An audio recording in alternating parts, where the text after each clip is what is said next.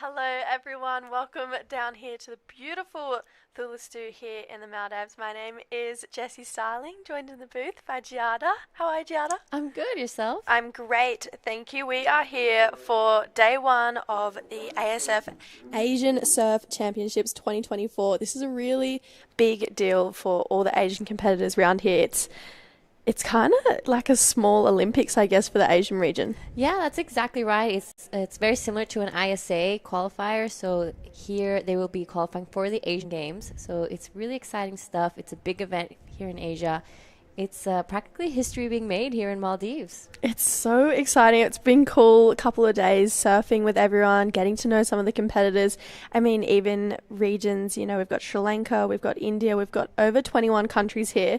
So it's a really exciting event. We had the opening ceremony yesterday, which was really cool to see everyone come together. We had a bit of a traditional Maldivian dance in there as well. What do you think of it? Yeah, it was absolutely gorgeous, and it was great to see everyone there. The community was there, and all the flags. We did a bit of the sand ceremony, so everyone brought sand from their own country and brought it there as like a sign that fair play and great sportsmanship. So it was a beautiful afternoon. Yeah, we've got a really fun day of action. The waves have come. The waves look super fun today, actually. What have we got on this morning? So right now we have the opening round one, heat one. We're going to be seeing in the red Iko Watanabe, in the blue Dani Widianto, and in green we'll be seeing Esa Alessa. So a Japanese, an Indonesian, and a man from Kuwait. Very exciting. 25-minute heats. There's actually a maximum wave count for this event, so 25 waves. Two best waves in total are counted, so yeah, basically they've got 25 chances to get their two best waves. Top two go through. They progress through to the next round, but we do have a repertoire, so it's not straight knockout, which is really exciting.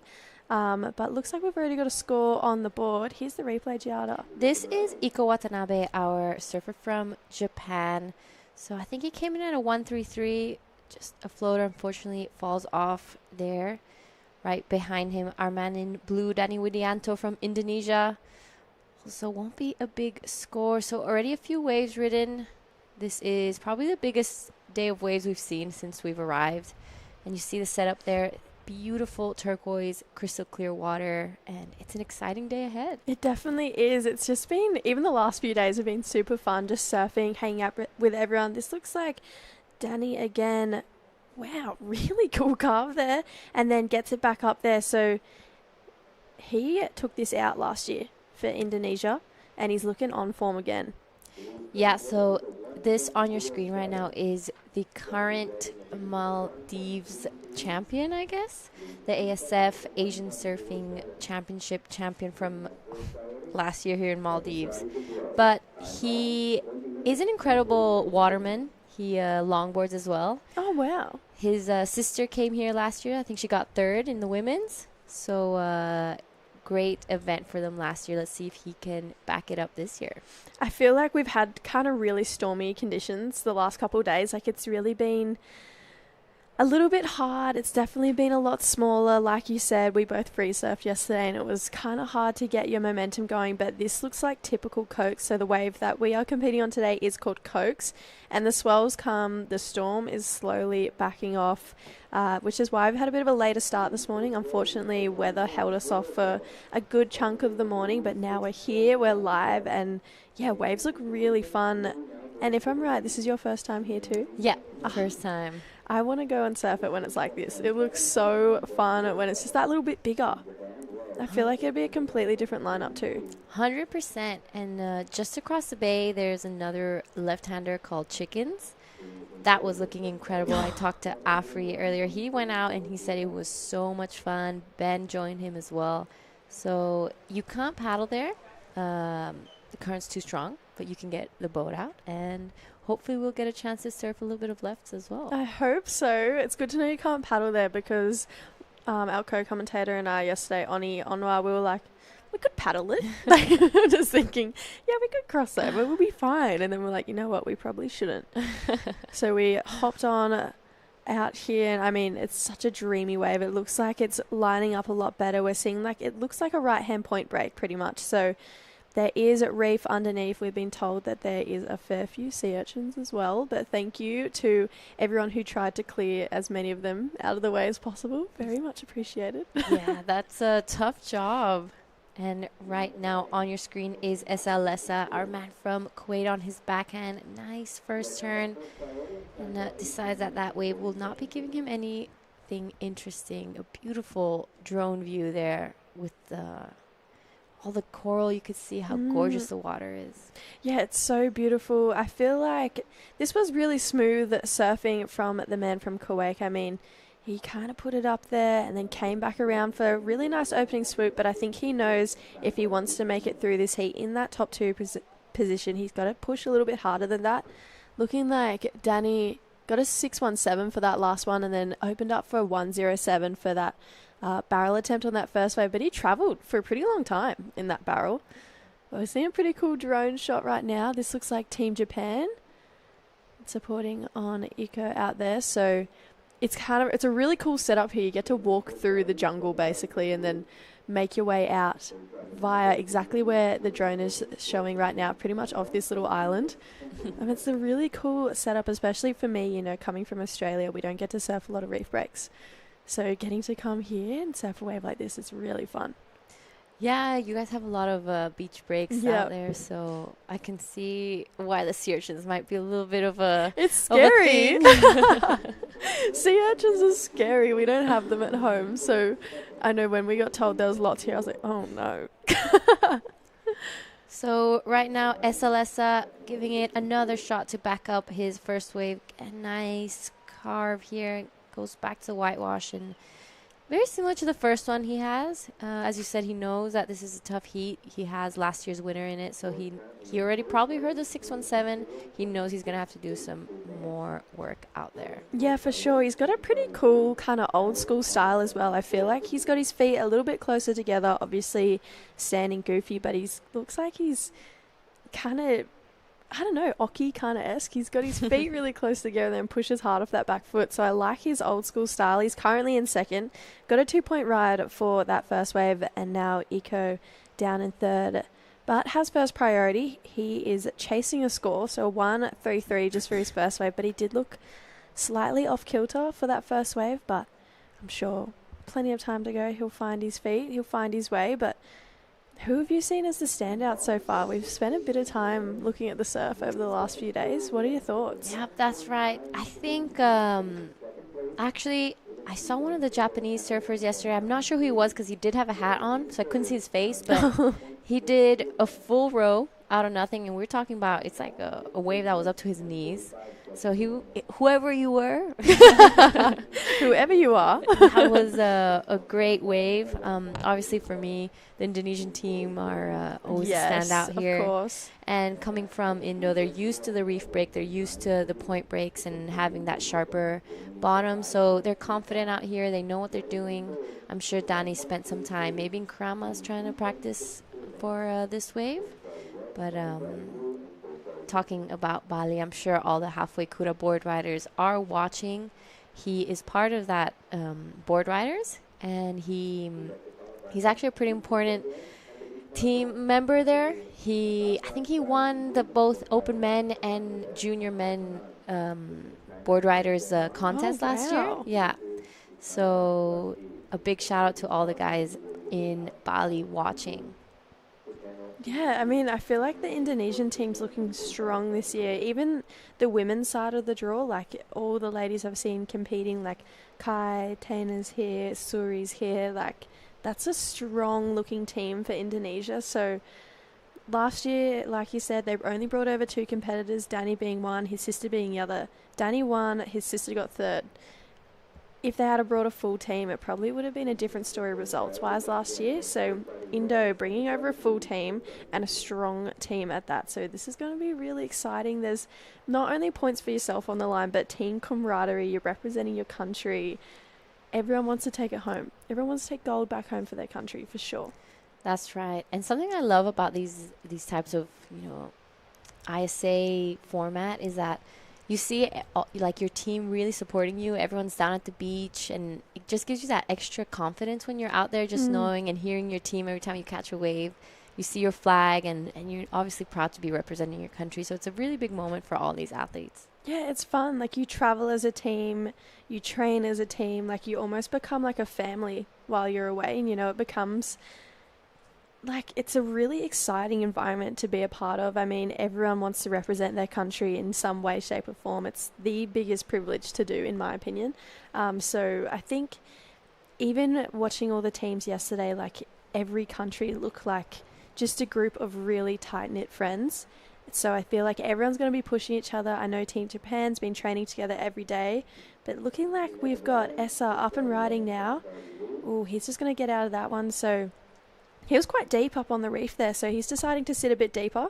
But Iko currently sitting still there with first priority, just the 133, coming down to 13 minutes to go.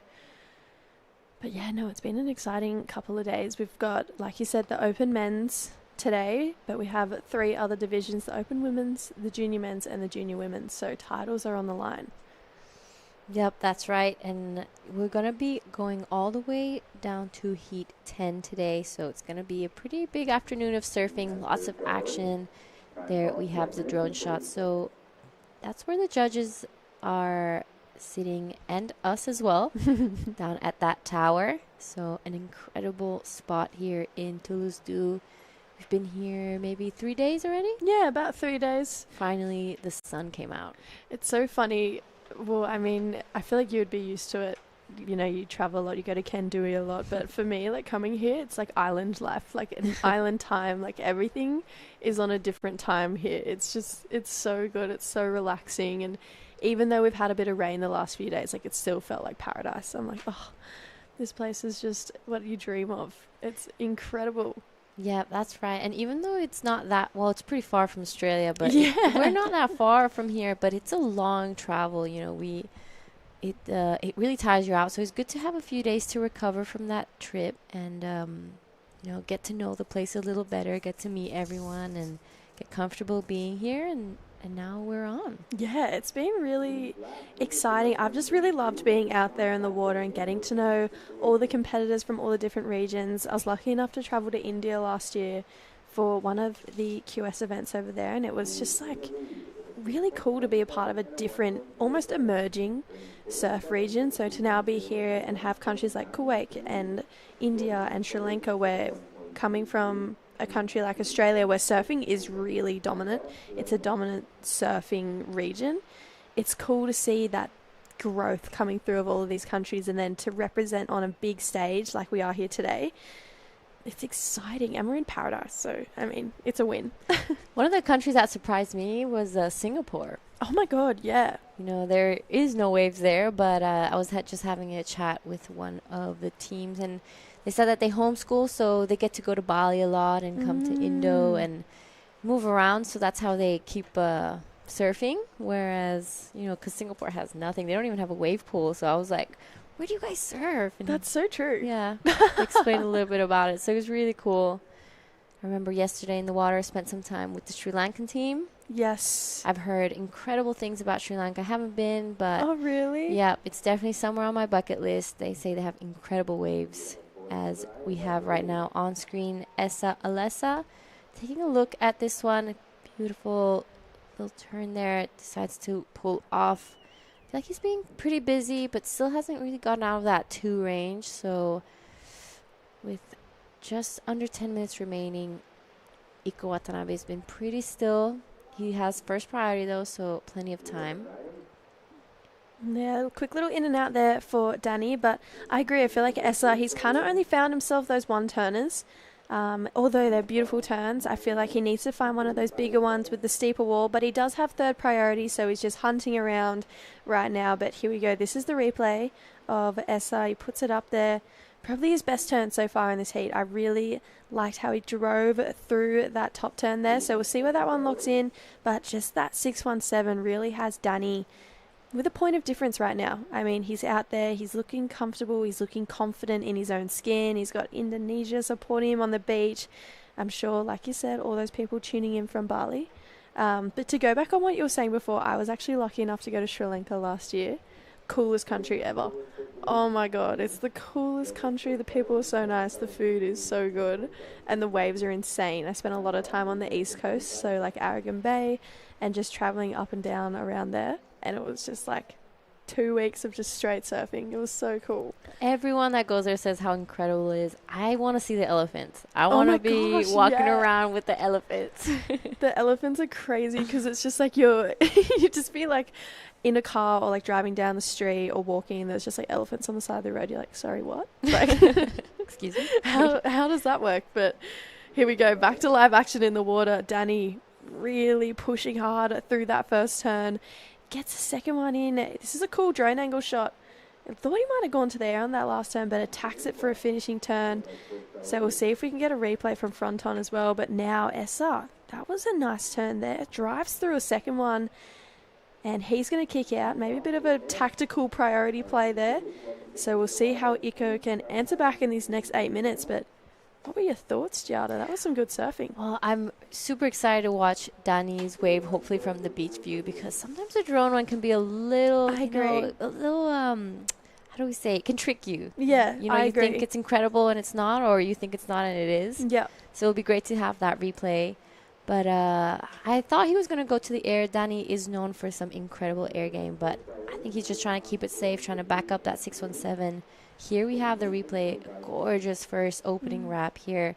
You see the wave really bending back to him, and here you see him finish it off. That was a really well-surfed wave by Danny Widianto. Yeah, I liked that surfing. And then behind him, this wave from Essa. That was a really nice turn. You can tell he pushed a lot harder through that one and then came back around for another one. So, yeah, Essa kind of finding his groove. He's been building momentum through each wave in this heat. But I agree. I really like Danny's. I'm glad we got to see it from that front on angle. We didn't get tricked. It wasn't deceiving. I liked it. It looked as good from front on. It actually looked better from front on than it did the 100%. drone. But, yeah, it was cool. It's definitely one of those waves that, as you said, bent back at him. Really allowed him to open up and just have a bit of fun, which is kind of what he looks like he's having out there right now. Like, he doesn't look too serious. Like, he's just looking like he's having a bit of fun. But this guy on the drone shot, Iko, being a little bit quiet. Yeah, Iko being really patient. Hopefully the nerves don't start, trickling in and affecting his performance. This is only a round one, so he's got time. There is a repechage round after this, if I'm not wrong. But still, you do not want to be going into that danger zone because you just never know what can happen. Surfing is we depend so much on the waves that sometimes it's just not your day and you could lose for just not catching waves. Yeah, sometimes it happens. Like, based on paper, you could be the best person in that heat. But that's just the nature of our sport. I mean, Mother Nature can go either way. That's why we do it. I mean, I love that element of, like, surprise and unsurety. Like, am I going to get the wave? Like, it keeps you on your toes. It keeps things really exciting. So we'll see if Iko can get himself a score. He's not looking for anything big right now. Essa with... looking like he's got a 2-point ride and a 283, so still living in that world of twos. A score to lock in, though, for green and blue. But 5.5 minutes, so we're going to see our next heat slowly start to paddle out. 25-minute heats.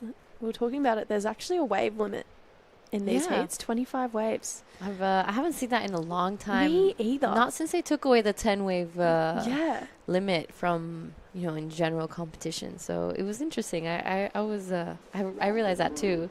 Yeah, I was like, wow, 25 waves maximum. I like it though. Adds another little element of like, oh, okay.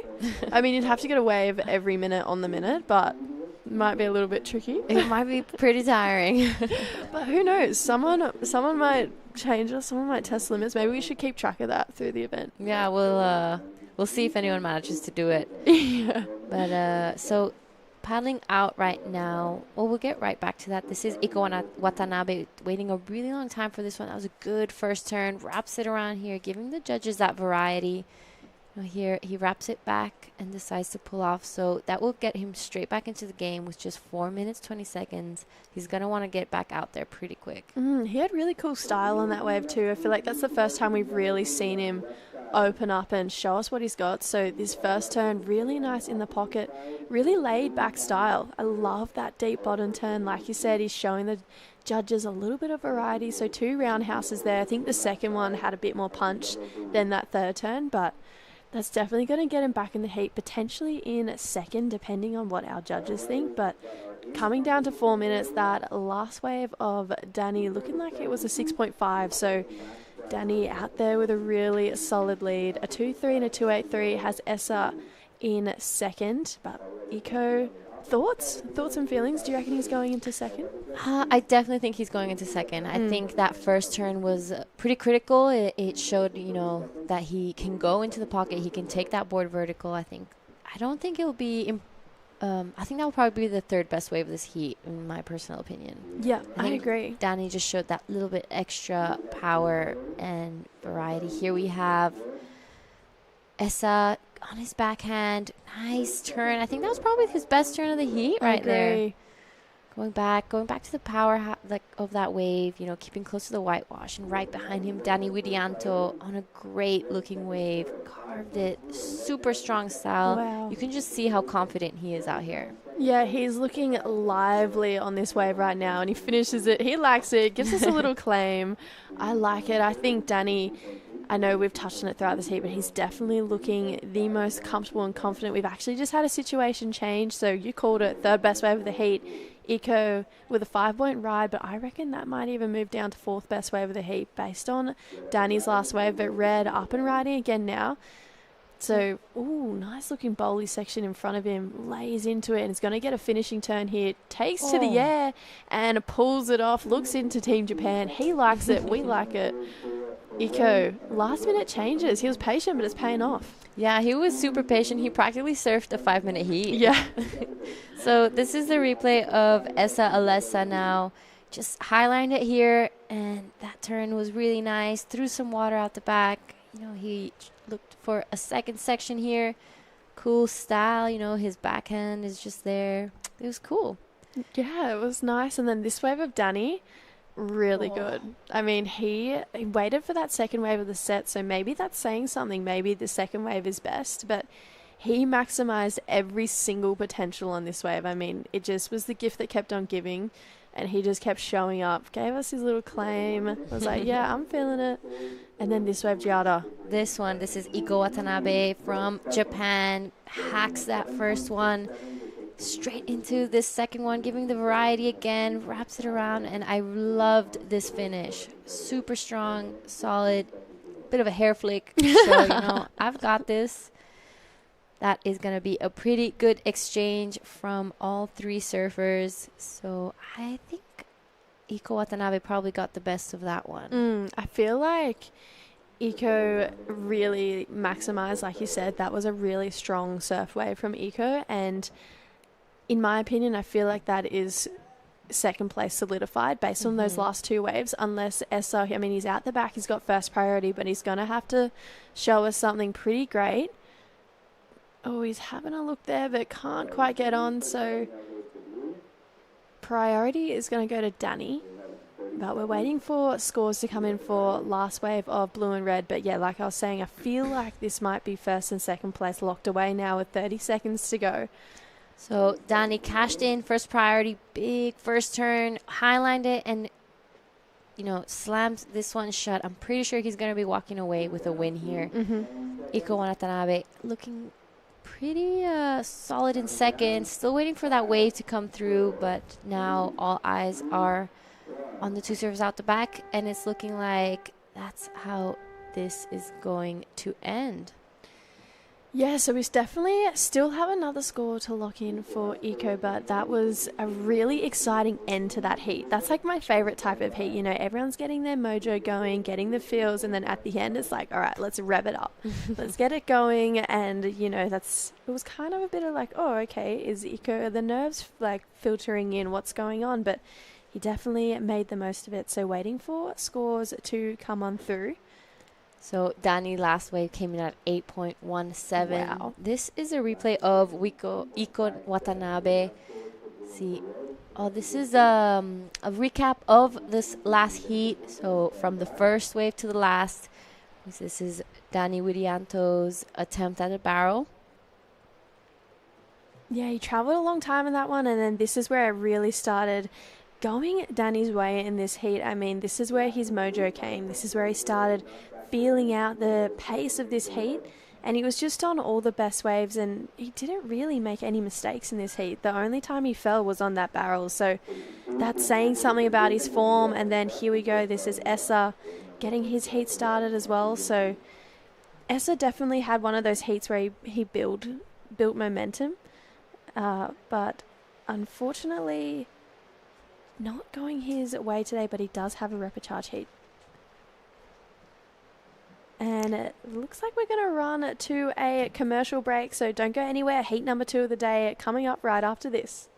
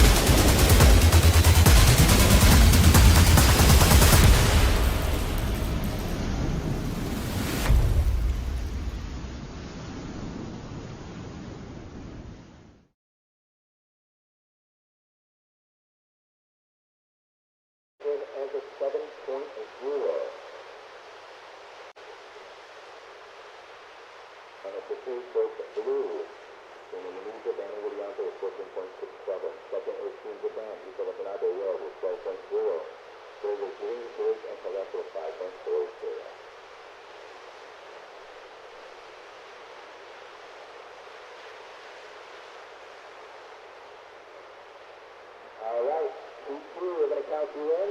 Ready. 5, 4, 3, 2, 1.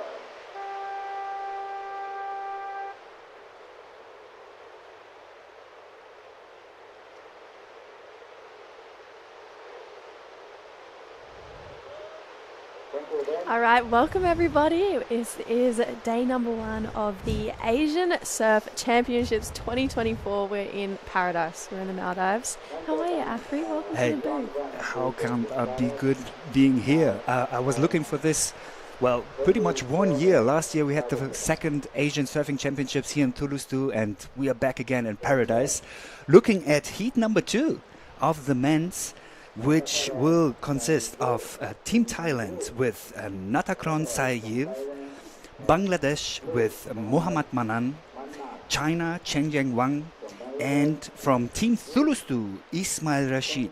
And that one is actually quite an interesting one because obviously Thulusdhoo being part of the Maldives, it's the island where we are right now, where we are watching this beautiful surf. And out of respect and out of all the work that the locals and the MSA put into this, the ASF decided to give the locals a chance here to represent their island of Thulusdhoo. I love that. You know what? I thought about that yesterday when we were at the opening ceremony because I saw Team Maldives and then I saw Team Thulusdhoo and I was like, they must have a local team.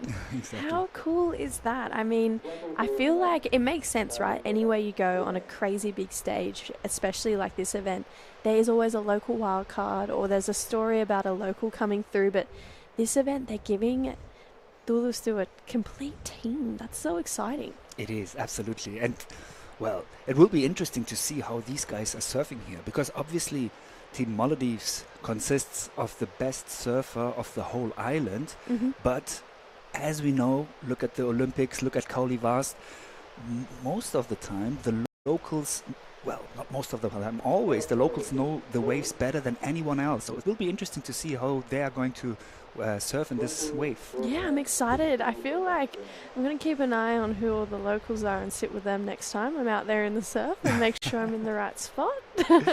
But I feel like, yeah, this is really exciting. And honestly, if you're a competitor, you probably want to sit where they're sitting too. But we'll just wait and see how they play their games. Have, you know, the people coming in, traveling here, figured out the lineup yet? I feel like round one is always really exciting. You know, in that last heat we had basically a 5-minute heat at the end. Like, it was all systems go for Danny, and Essa was in second the whole time. And then the last 5 minutes, Eco surfed a 5-minute heat, got himself up into a progressive position. He moved through. Essa, though, he's going to find himself in the rapid charge round, but still gets another chance. So I just love first round heats. You never know what way it's going to go. Yeah, it was so interesting to see that, live action here. We got Surfer in red.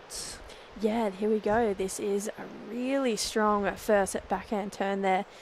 This is our surfer from Thailand. He actually won one of the junior events over there just a couple weeks ago, and he's going to finish off that wave. So first wave nerves not in the cards for Nathakron. So here we go. Now we have Mohammed. He's already locked in a 0.83, up and right on his second wave, heaps of foam, and unfortunately goes down. Definitely a lot of wobble on that wave, so we'll see how the rest of our competitors fare out in their first waves too. And now Ismail from Team Thulusdhoo has got the first priority. And Smiley, that's what everybody's call him. He's a veteran. Is he on the wave right now? Yes, it is him. Doing a big drop. That wasn't for him. But as I said, I mean, even veterans every now and then do misjudge. But I'm quite confident that soon Smiley is getting some more of these bombs, actually, I have to say. Because on the last days, it wasn't what we were expecting of Cokes, having been here in the last contest. But thank to the ocean, thank to whomever, with the start of the event, the waves drop in, as you can see here from Team Thailand. Yeah, this was a really nice wave. I mean, he drove really hard off of that first turn, and that's what we want to see. We don't want to see safety surfing. We want to see that risk. We want to see risk versus reward, and kind of just got a few carves in there. No real crazy steep sections, but looked like our surfer in green was going for a tube, couldn't find it. Huge turn. Can't hold on. Didn't see that turn before. That was sick. And then I find it interesting. If you compare those three waves, like that wave from the Bangladeshi surfer in blue, and now Ismail's, they are all so different, and that's interesting because obviously it's a reef break. From a reef, normally you would expect sort of having again and again the same wave, but since we're having swell from so many different directions, we're having like a major swell right now from the southeast, a long period small swell from the south, and a little bit of a southeast. We do see those different waves, so that is going to be interesting to see which waves they are picking and what that wave will give them to work on. Yeah, well, I've only surfed Cokes the last few days, and it's been 1 foot, 2 foot maxed the last couple times I've surfed out here. So to see it with a bit more swell, I mean, this wave's got a great reputation about it, so we obviously know it's a world-class wave, but to see it with more swell, it's definitely a lot different, the lineup. So I feel like the locals, like we were talking about before, they're definitely going to have that edge, that advantage, because it looks like a completely different lineup now. It looks like it's sitting a little bit wider potentially, but there's still those two peaks coming through. So I agree, every wave in that exchange was different, and the best of it actually was a 467 that went to Nathakron from Thailand. So he's out in the lead, and here we go, Chen Zhang having a look at this one. Wow, nice top turn there for Chen Yan. First wave and a second maneuver, good spray and finished it. That will definitely be the best wave so far from the surfer from China. Yeah, I really like this first turn. That was a really nice bowly wave. This wave's bending back at him and then lays into that second turn. Push a little bit harder. Looked like potentially his feet were in slightly the wrong position, potentially not in that comfort zone that all of us surfers love. But that's going to be a good looking score. I definitely think the most critical turns of the heat so far So it's definitely going to put him up there. But 18 minutes on the clock, 25-minute heats, and you're out there later today too. Heat Very number 10, exciting. Team Afghanistan. Yeah, I'm looking forward to that too. But before that, I'm really curious to see all these different surfers from all the different Asian countries to compete here. Many of them were here last year, but we do have a couple of new ones. Countries like Kuwait, Emirates, and Philippines. Big surfing nation is here for the first time in this Asian Championship. So super excited to see them surf here. Jess, tell me one thing. You said that you were surfing Cokes the last days a couple of times. So obviously you did a free surf. I guess you wanted to check out the spot to be able to see and analyze what these surfers are doing here. With Cokes, you often have that fast wave. So what would be your strategy competing here? Would you try to pump and really go with that speed and hope to, just do like a very powerful speed maneuver, or more like one finishing turn and don't care about that wave going so far? Tell me that after this wave. Let's get back to that in just a moment. Here we go. Bowley section. Wow, that was almost looked like a bit of a skateboard coping. Drives through that second turn. Really nice backhand here from our surfer from Thailand. He's going to get more to work with through this inside section, and look at that perfect wave behind it. Oh my gosh. Exactly. You can see him working hard on that wave, but it was sort of a mushy wave. Now we see it here. He does have to, force his way through. Nice turn, nice spray, especially for a wave like this. Carves him back with his backside surfing. A nice snap there, with 3 maneuvers and even a 4th one to finish. So for the fact that it wasn't a bomb like the one behind, that was good surfing. Yeah, I agree. But so going back to your point, if it was me, especially today with that growing swell, I would, before I went out, I'd have my lineup, I'd have my position. I'd probably keep an eye on where the locals are sitting in their heat, like where Smiley's sitting right now. This is Chen Zhang on another wave. Now that last wave was still looking in his last wave, but then he gets a couple more turns there.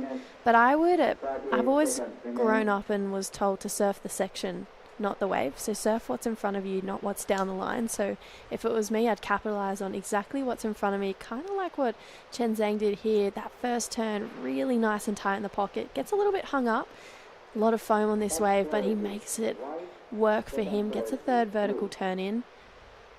So I would do what he just did. Look at the pocket and just give everything on the pocket. Absolutely. Like Smiley's hopefully doing now here. Roundhouse cutback to get back to the critical section. One more roundhouse cutback from the surfer from Thulusdhoo in white. Okay, seems like he is trying to see if later on this wave delivers. It didn't. So, still it was his best wave so far, but probably not what he expected for. No, I feel like that wave didn't really have that beautiful bowl we've seen some of the other competitors have so far. It didn't really bend back at him. It almost broke away from him, which forced him to do all that extra work, and why we only really saw him do carves on that wave.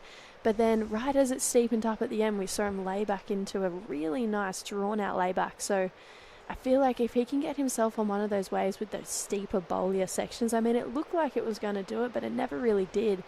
Hence why we saw him kind of stuck in that carve land. But not this turn here, this next turn, where it steepens up a little bit. Look at the power and aggression in that turn. So we know what he can do. He just needs to identify one of those waves, or tube time, that can allow him to do so. Nice little shampoo from the surfer from Bangladesh, Mohammad Manan, on his, I think, 3rd wave here. So I wonder if Smiley was actually hoping for the inside section, because the inside section further down is actually the one that gives you most of the barrel potential, at least with this size, as long as it's not big, because once it's bigger you can get even a better barrel further inside. But I don't know, maybe him being the local, knowing the wave, was actually not an advantage in this last wave that he was surfing. Yeah, I agree. I feel like he probably was thinking that wave was going to do something different to what he did. But he's going to get himself out there, reassess. There's still 13 minutes to go. Plenty of time left. We have a bunch of scores locked in, so We have our Thailand surfer 467 and a 633. So a couple good looking scores. Has Nathakron out in the lead, and then Chen Zhang, he has a 467 and a 5.1. So I'm liking his surfing too. So he's currently sitting in a pretty comfortable second place. Mohammed with a 123 and a 363. Did get a little tube on that last wave. I liked it. And then Ismail Smiley is actually how he was introduced to me. 367 and a 0.93. So still getting himself on the board, but now he's going to look for a little bit more. I mean, I feel like that 367 all came from the grunt of that last turn, in my own opinion, but you know, we know he can do more. Absolutely. Smiley was actually surfing in the first ASF Asian Championship in China 2019. Wow. He was surfing for Team Maldives, so it's great to see him again this time. Last year he wasn't competing for Team Maldives, but even better now that he can represent his island of Thulusdhoo. And how amazing is it that the Thai surfer is ripping here? I mean, I know.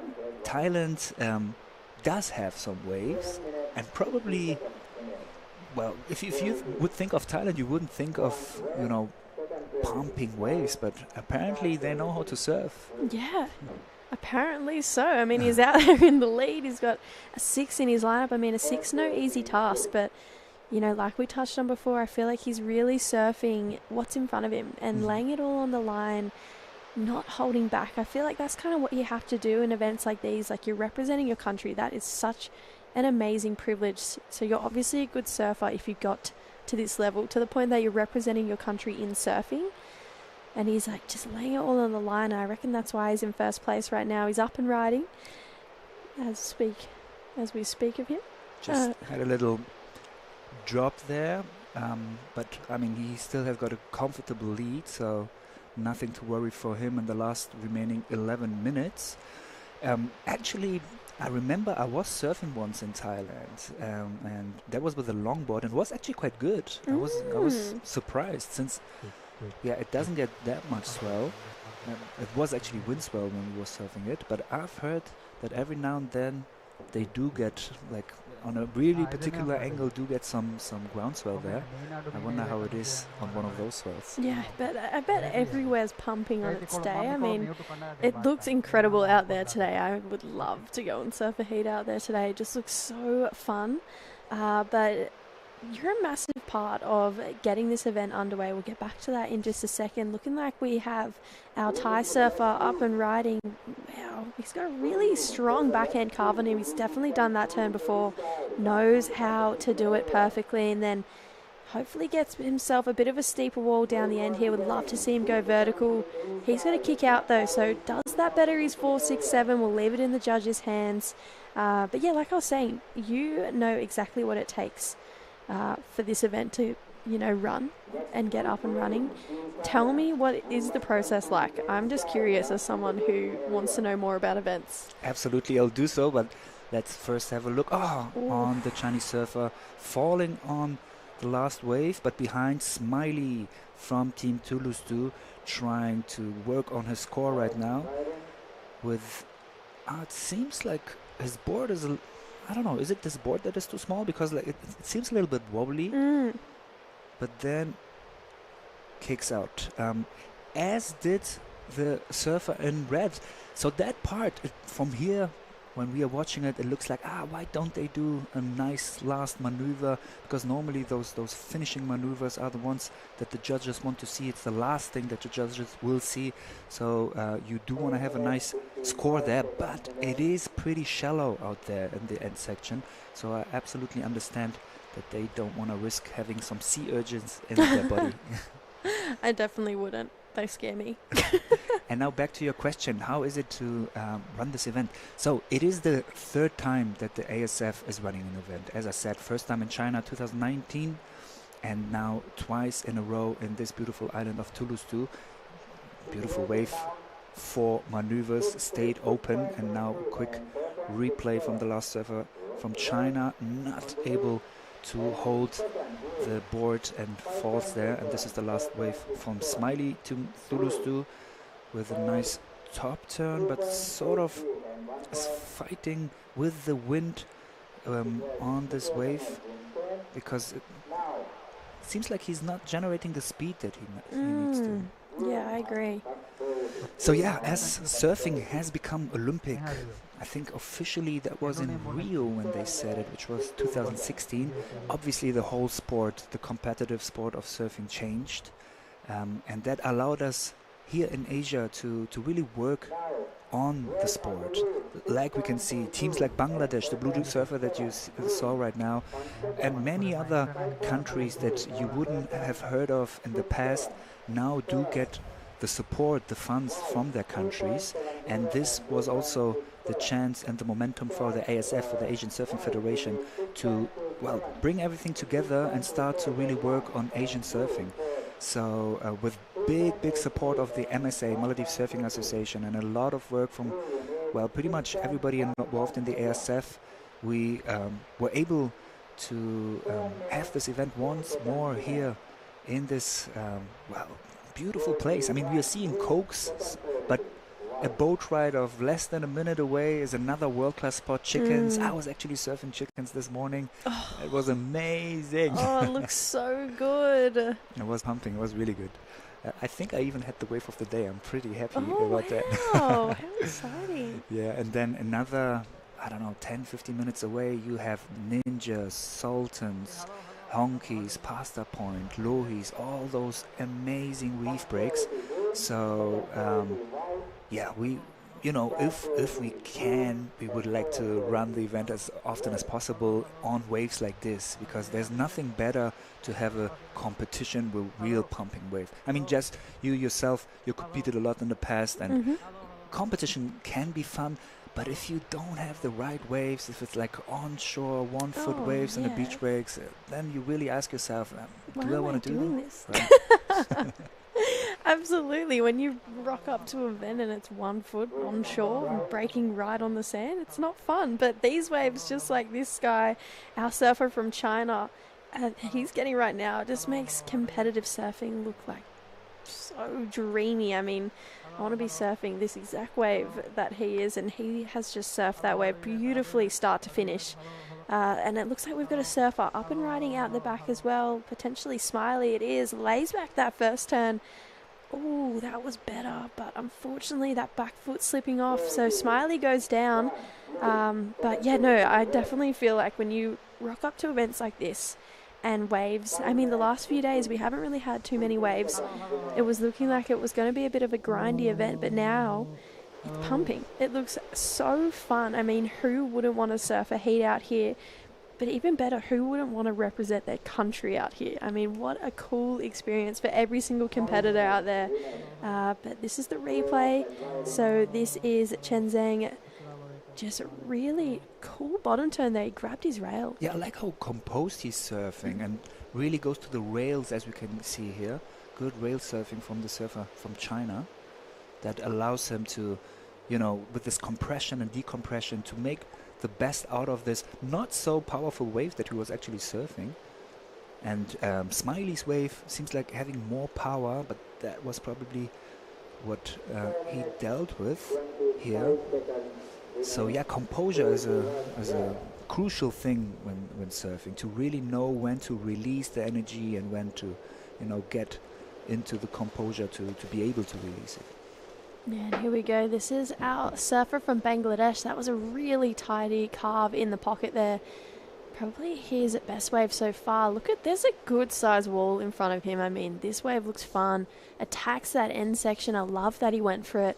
Unfortunately went down, but got 2 really nice turns before it. So we'll see where that score locks in for Mohammed. Looking like we've got a bit of a... This is where all the support crew is, the coaches, the other athletes. This is also where you paddle out. It's a cool little jungle area, really. For sure, yeah. And nice protection from the sun, so got a good place there for the support team. We do see in some live action here, and I think it was a surfer from Thailand. Yes, but just kick off on that wave. Maybe some more words on Mohammed from Bangladesh. He is from Cox's Bazar in Bangladesh. I think it's the second biggest city in Bangladesh, Dhaka, the capital, one of the most dense cities in the world. And I think the only capital that has a higher density of population is actually Malé, the capital of the Maldives. Wow. Yeah, but Mohammed is incredible because I was just talking with him. Let's go to Mohammed before we see the replay on actually a bigger wave from the surfer from Thailand, Nat Kron. Here, a lot of white water though, so it does make it difficult to read and to maneuver, but he did well, still having the lead of the heat, followed by the Chinese surfer in green and Mohammed in blue, who we were talking about. So Mohammed told me that in his place, Cox's Bazar, they only have like surf for 2 months in a year. No way. Yeah, and it's a beach break and really good. It has no power, and it's amazing to see how he is able to read this wave that is so different to what he's used to surfing 2 months in a year. And being able to do maneuvers like that, that's pretty impressive. That is extremely impressive. If I don't surf for a week, I can't surf as good. Talk about 10 months of the year. That is insane. I would go crazy if someone told me I couldn't surf for 10 months of the year. That is wild to me, and makes me feel a bit more privileged to know that I get waves as frequently as I do. So yeah, really impressive actually. That means his surfing level and his ability to read those waves is very unique. It must come really naturally to him. There he is again, the talented surfer in blue, Mohammed from Bangladesh, doing a turn there and tries to make the best out. Oh, that was actually shallow section there. Very shallow. Yeah. You don't want to do that too often in a reef. Smiley. Wow, that was proper first maneuver of him. Yeah, and he's getting this one all the way through to that inside section. Got that last turn in front of Mohammed. Definitely his best wave so far. And I actually reckon maybe one of the best waves of the heat. He had variety. It was a bigger wave. He attacked those steeper sections. There's not more the judges else are looking for. So we'll see where they lock that score in at. There is 1 minute on the clock. This is what I mean. The last 5 minutes, everyone ramps it up. Everyone turns it up a gear. Yeah, I'm really happy for Smiley for this wave here. You can see it's one of the bigger ones. It's doing a little bit more than a check turn there, but he really wants to stay on this wave, so he didn't commit too much on that one. But that one was his power maneuver, the third one. Good spray there, and then doing a finishing maneuver. So 5 maneuvers with having the best one, the most scoring potential on the third one. Less than a minute left. I'm super happy for Smiley, for him to be able to have that wave, because I do know how he normally surfs, and it seems like he didn't really got into the rhythm here, but so good for him that he was able to get the last one there. Yeah, I feel like that's gonna, even if he doesn't make it through this heat, that's definitely gonna give him a little pep in his step, take it into the repechage round, build his confidence, and keep on progressing through. So the second heat is over now. We see that Surfer in Red finishes his move. And before we go to the next heats, we want to talk to Oni Anwar, our commentator colleague and great surfer himself from Indonesia, who is having an interview right now on the beach. Oni. All right. So, good day, everyone who's watching live. Here we are. We have a representative from Kuwait. And can you introduce yourself? My name is Isa. I'm from Kuwait, 27-year-old. And us in the committee, this is our first time here competing, so we're stoked to be here. And tell me, how does it feel to surf with 2 other guys in the water? And I know you didn't make it through, but tell me how the experience to be in here in Maldives. Oh man, Oni, it's great. To be honest, it's been kind of tough on the island for the first week that we've been here. Waves have been hard, the weather has been hard, and there's been 30, 40, 50 people out. So, you know, just having 3 guys out, being able to pick and choose your waves is a great experience, and I'm so happy to be here. You look like you're really happy. And so what's your next plan today? Like, you're going to watch the team? Yeah, we're going to watch the team. Hopefully these guys can get out there and surf and get their heats going. If not, just, you know, cool down, watch how everybody's surfing, and get ready for the repechage. So you tell me that this is your first time competing, and you brought your whole team with you here. So tell me about that, more about how does it feel now? You're competing, and then now you have another teammate surfing next. So what do you give it to them, advice? Yeah, I mean, so it's the first time Kuwait has showed up to a competition. We've been watching the Asian Surfing Championships for some time, watching all of the GCC and Arab countries come. So, we took it upon ourselves to make sure we can come here, represent, show our colors. We're all one big family. It's me, Ahmed, and Yusuf. I had my heat. Hopefully these guys can surf.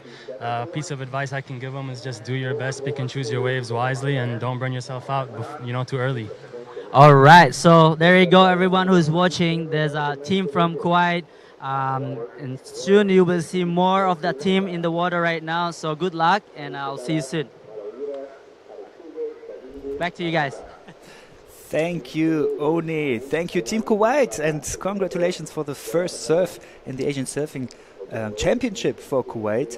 And we are back with heat number 3. Surfer from Sri Lanka, Kavesekra Malavera, is surfing against Singaporean surfer Anik Kalani bin Rahmat, against Chinese surfer in green Seyuan Chang, and again Team Thulusdhoo with Ahmad Hisham Shaheen. I think we're going to go to a quick little heat recap and then a break, and we'll be back with that heat. So action coming up, don't go anywhere.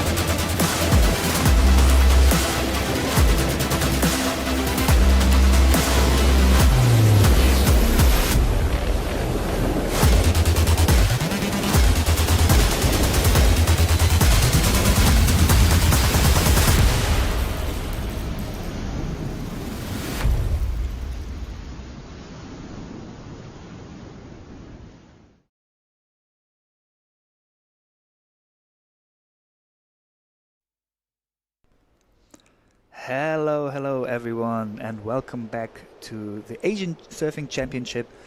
You can see round number 1 of the men, heat number 3, with surfer from Sri Lanka, Kavisekera Malivera Arachige Kavindu Taraka, surfing against Singaporean surfer Anik Kailani bin Rahmat in blue, Chinese surfer in green Sejuan Chang, and surfer from Thulusdhoo Island Ahmed Hisham Shaheen. And up riding, you can see surfer in red, this Sri Lankan surfer, on his first wave, doing a small check turn on the second maneuver, bottom turn to go with a nice hack as a finishing move here. So that was already the second surfed wave for him actually, since the heat already started a couple of minutes ago. Surfer from China with his 2 scores already having first position, and is Thulusdhoo surfer in white. You see the replay in here, backside surfer doing a nice top turn there, and with this surf he has currently the second position. You can see he knows how to surf the wave, even the smaller one. Nice reading there. This is obviously the advantages you have if you are a local surfer. And surfer in green, Szechuan Chang from China, doing his second replay of the second wave in here. So quite a stacked heat. What do you think, One? This looks like some good action here, doesn't it? Oh yeah, I love this. Here you go, the replay of a surfer in white. Looks like the wave just kind of fade out here, but he's making the most of it and still going, trying to build that score. And don't really see the finish of this wave, but that's a good start for our surfer in white. Yeah, we were talking about it. I mean, you yourself, only crazy good surfer from Indonesia, from the island of Sumbawa, on reef breaks like we have it in Cokes. Would you expect so much variety and wave shapes? Yeah, like look, these guys are been surfing such a like a point break like here right now. So all these surfers are in Asia in the waves. You can tell like everybody is have this smooth style and not strange from surfer from Thailand, and you can see the surfer in white. But I'm not. Yep. Yeah, just like growing up in this kind of wave, it also helps in surfing top to bottom, and yeah, it helps decide which board you're gonna bring here too. So it's a lot of not just the talent here, the preparation to come here. It's also the mindset, and with the team as well. You're training 2 months, 3 months before you come here. Like we're full of like it's just. Surfing becomes super professional now, so for sure. There's this rumor going around that to become a really good surfer, international good surfer, it's most of the time better to start in beach breaks and even breaks that don't get too big, even not ideal most of the time, because once you know how to surf bad waves, you obviously can surf good waves, but it's not necessarily the other way around. How is it in your opinion, coming from a country that maybe has one of the best waves in the world, consistency, offshore conditions? Do you see like if you surf that kind of wave as a kid all the time, that prepares you for all the international events out there? Yeah, I guess if you're starting to compete in a high level, or like, so you will have to start surfing beach breaks, because that keeps you busy, and also just when you surf a good wave like this, you become a little bit spoiled in a way, so you get used to surfing good waves. So competition, sometimes the winds can be really bad, and especially if you surf around somewhere beach breaks. So when the tides are high tide, the wave breaks here. When the medium tide, that bank that you used to surf, it changes. You have to surf a different bank again. So right now, as you can see, our surfer in green, this is Zeyong Chang from China. And interesting to see having the first position there, and again being on a wave, not even with priority. It's crazy how much work China put into surfing since it has become Olympic. I remember 2019 in the first Asian Championship. I will tell you in a sec, but first, what do we see here? Yeah, that first turn kind of caught on top because the wave selection wasn't like there. He need to get that wave that allow him to do proper nice first turn, because the judges right now, it's gonna be technical. As you can see, our first heat was our currently defending champion, so he set the bar really high. So all the surfers here has to watch that to actually to know what kind of score, the excellent score for the judges gonna give them. So here we go, a surfer from Philippines, our Marmar Tokong is one of my favorite surfer from Cloud9. Yeah, they say he's the big ripper in Cloud9, the famous break in Philippines. And behind him, Amade, the local hero, the captain of Team Maldives. They are getting prepared. Wow, the next heat number 4, will be stacked. as was the first heat. You were talking about it. Danny Widato from Indonesia, who is the current Asian champion, who won here last year in those pumping conditions. Also, Iko Watanabe was in the finals in Japan. So already the first heat was pretty much a final. So poor Essa Al-Essa, who you just interviewed in Kuwait, first time Kuwaiti surfer is surfing here, has to surf against the best. But I think by judging by the interview, by the way he was talking about, he was pretty stoked. So Yeah, I think that was the heat that he wanted to surf in, and because he not just going home with the being here, but he learned so much in a heat with those two best in Asia right now, Dani and Iko Watanabe. So our surfer representative from Kuwait is definitely learning a lot from that, and he's gonna come back stronger next time. for sure. So, yeah. And you said it. We have the same format as we saw in the Olympics just a couple of weeks ago in Teahupo'o, Tahiti. Thank God that we have all the surfers who might not make it through in the first or second place here still in the competition. In the round 2, they will have another chance to qualify themselves to stay here in this tournament. So we will see SLSI again. And I find it very interesting to see that this format that they used in Teahupo'o seems to be like the new standard. You know, they were surfing like this in the CT in Teahupo'o, and actually I think almost all the city events are like this, that you have the first round where you can get qualified to the third round, and everybody who's not qualified is able to surf again in the second round. And we do the same here in this Asian Surfing Championship. What do you think about that format? You know, honestly, I really love how that is growing in surfing now. There's so many teams, as you can see now, surfing wide. The waves looks like clean. That turn is nice. This is what the judges want to see. And the second turn is kind of looking to set it up for the kind of slide out there. But that first turn I really like. Absolutely. Ahmad Hisham Shaheen from Team Thulusdhoo and White. I was actually surfing with him in Chickens last year the first time. Before I talk more about this, we do see the Sri Lankan surfer smooth on this wobbly wave. Wow, okay, little hack there. And then tries to find the right place to give the judges what they want to see. Is this the... Okay, that could be the money, the score maneuver. So yeah, Hisham, crazy good surfer.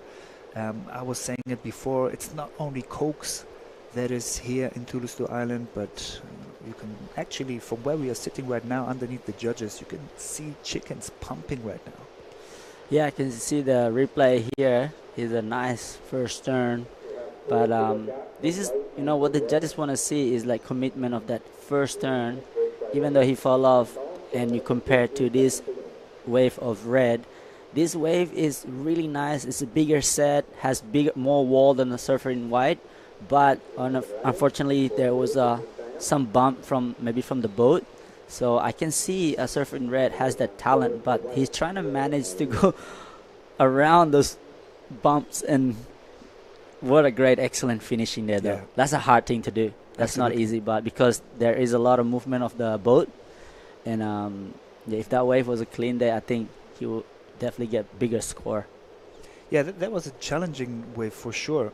And here we see the replay of the Chinese surfer who was overcommitted on that wave and couldn't land it. So you were talking about the bumps. I wonder how would the judges consider that, because obviously it wasn't a beautiful wave with all the bumps, but it was a challenging wave to surf it. So what do you think?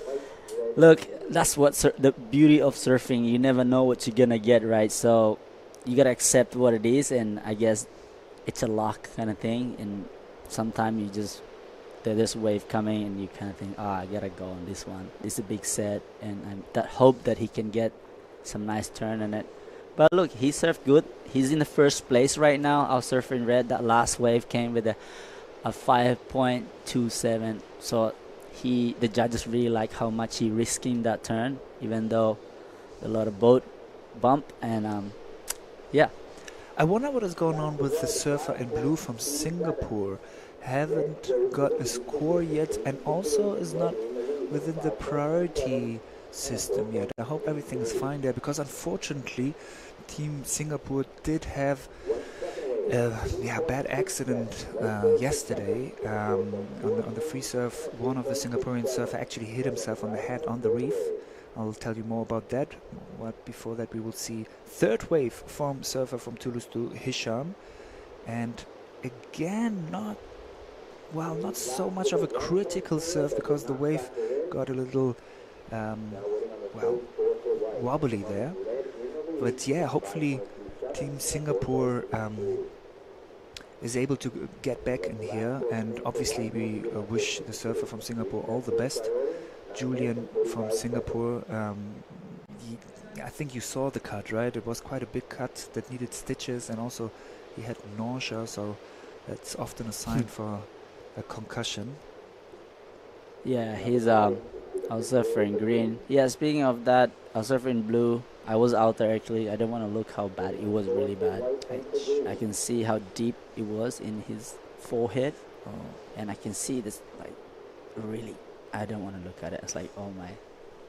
You see, this is the down part of having beautiful waves like this, right? You need a reef most of the time to give us those barrels, those whole bowly waves that we want to see, but the price that we are paying is obviously the coral underneath. We just saw it in the Olympic Games in Teahupo'o, Joan Defay in the first round hurting herself. So this is why actually I have to admit I'm a big fan of making helmets something that everybody should use. We do have the possibility here to use them, but so far I haven't seen anybody surfing them this year. Last year was a different story though, because the waves we were facing in the competition last year were at least double the size, so there was a lot of helmet usage there, because obviously with helmets you at least protect your head from injuries like that. Yeah, better safe than sorry, I guess. You're right.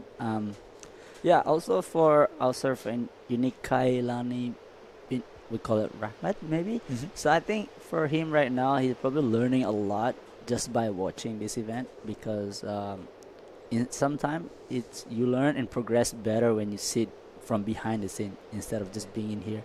As you can see, our surfing red right now, currently in first place. That was a nice tile slide out to get into the next one. This wave kind of has a wall, some variation of surfing, why not? And looking to finish this wave. Okay, look that he has that tactic, and it seems like he's been training a lot here. As you can see, our surfer in green, our Chinese surfer, currently in third place. So yeah, let's wait and score for that last surf red.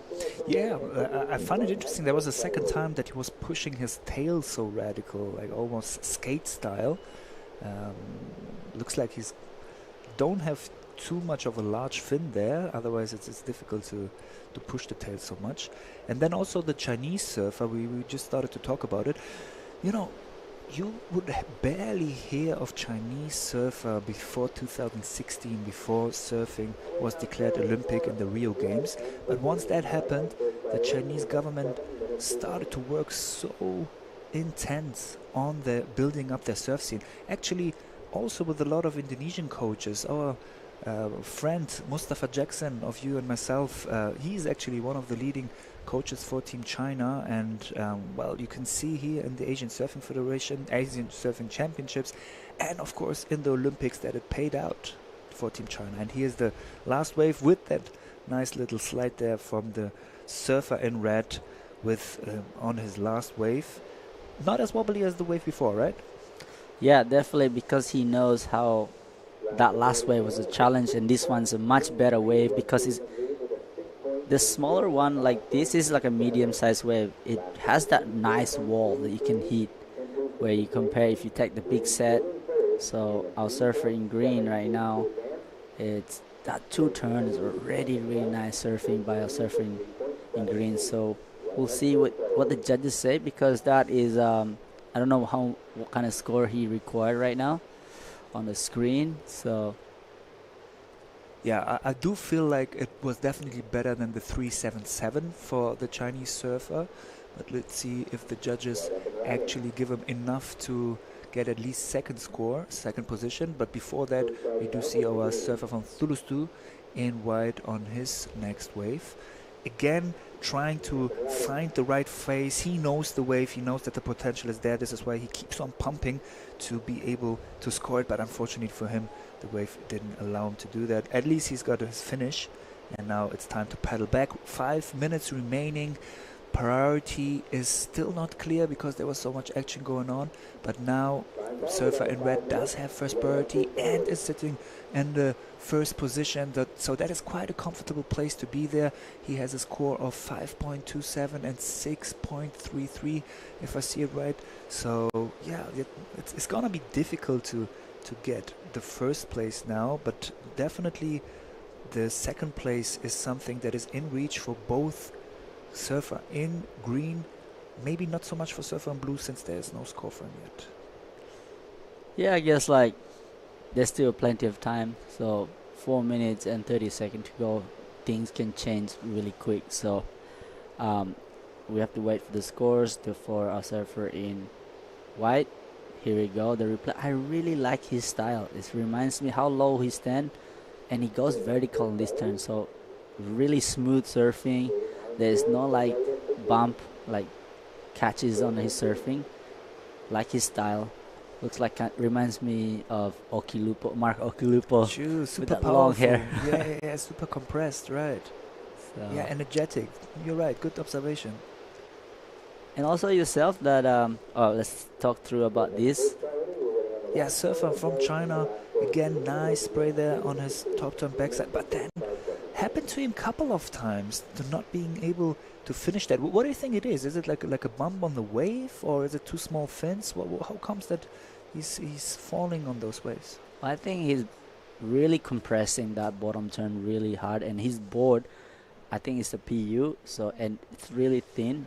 Maybe that having a little bit, the why he dig that bottom turn, he kind of need the bigger board to float, maybe epoxy or something like that, just to have that extra float to go through the pocket. As you can see, our surfer in red right now, currently in first place. He's just having fun, trying to risk some maneuvers to make our surfer in white and green require bigger score. So really smart surf by our surfer in red, just doing something different. You know, he knows that he already have that 2 good score. Are you excited for the heat? Mate, what heat are you? Heat number 10, so I reckon that will be the last heat of the day. Honestly, I don't think about it too much right now, because like this is normally how I deal with those things, and obviously because there's so many cool heats to see, like the next heat.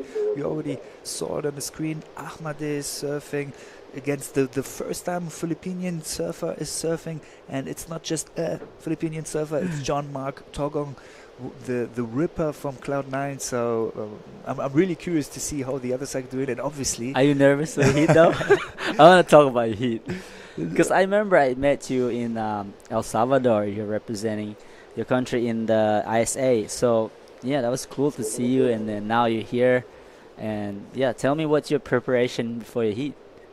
Man, my preparation for the heat right now is just be stoked to see the others. But actually, I was saying it before, I was surfing Chickens, which is the closest spot to Cokes here.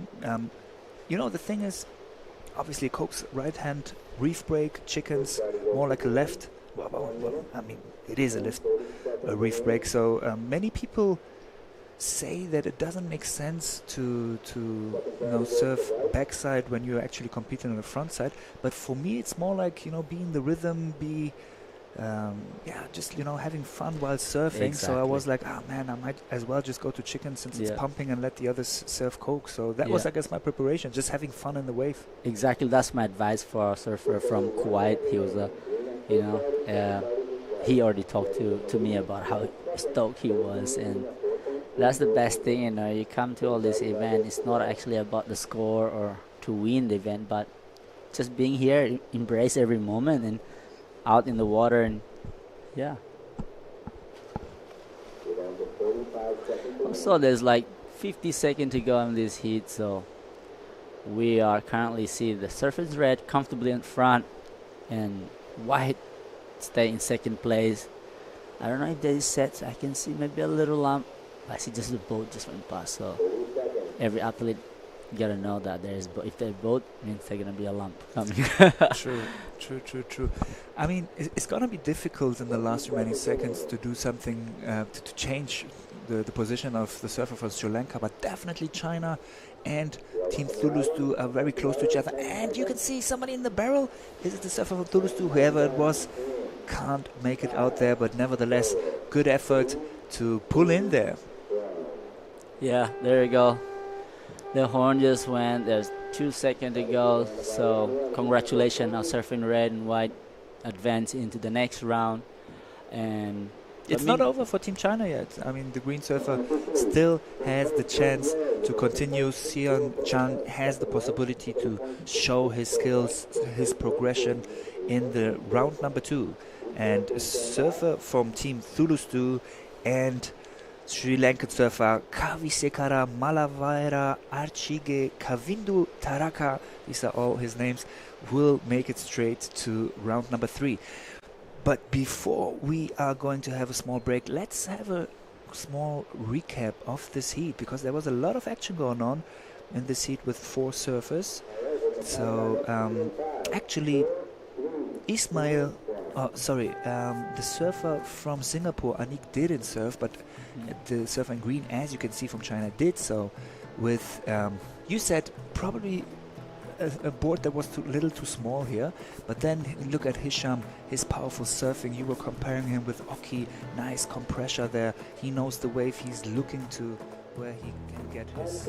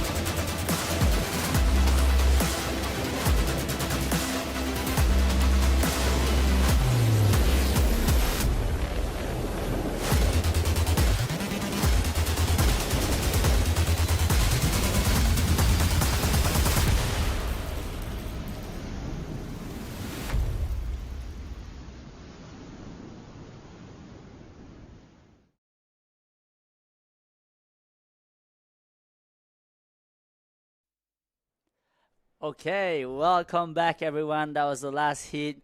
Was great performance by a surfer in red and white. So now we got back Jada Lajari. Welcome back.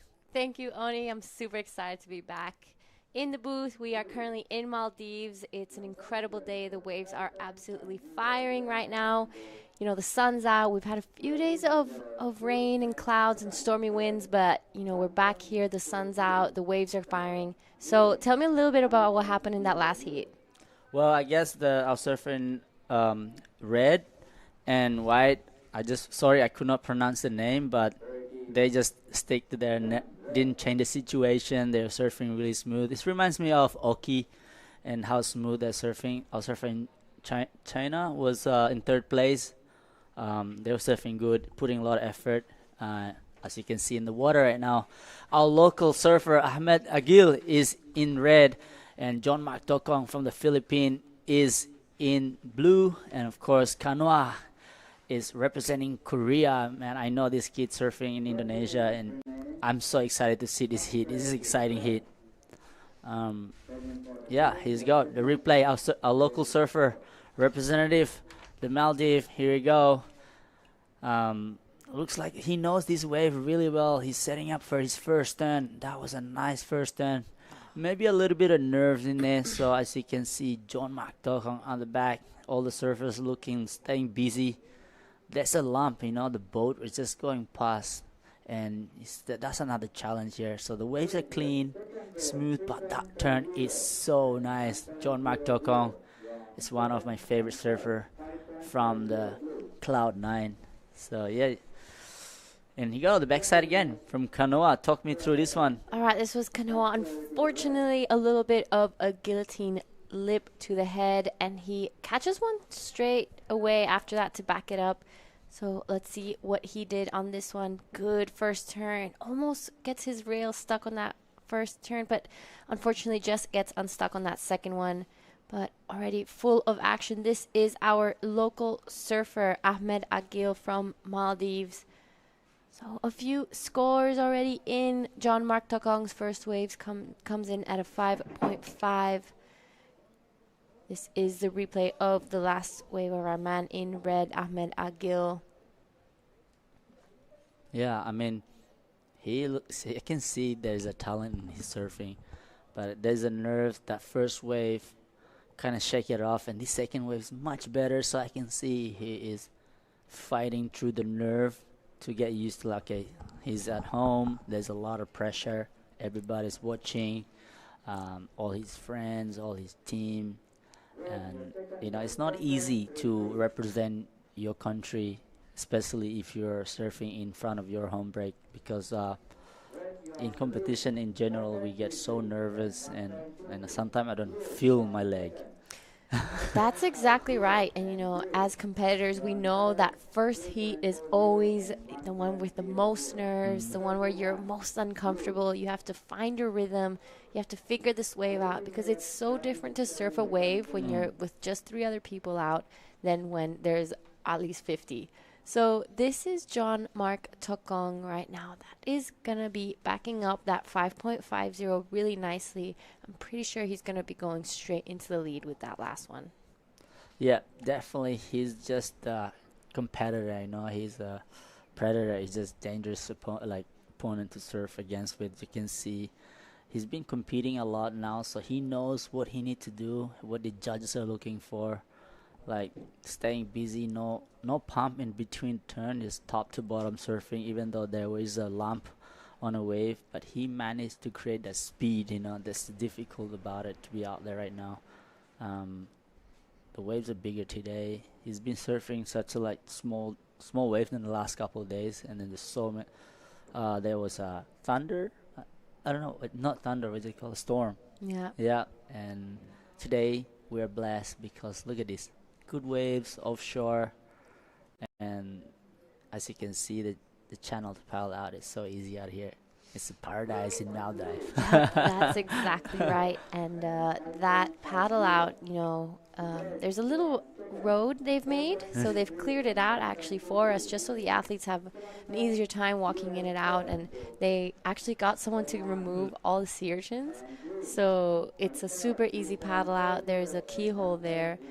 As you see, some flags waving. There's a deck where all the athletes and the teams can sit on and watch their teammates while they're in the heat. So it's an incredible spot we have right here. They're super close to the wave. This right-hander just peeled all the way down. The first 2 days we were here, it was a little bit sectiony. It was really small, but now with this swell increase, it's kind of lining up a lot nicer. Yeah. I definitely can see how much potential this wave has, because the last couple of days was small, and now I can see that how good this right-handed point break, and I'm talking about that walking through those bush. It's like the UFC, you know how you come out of the cage, I mean the outside for a fight, and it's similar to this. You know, you get so you get changed, you get your jersey on, you walk with your opponent, you're going through this bush, and you can see our surfer in blue right now. This is John Mark Tokong looking into a barrel. There's no one actually complete the barrel today, so I'm really, you know, he's known as the guy who likes to hide inside the barrel at Cloud9. He's really hard to beat in Cloud9, so let's see what he can do here. I told him, I was talking to him in the at the beach marshal before he paddled out, and you know, he just still have that good energy, big smile, positive energy, and yeah, I'm excited to see him get some barrels out here. But having our surfing red is a really dangerous opponent. He's the replay of John Mark Tokong, all the way from the Philippines. Well, couldn't make that barrel. This is not Philippines, this is Maldives, so our surfer Ahmed Agil, he's probably have to show John Mark Tokong how it's done out here. I'm pretty sure Ahmed Agil is gonna be using his local knowledge out here. He knows exactly the types of waves he wants.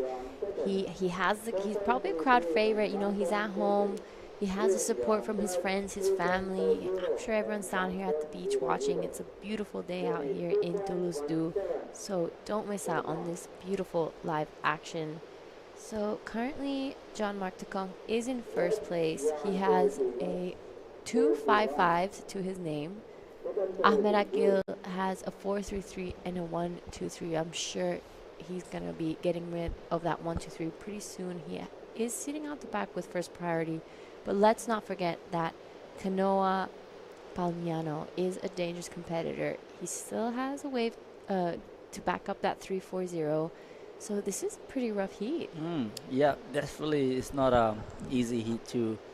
If I was in this heat, I would definitely be nervous, and you know, because Kanoa has been training with some really good coaches around here, and Ahmed is known as the local predator, and John Mark Tokong been competing at such a high level. As you can see, our next heat is piling out at there, and yeah, it's exciting. There is still plenty of time and 14 minutes to go. But meanwhile, we're gonna go down to our heat winner.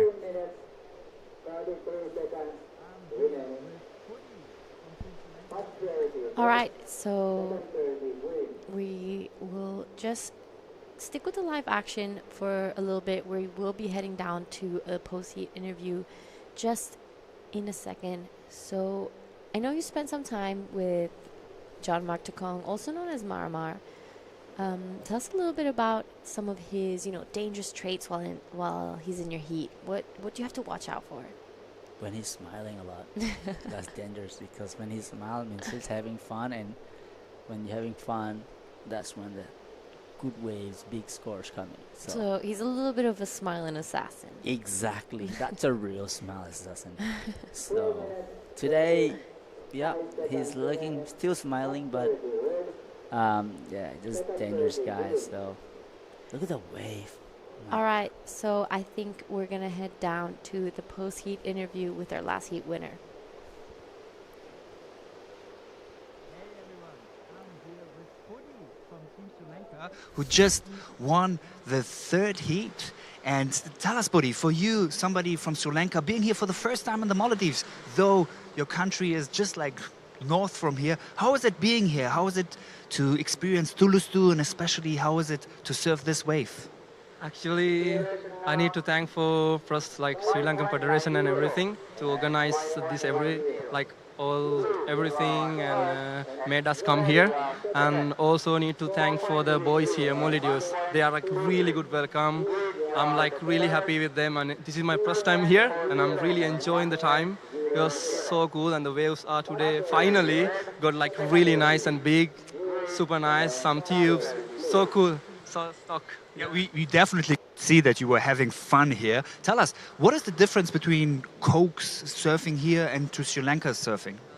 I mean, it's more similar, but here back in Sri Lanka, we don't have like that much cool barreling wave. And I'm so happy to ride these waves.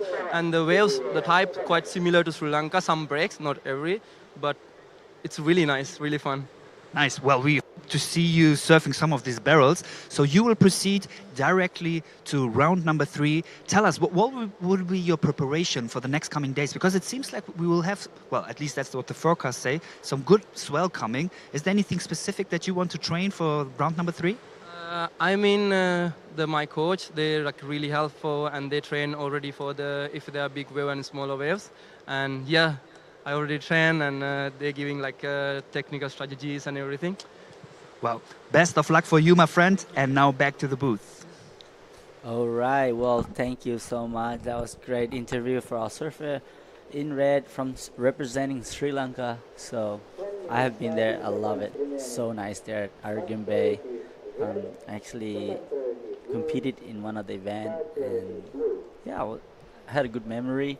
So good to see the team from Sri Lanka making through, winning that heat, and now we're back in the heat number 4, and there's 10 minutes to go. John Mark Tokong is in front, with behind it our local hero Ahmed Agil is second place, and of course Kanoa is still waiting patiently. As you can see here, our surfing red, our local boy, that was a nice turn into another one. Really nice and vertical turn here for our surfing red. Again, this is this nicer wave, looking to finish it. Unfortunately coming and stuck, but we'll see and wait what the judge is saying about that wave. So there's Ahmed is looking for replacing that 1.23. Talk me through this one, Jada. Yeah, so this is a replay of the last wave. A nice little, tail drift on that first turn, straight up and vertical into that second one. He wraps it around here, and unfortunately doesn't manage to stick the landing, but I think he's definitely going to be throwing away that 1-2-3. I think he surfed that wave really well. All the job was done in the most critical part of that wave. So I think it's going to be a pretty decent score coming in. But, yeah, we do have to remember that the judges really emphasize on finishing waves, and they want you to show completion and, really ride out of them. So it could affect his scoreline. I guess we'll see. Yeah, I really like the way he throw a lot of spray on his second turn on that wave. So throws spray smooth. If he could just add up just to finish it off with a complete turn, it will be a good score. Yeah. And I'm not a judge, but maybe if he finished that, maybe he'll be replace his best score, that 4.33. Oh, 100%. But he did fall in that last one, so I'm not too sure how that's going to work out. But it's definitely going to be close to his first score. The judges taking a good look at it, looking at some replays. So Kanoa has been pretty quiet in this heat. He does have a 3.40 to his name. He's going to be looking to back it up pretty quickly. We're reaching the last part of this heat.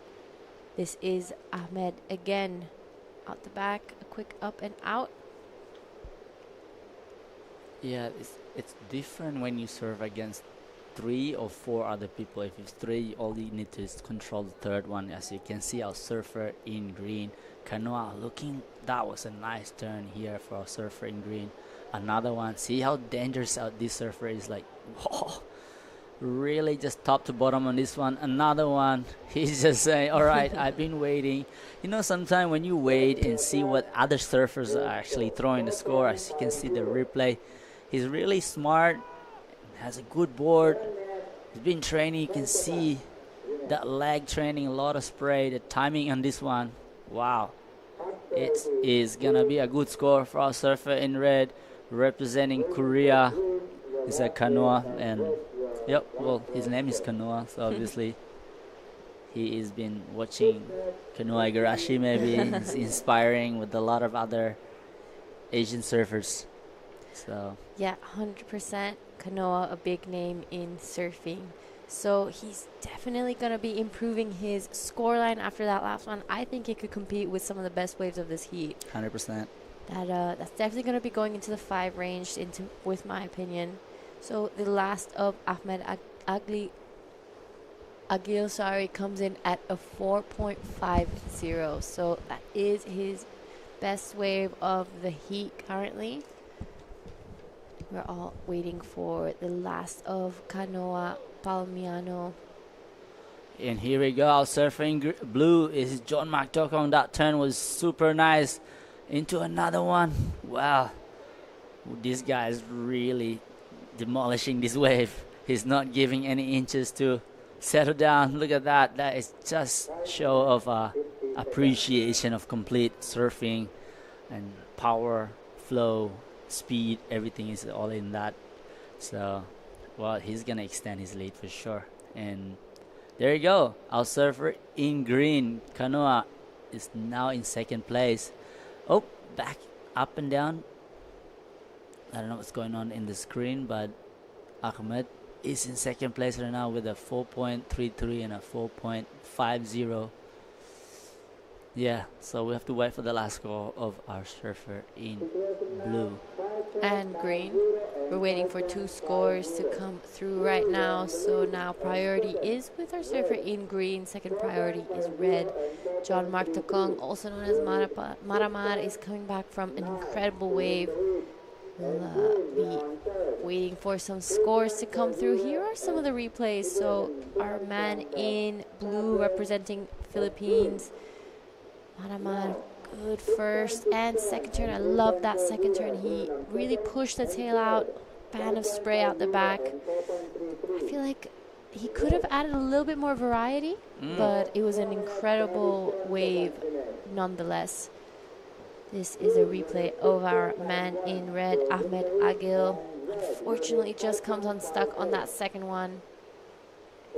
So scores still to come through. So the last of green comes in at a 6.67. That pushes him straight into second. But John Mark Takong gets a 7.67 on that last wave. So it's looking like it's going to be a pretty exciting finish. Yeah. There's a 4 minute to go. They still have time for our surfing red. Ahmed Agil currently in third place, looking to replace that score of a 4.33 or better to take down our surfer in green. Because yeah, that's now he's feeling the pressure right now, and that pressure really has to do using his local knowledge out there. What kind of wave will he wait, or will he just stay busy?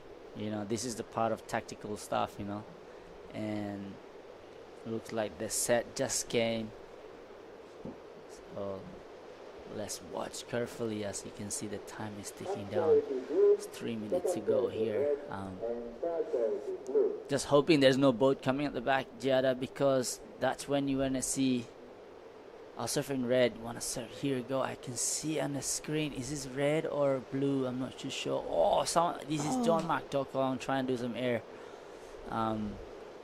Definitely would like to see some nice airs out here right now, and some barrels, hopefully.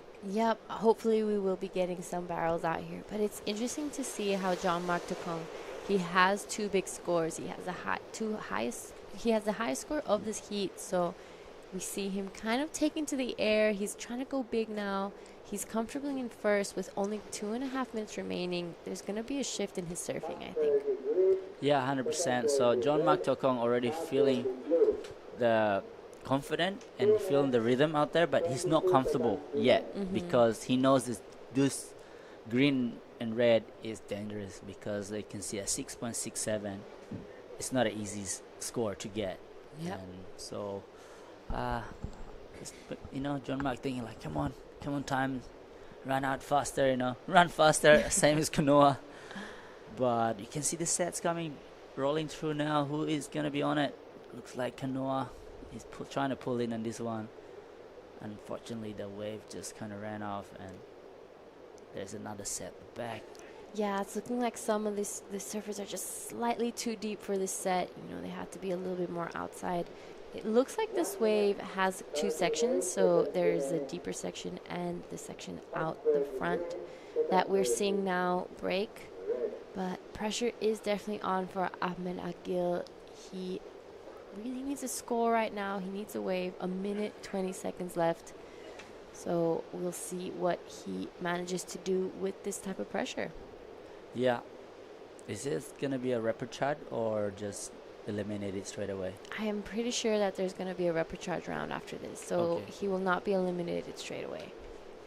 Well, that's good then, because, surfing in the first heat in your hometown is kind of like really a lot of pressure. So Yeah. now Ahmed Agil, it's not the end of it. Still have 50 seconds to go.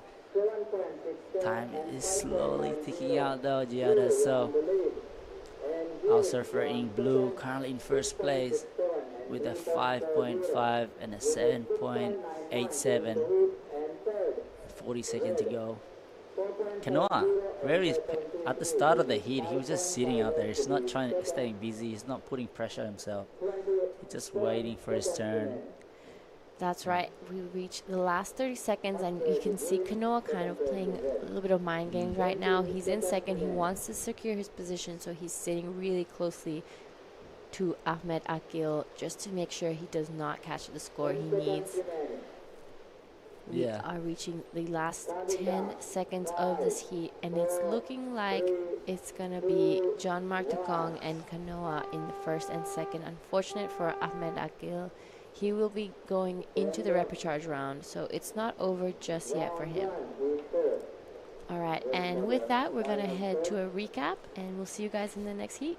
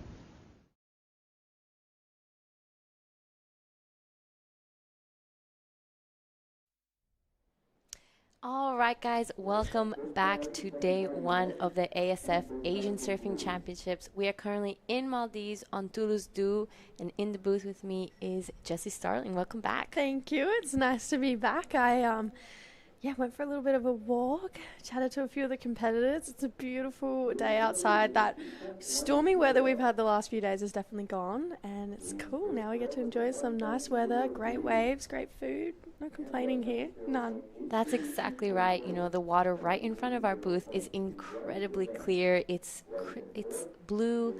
You can see all the fish, all the corals. The waves finally picked up. It's actually like doubled, I'd even say tripled in size since when we first got here. Yeah. I mean, we were surfing like some ankle high waves. Yeah, it was so small. So this is round one. We are currently seeing Heat 5 in red. We're seeing Tin Johnson in blue. Julian Al Husseini in green. We're seeing Norizwani bin Matlin, and in the white, Mohammed Sultan Buti bin Merjan Al Mari. Yeah, we've got a pretty exciting heat on our hands.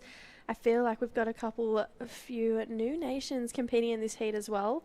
Looking like we've got a couple scores locked in. So Julian with a 2.1. We have Norizwani with a 1.03 and Tin with a 0.83. But yeah, look at this. This is a decent sized set rolling through. There's a little rogue left there as well. We usually only see right-handers. There's a little left. That's exactly right. I've been keeping an eye out for that left. I'm definitely going to be hitting it up once this contest is done. But look at that. There's another one. I'm telling you, that section is incredible right there. It looks fun. I actually heard you in the free surf the other day being like, look at those lefts. So you yelled out to someone like, go left. So I was like, she is a goofy footer.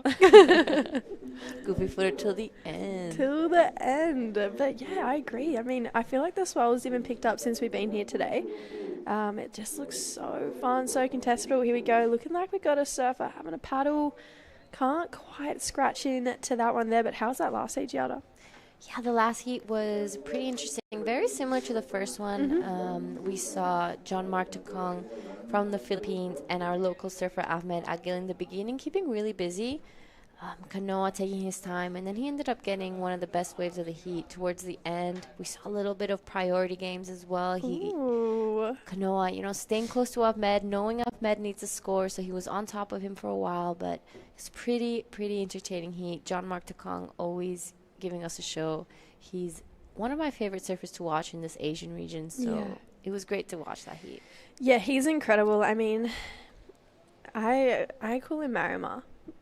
So I know him as Marima, but I just think, you know, he's so incredible, not only at his home break at Cloud9. I mean, like, he is in his best form when he's there, but then to come to a wave like this that's not too dissimilar from Cloud9, he gets to really show his talents and get comfy with it. And there's Tin just unfortunately going down, went for a little backside floater there.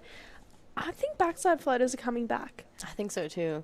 I've seen a few of them. I've seen the frontside floaters here, especially in the highlights from last year. I saw a few of them. I was like, whoa, they coming back for sure. They're on the return. I love them. I reckon backside floaters, like, especially on waves like these where you can kind of tabletop for a little while, I just think it looks so cool. So I love Tin Johnson absolutely going for that on that last one.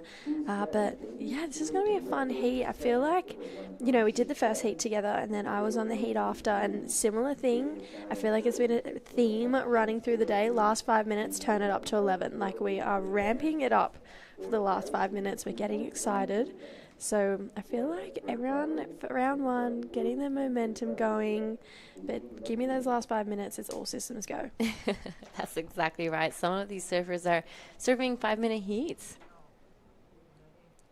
But right now, we haven't had any real big scores just yet, so hopefully our theory is correct. And in the last 5 minutes, we'll be seeing lots of action. There's my left.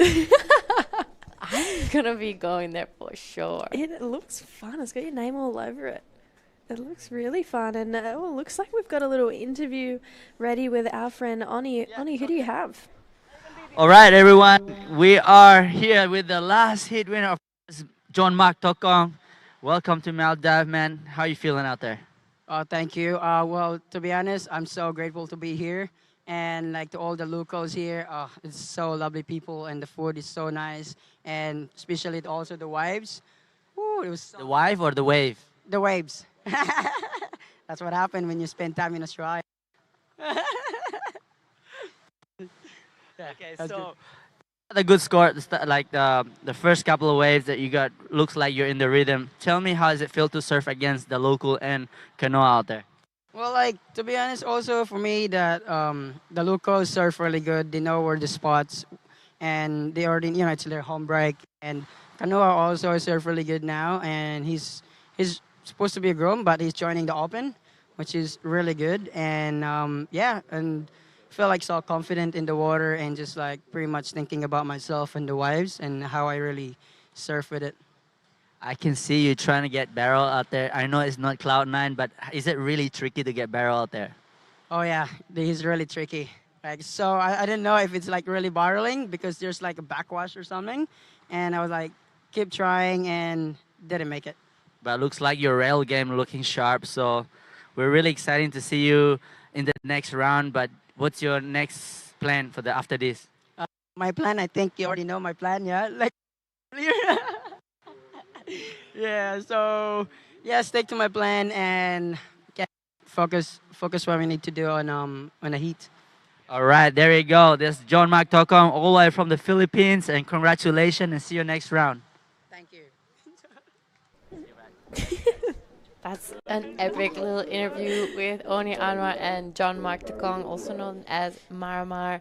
You know, a lot of people think they're brothers, and you can really see the similarities.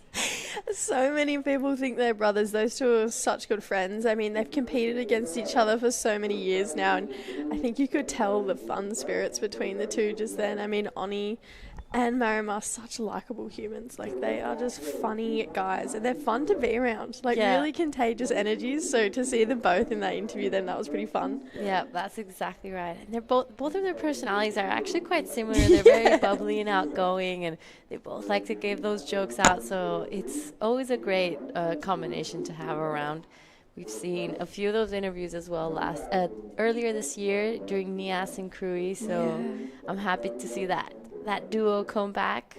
I know, me too. I love them together, and they're funny out in the surf, those two. Just a great duo to have together for sure. So hopefully a couple more Oni and Marimar interviews throughout the event. In this heat right now, a couple minutes gone by, 14 minutes 15 on the clock. Tin has a 1.27 and a 2.9, the 2.9 being the highest wave of this heat so far, so nothing really crazy right now. Maybe one of those heats that it's just a bit of an off heat, little lack of waves. Maybe the sets haven't really rolled through just yet, or maybe our surfers being quite particular. Yeah, maybe they're being a little picky. They've seen those big sets come through. They know what they're looking for. They've been here for a few days. You know, I've talked to a few of the athletes, and many of them have gone even up to a week before this event started. So, as we've said in our first heat, this is a big event for most of these Asian countries coming to compete here. There we have a little bit of a flag waving. I think maybe Tactics. a coach trying to wave his athlete down the line. You know, there's waves down there. Don't try to surf Jada's left. I love it. Oh, it looks like someone's opting for Giada's left. There it is. Hey, careful now. That's Giada's left.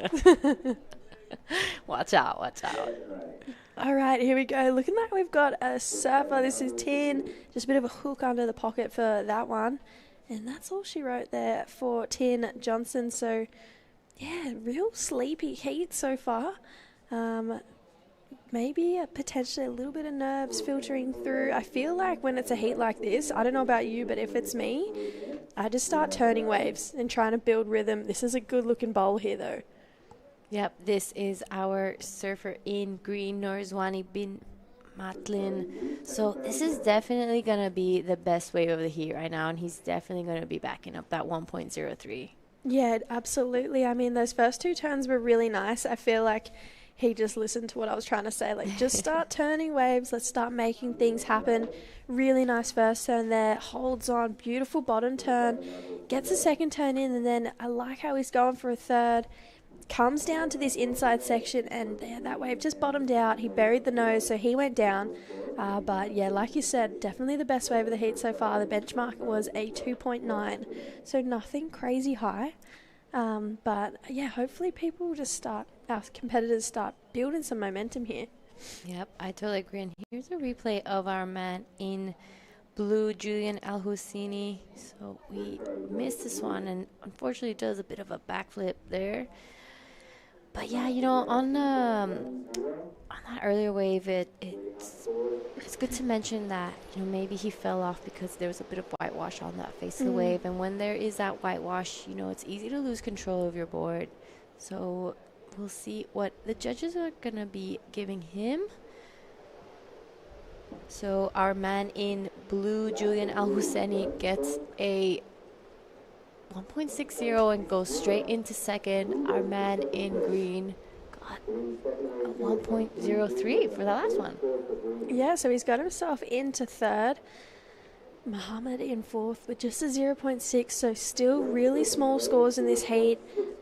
Not what these guys were probably hoping for either. No one wants to come into an event and have such small scores. Here we go. Ooh, bit of tube time there. Can't hold on. Tried to get a bit of a chandelier exit out of that one, but not really happening there. So we'll see. Just over 10 to go. Look at that perfect little wave. I'm looking at the left. Oh, I'm looking right. Split the peak. Yeah, perfect. I mean, there's definitely small ones. Like, that was such a perfect little wave. Definitely scoring opportunity on that. And with a heat that has such small scores like this one, you just take it. Yeah, that's exactly right. It's, you're going to be passing with a 0.5 sometimes. So if I was one of these athletes if I was one of the coaches of the athletes, I'd be like, you know what, just paddle to, the outside, catch a wave out there, back it up quickly, and then wait for a set. Yeah, I agree. I feel like, even in our surf yesterday, you got some of your best waves further down the line. And it's a smart tactic to play. I mean, while it's small and you still have the two different peaks here at Cokes, you may as well make the most of the lineup. I mean, they're both really great waves. I mean, there's no bad options out there. This is a perfect little reef break. So, yeah, hopefully we see some of our competitors shift their tactic. I do love the little flag technique, though. The coaches waving their country's flag, being like, move north, move south. I just love it. I think that's genius. Yeah, it's a great way to get the athletes' attention. We will be seeing lots of that throughout the week here in this event. As we pass heats, we're going to see the pressure rise, and people are going to be wanting to pass those heats because you need those points to qualify for those Asian Games in the future.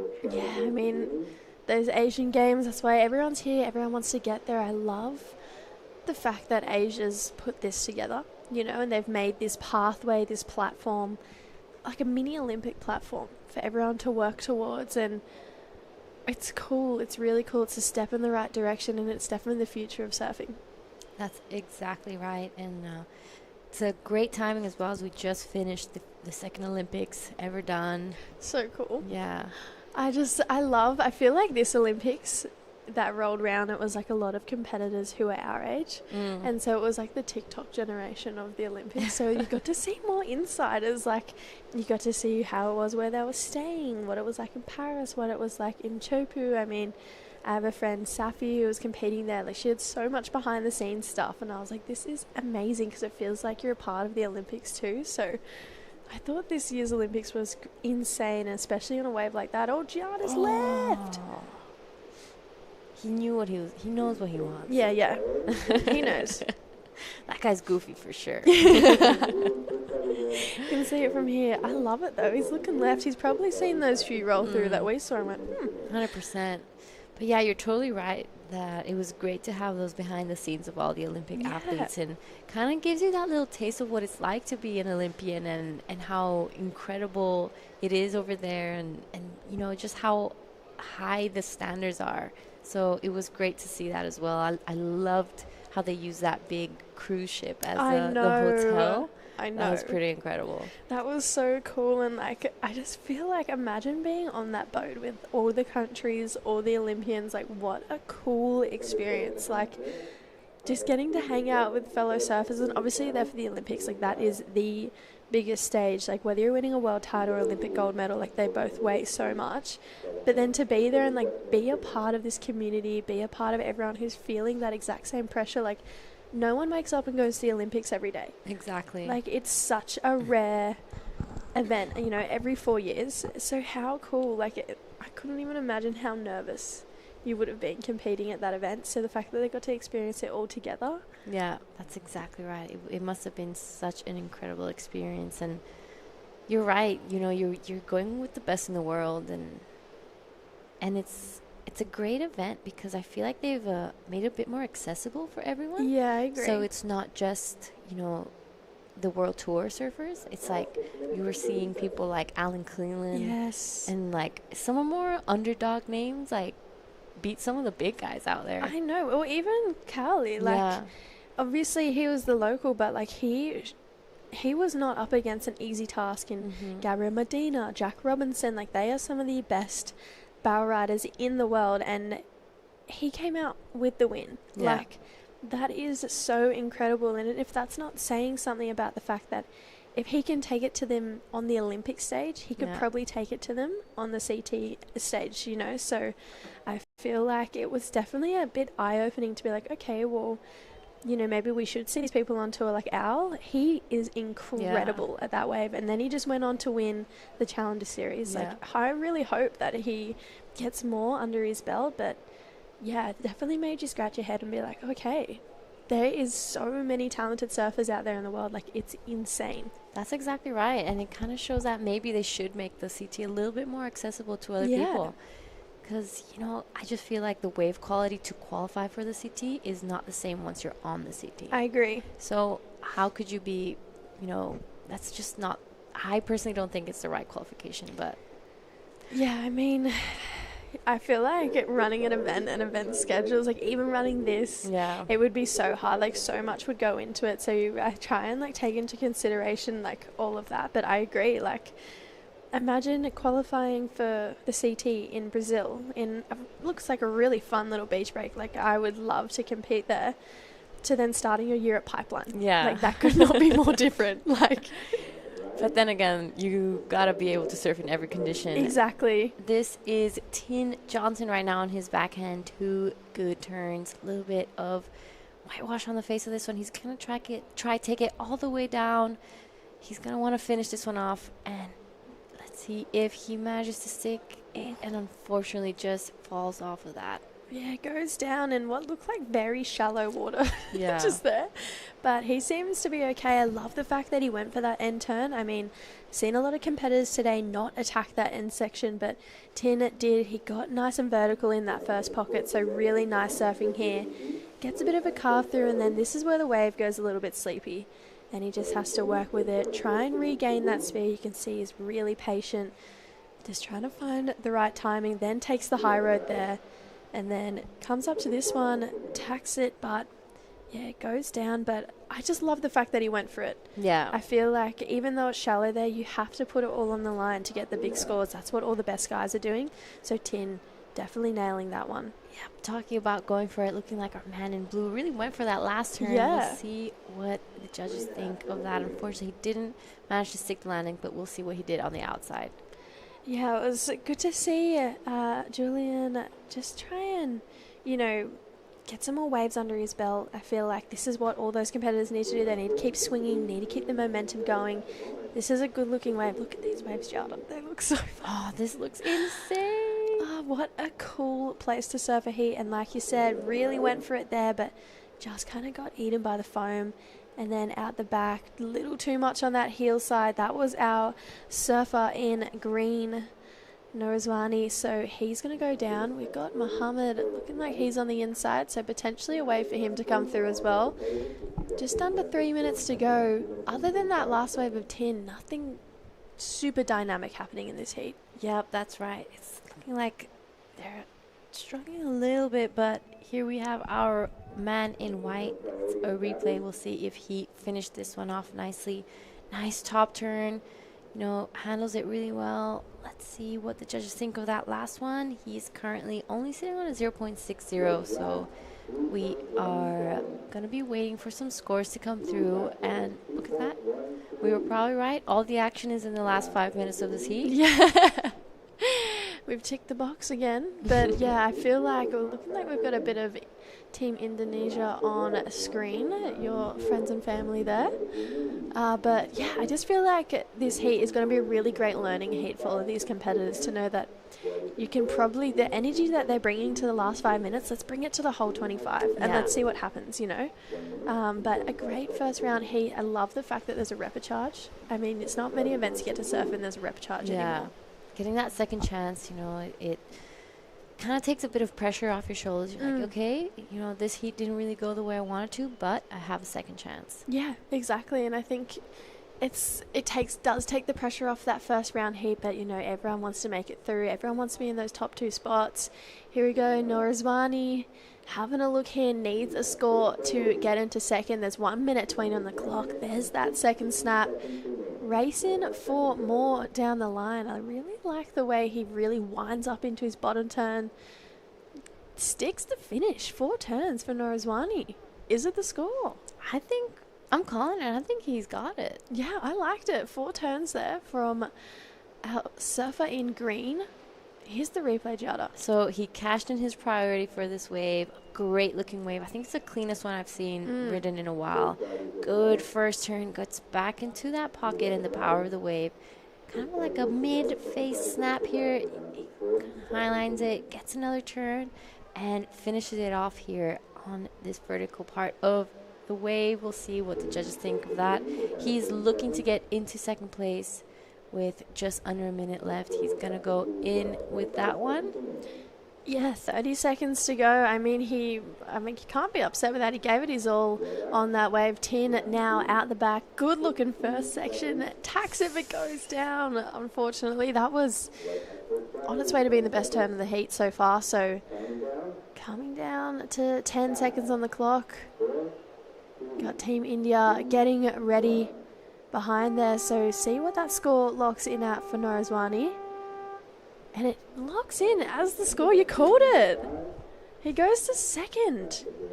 Yeah, you're loving it. Yeah, Norizwani. So looking like Tin, Johnson and Norizwani, Bin, Matlin moving on through. We're going to go to a heat recap and a little break, but we'll be back for more action right after this.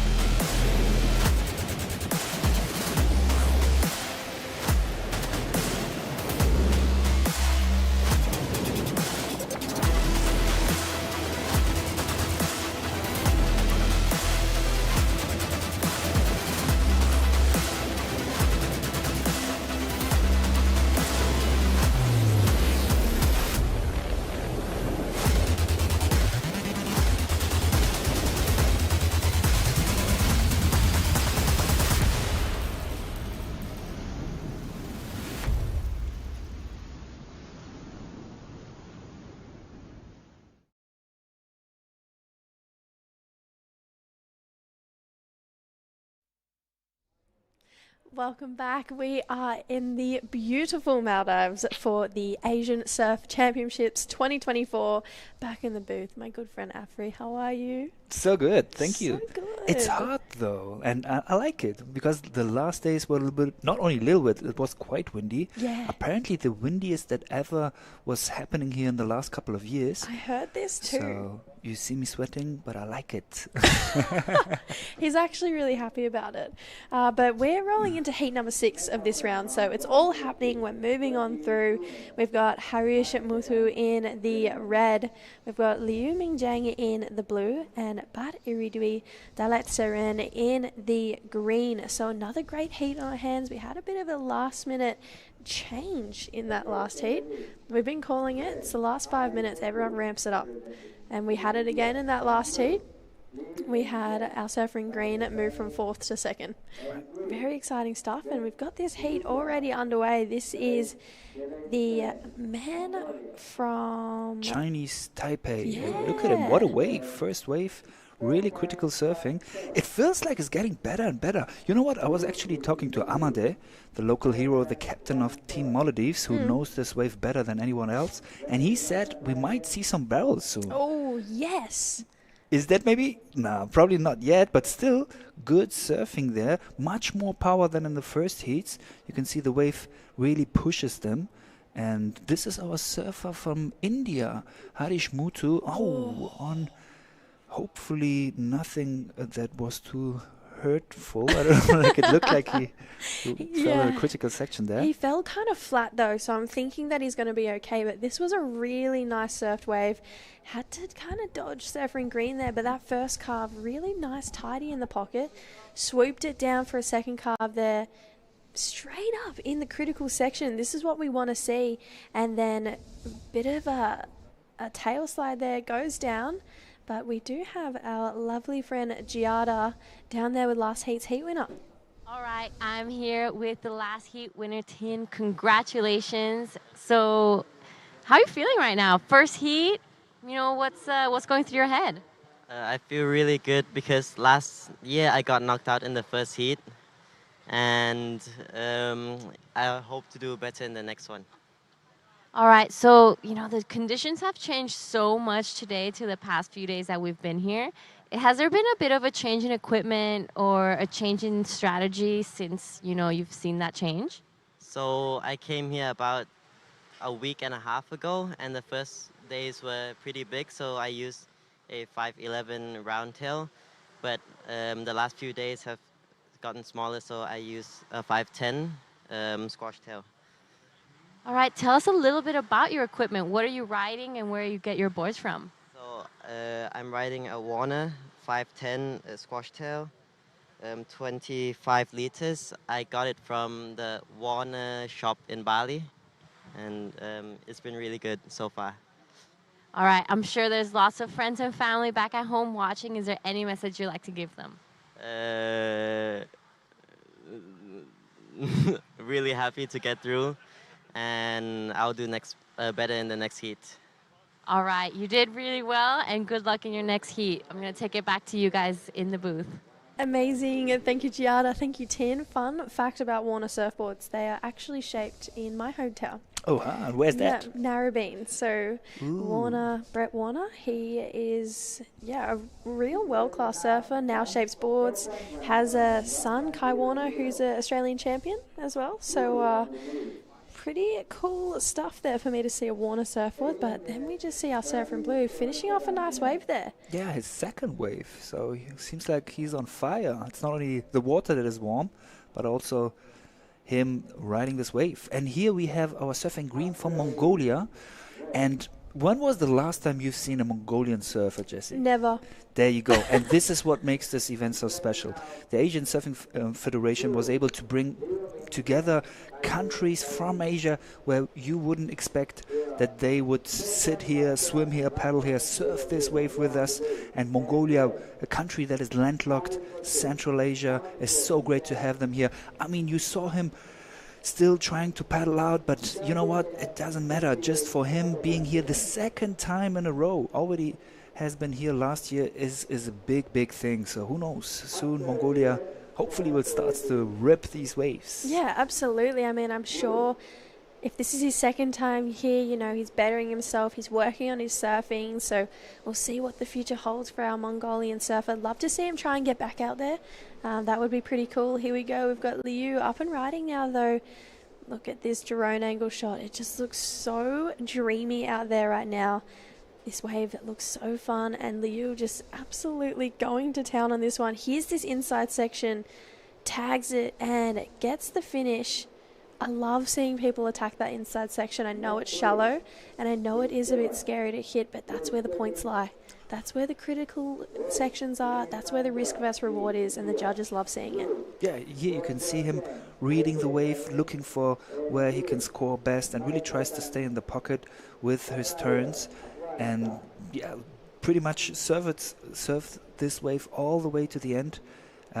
You know, it's the judges always tell us it's not so much about the quantity. What you want to see is like some radical maneuvers, but at the end, if you are able to show that you can put all those maneuvers into a wave, that will for sure help your score too.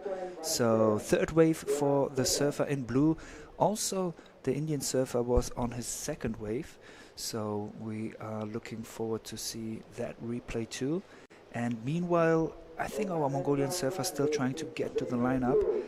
Well, fingers crossed for him to be able to get there. But again, you know, okay, first let's see the Indian surfer here. Yeah, here we go. We've got a replay. So this is his second wave. Heaps of foam on the face here. So he gets a bit of a wobbly carve back to the foam, but because he took it all the way around, it gave him enough speed to really get up in that section, drive really hard. He's going to get out. Looking like he's regained at first priority, so smart surfing there from our Indian competitor. Decided, you know what, there's probably no more scoring potential on this wave. I'm going to get back out the back, re-establish first priority, and make sure that I'm on the next best wave that comes through. Right. And what I like about the Asian Surfing Championship so much, and it's pretty similar vibes in the ISA World Games, it's not just, you know, the best of the best competing against each other. It's more about having everyone there. You know, this is actually an aspect of the Olympic Games that I like so much. It's on the one hand to have the best competitors, but on the other hand to have that inclusion of all the different regions. And it's so cool to see, you know, surfers from countries where surfing is pretty much a new sport competing with some of the best. I mean, we have Olympian surfers in this event, so it's a big gain for everyone.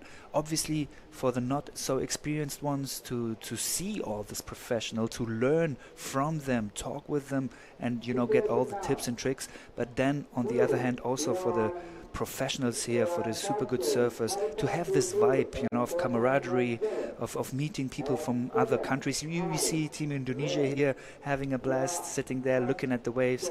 So yeah, this it's a special thing. Yeah, absolutely. I mean, even being at the opening ceremony yesterday and seeing all the countries come together, bring their sand, celebrate a union of Asia, I mean, it was something really cool to be a part of, and you can tell how much love, energy, time, passion has gone into this event, and the fact that so many competitors are here from all across the world.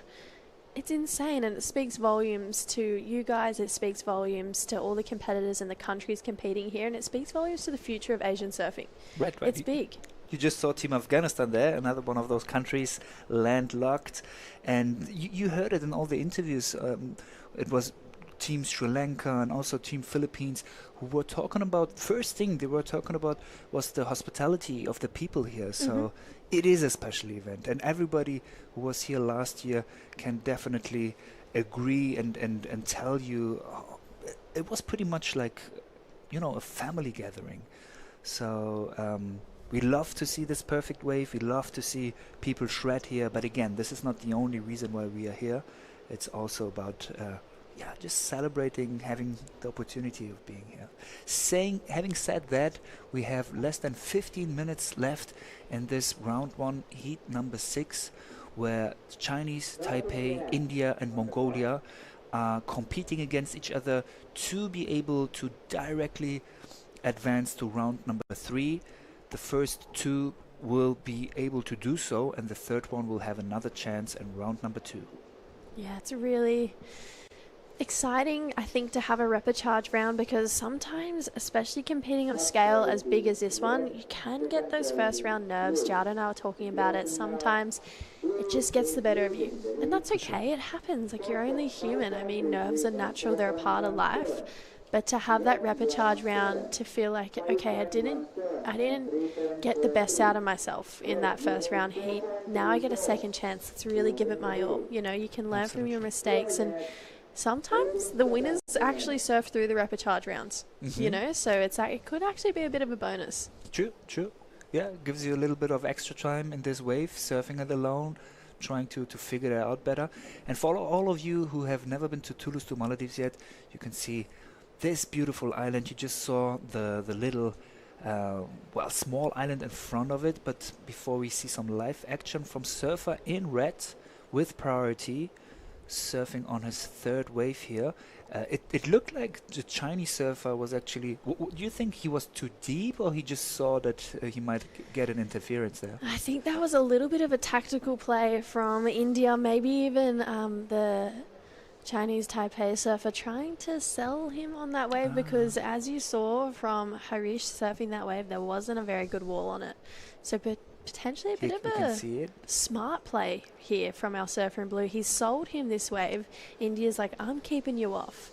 He's gone on this wave, but you can tell from here on out, this wave is tapered. There's nothing of substance that's going to give Harish on the rest of this wave. So I think that was a smart, competitive, tactical move there from Liu. And now he's back out there with first priority. He can now be on the next best wave, extend his lead, and get a first place to move on through. Right. And here you can see the small little island that I was talking about.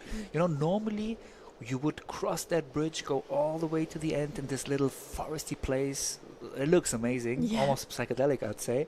And then once you arrive at the end, there's a small channel where you can, you should try to walk in there, because one thing you have to know about the spot, there are some sea urchins there. So you want to make sure to not step on one of those.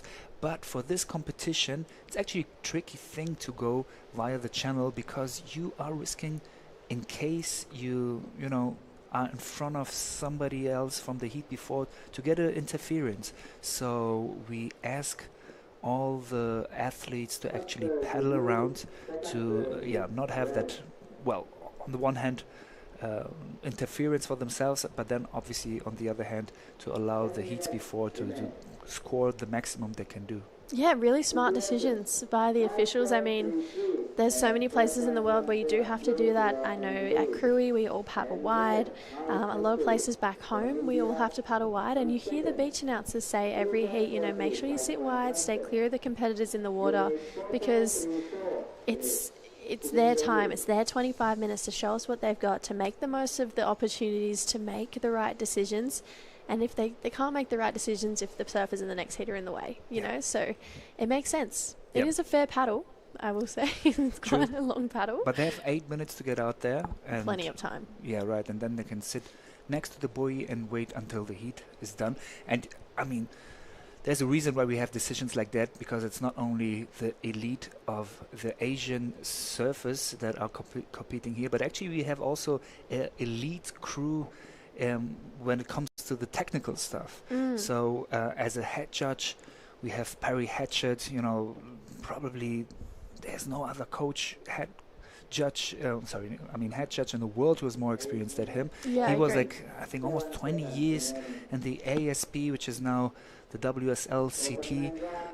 He was actually the guy who invented the rule that the two highest waves go and score. Imagine that. I mean, for everybody in the surfing world, this is something you take for granted, but he was actually the one inviting that. So it's him as the head judge, and then we have Eric Kramer as technical director, who was also the technical director in the last two Olympic Games. Wow. Is the one from the ISA Games, so is as elite as it gets.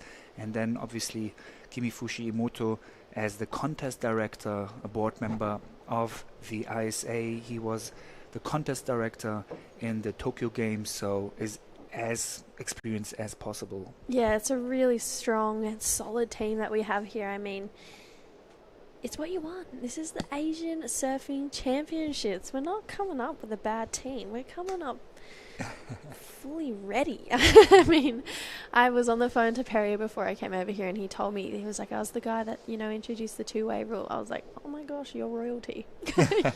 You're literally surfing royalty. I mean, you don't even think, you're just like, wow, that's so cool. And like, I want to pick his brain and be like, why did you think to do that? I want to know more. Like, oh, Perry, I'm going to have to pull you aside, tell me. Yeah, he was also the head judge when Teahupo'o became a city event. So wow. Yeah, look at him. This is Kais Hassan, surfer in green from Afghanistan. Woohoo! Paddling on his way. You see, same thing as Team Mongolia. It's already big achievement for those countries to be part of this. Yeah, it's a massive achievement. Here we go. This is Liu up and riding, using that first priority. Oh no, goes down. He was looking to better a 4.17. Oh, that's really unfortunate. He had a really smart tactical play before that, so really unfortunate. He couldn't just pay off the end of that wave, buried his outside rail. So we'll see how Harish can answer back. Can he get the win in this last 6.5 minutes? It's pretty close scores right now between the two, only 0.9 separating our two surfers. So they're both in sort of a comfortable position here, with Surf and Green not having a wave yet. There you can see him doing sort of a check turn to really prepare his second maneuver, but then his rail just got eaten by the wave. But again, as I said, since the first and second position will proceed to the third round, they are sort of in a comfortable position. But then again, if you have the first position, obviously you will probably have a better seating in the third round. So they are trying both to become first place here. Yeah, here we go. This was Harish finishing off a wave right on that inside section.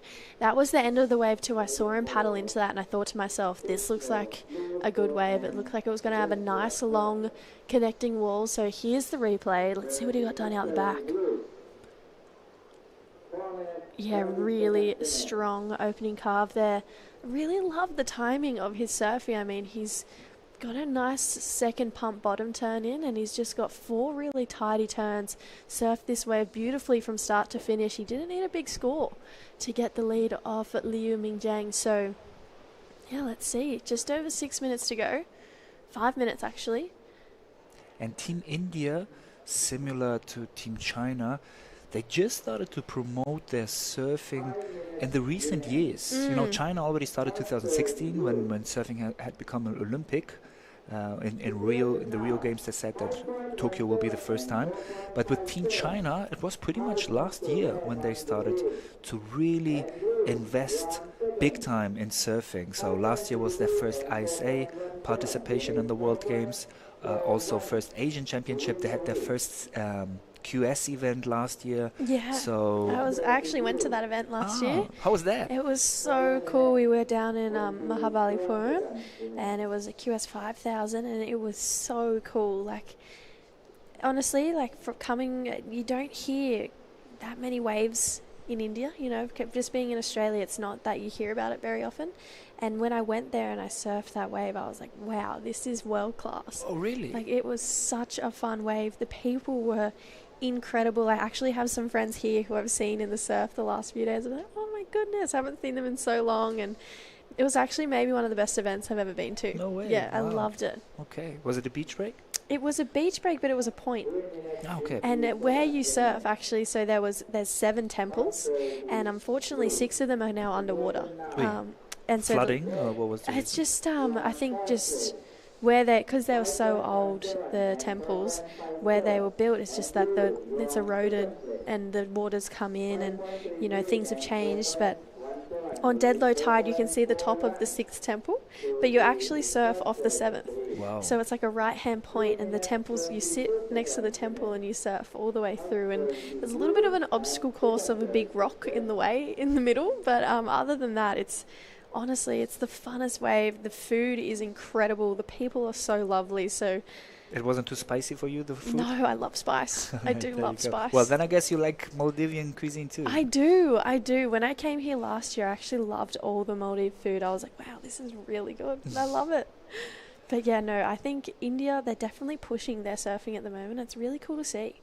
And you know what? It's not just India, it's whole South Asia. You can see it, as you said, in India, but also obviously Maldives, Sri Lanka. We saw Bangladesh surfers. Hmm. So, I mean, they have the coast, they have the swell.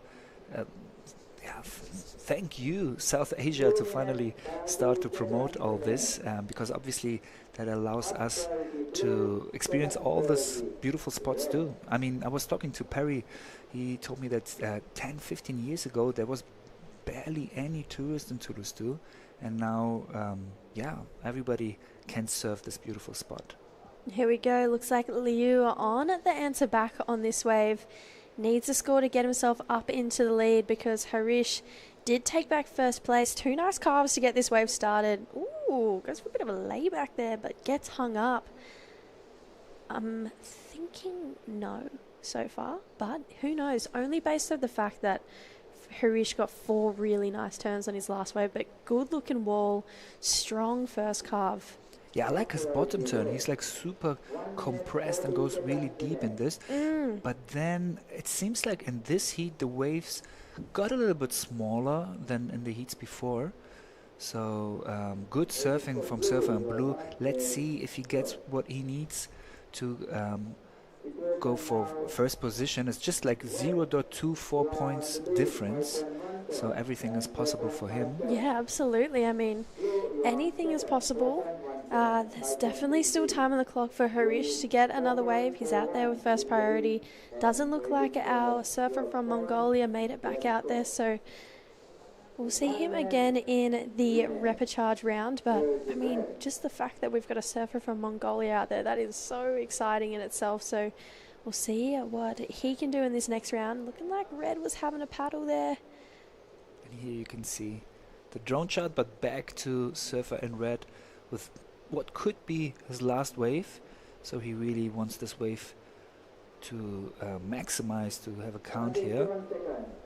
All right. Wow. Nice last finish. And now he's also coming back and waiting for the judges to tell him the scores. But we do see Surfer in Blue in the back on his last wave. Yeah, here we go, Liu. So he actually went to the lead on that last one. So now we've got scores to come in for both Red and Blue.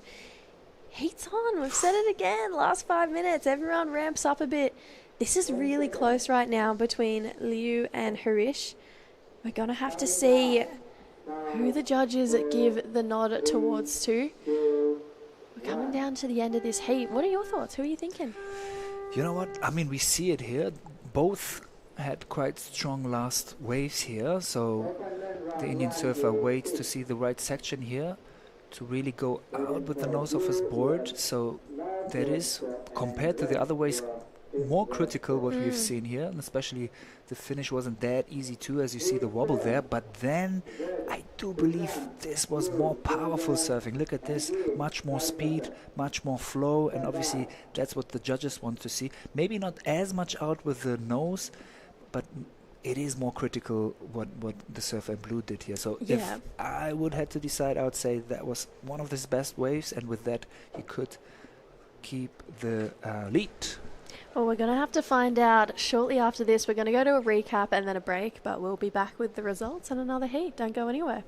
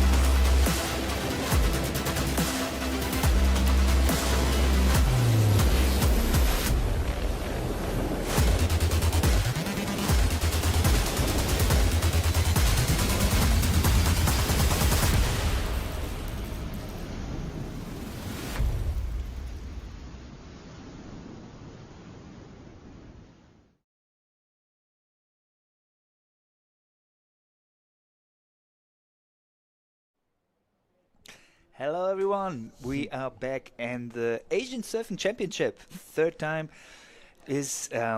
time here in Thulusdhoo, and we are ready to have a look at round number 1, heat number 7 already. Yep, there you go. We have in red, we got Sri Kant from India, blue, and we got John Chang from Taipei, and also we have from Afghanistan. Exactly, Kais Hassan Basharia. There you go. So you obviously so familiar with that, with all these surfers. So there's 3 surfers on this heat. Right, so right. It's a bit easier. And it's going to be an interesting one for sure, since India and Chinese Taipei are, nations we have seen plenty of times already. Actually, thinking about it, all these 3 countries, no, not India, but Chinese Taipei and Afghanistan already have been here, all the ASF Asian events. And for India, it's the second time. We were just talking about it. India really started to push their surfing game since last year. I think, 2 years ago, right? When you and I met each other in the ISA games in El Salvador, this was the first time when India competed. And yeah, starting from there, they went full on, again, ISA games, then Asian Surfing Championships. They had their QS already. And there's another guest having a close look at what is going on in the spot. A little sharky there. We do see a lot of smaller sharks, reef sharks, in that channel where it is right now, where you see Thulusdhoo and that small little island where we jump into Cokes. And I heard that every now and then there are even some tiger sharks here. So there's a lot of wildlife here underneath the water. I was surfing chickens this morning, not only with 4 or 5 other surfers, but actually with 30 other dolphins. Wow. So yeah, you it's not only the surf here that is epic, but obviously the underwater life. Wow, how cool is that? We're surrounded with all these wildlife, like creatures, like these sharks actually. Yeah, it's cool. And before we talk more about the wildlife and the surfers and the water right now, let's get to Jada, who is having a guest right now, an interview. Actually, it's Jessie, but that's okay. I'm actually with Liu. His Australian name is Cooper, so that's cool to know.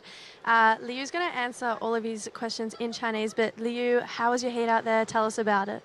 刘明江， How was your heat? 这整场比赛下来，我感觉浪况没有非常的好冲，没办法发挥出最好的状态。Your first time here in Maldives, how's it been here on the island of Thulusdhoo? 这是我第一次来马尔地夫，我很喜欢这里的天气，然后浪况。And you've got a lot of fans watching back home. Anything you want to say to anyone?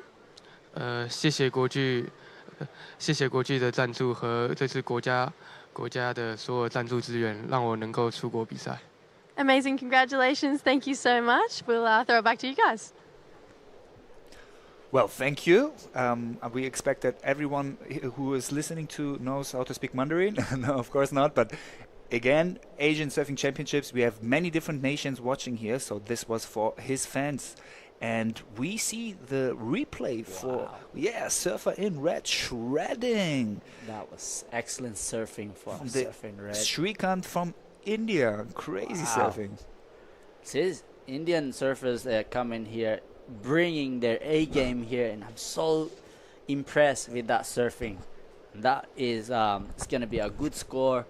There you go. Its first wave for Surfing Red is a 5.77. That is setting the bar high for this heat. Hey. Yeah. That second turn really pushed the Higo again up and riding. He's trying to stay busy, looking for a backup. Man. So he's definitely been training and preparing for this event. Yeah, all this energy, you could see it. He couldn't finish that wave, but you saw that raw power that he put in there. So he really wants to know it. And he's the only one with waves so far. So he can pretty much do whatever he wants to do right now with almost 20 minutes left in the heat. Yeah, here we go. Our surfer in blue is John Chan from Taipei. And it's a bit smaller wave, but look how much speed on his leg, his feet is really fast. Obviously, been surfing small wave, beach breaks, practicing on that kind of wave. Out here right now, you're kind of looking for a nice solid bottom turn. So you can see the equipment is this turn. See how it box a little bit there, but he completed. So Yeah.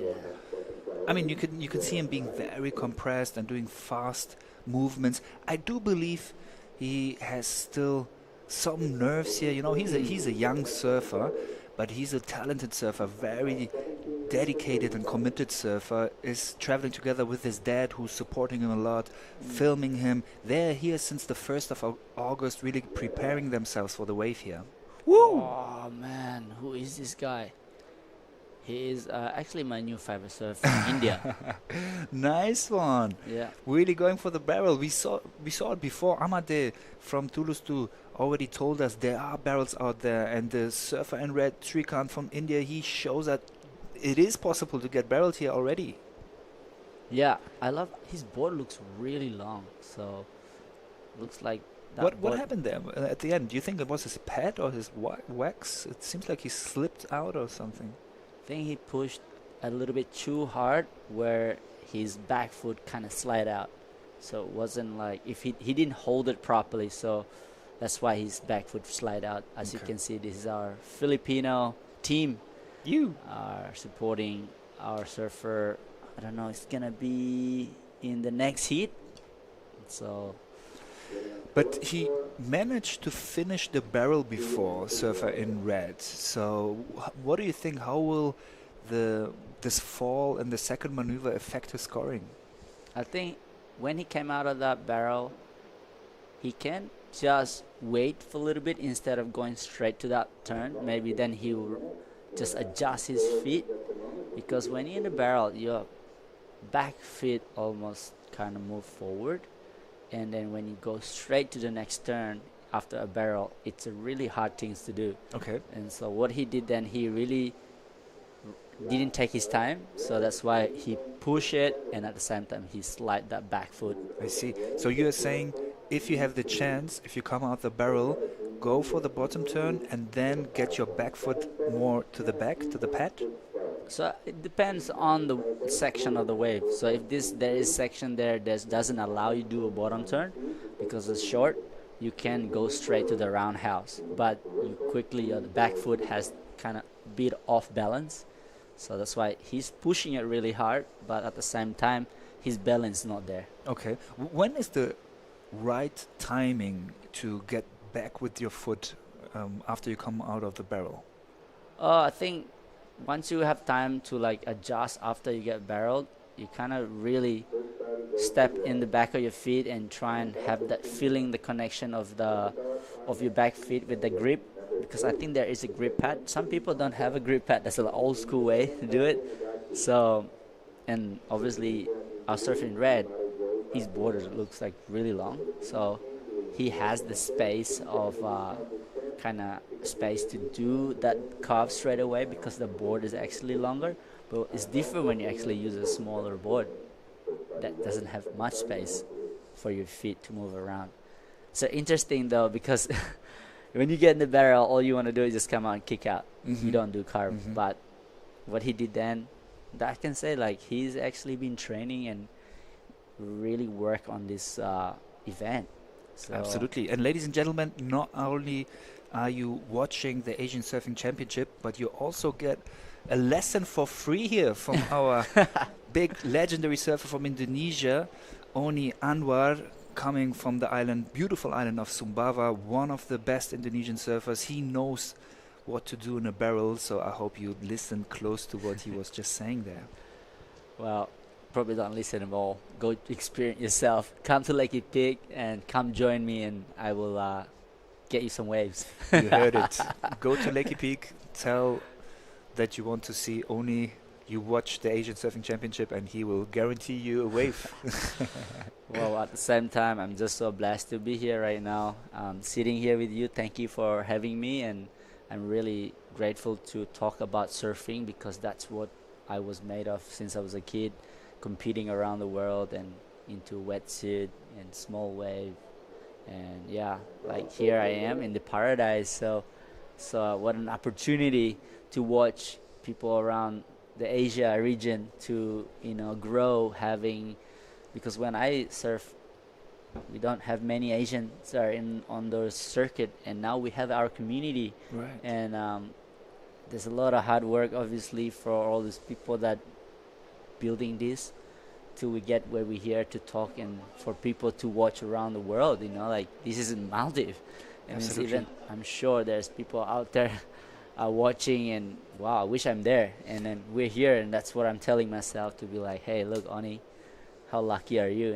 Because since I was a kid and growing up, and you can see so many kids around island, that they don't have much, but the ocean brought me around the world, and because of surfing, and that's what I'm actually able to talk about. So Yeah, but yeah. you said it, Oni. It's amazing to see that Asia is providing that opportunity now. You turned 31 yesterday, my friend. You have a long history of surfing with your young 31 years. I think, picked up surfing when you were 5, and you were like, man, shredding already with age 7, going for airs and stuff. But back then, when you were young, there wasn't really the possibility to get all the support in Asia, even Indonesia, one of the leading countries. So that made you spend quite some time of your life in Australia to focus surfing there. Is that so? Yeah, home. My second home is the Gold Coast, and let's talk about our surfer in red for now. I love how, look at that, he's throwing a lot of spray, his timing, he looks calm, and he's got flow, man. That's what I Yes. love to see. He actually is my favorite surfer at the moment. Look at that, throwing a lot of spray.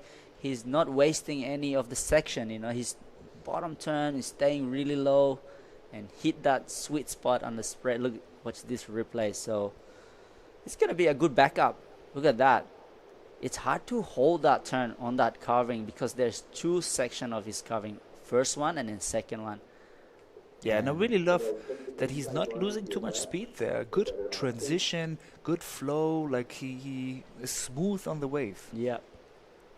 Yeah, but back to you, bro. Like back then, when you were young, those possibilities weren't there in Asia, not even in Indonesia. So that made you move to Australia when you were quite young.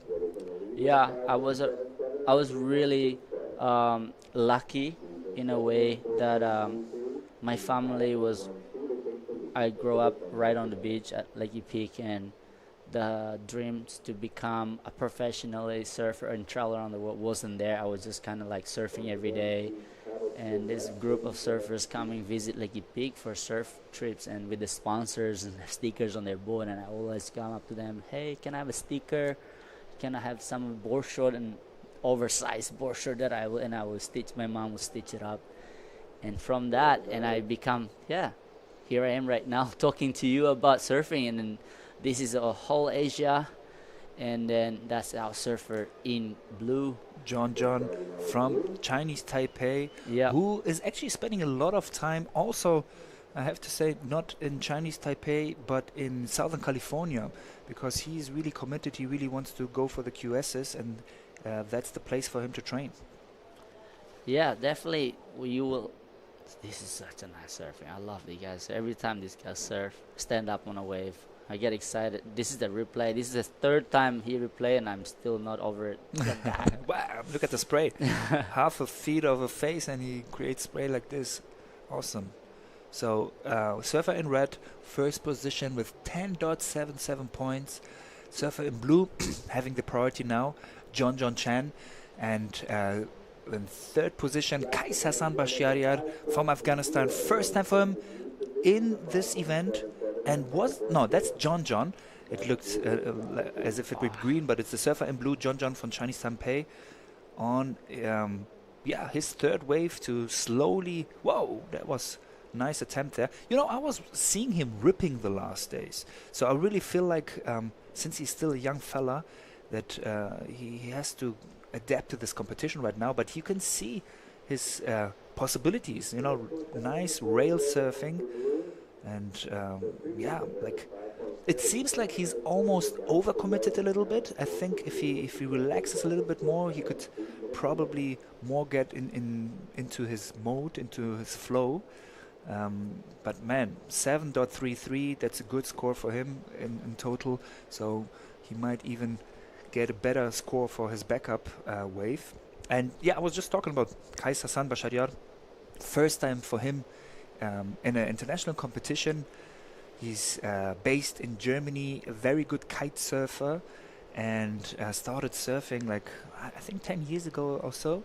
Wow. But really had the focus on kite surfing. But yeah, it's great to see him represent his country here and really pave the way for the next generation. Because for many landlocked countries, athletes from countries where surfing is far away of being a traditional sport, it's not so much about like their own achievement, but it's really about, you know, setting the possibilities for the next generation. And I feel like this is what Kais is doing here right now.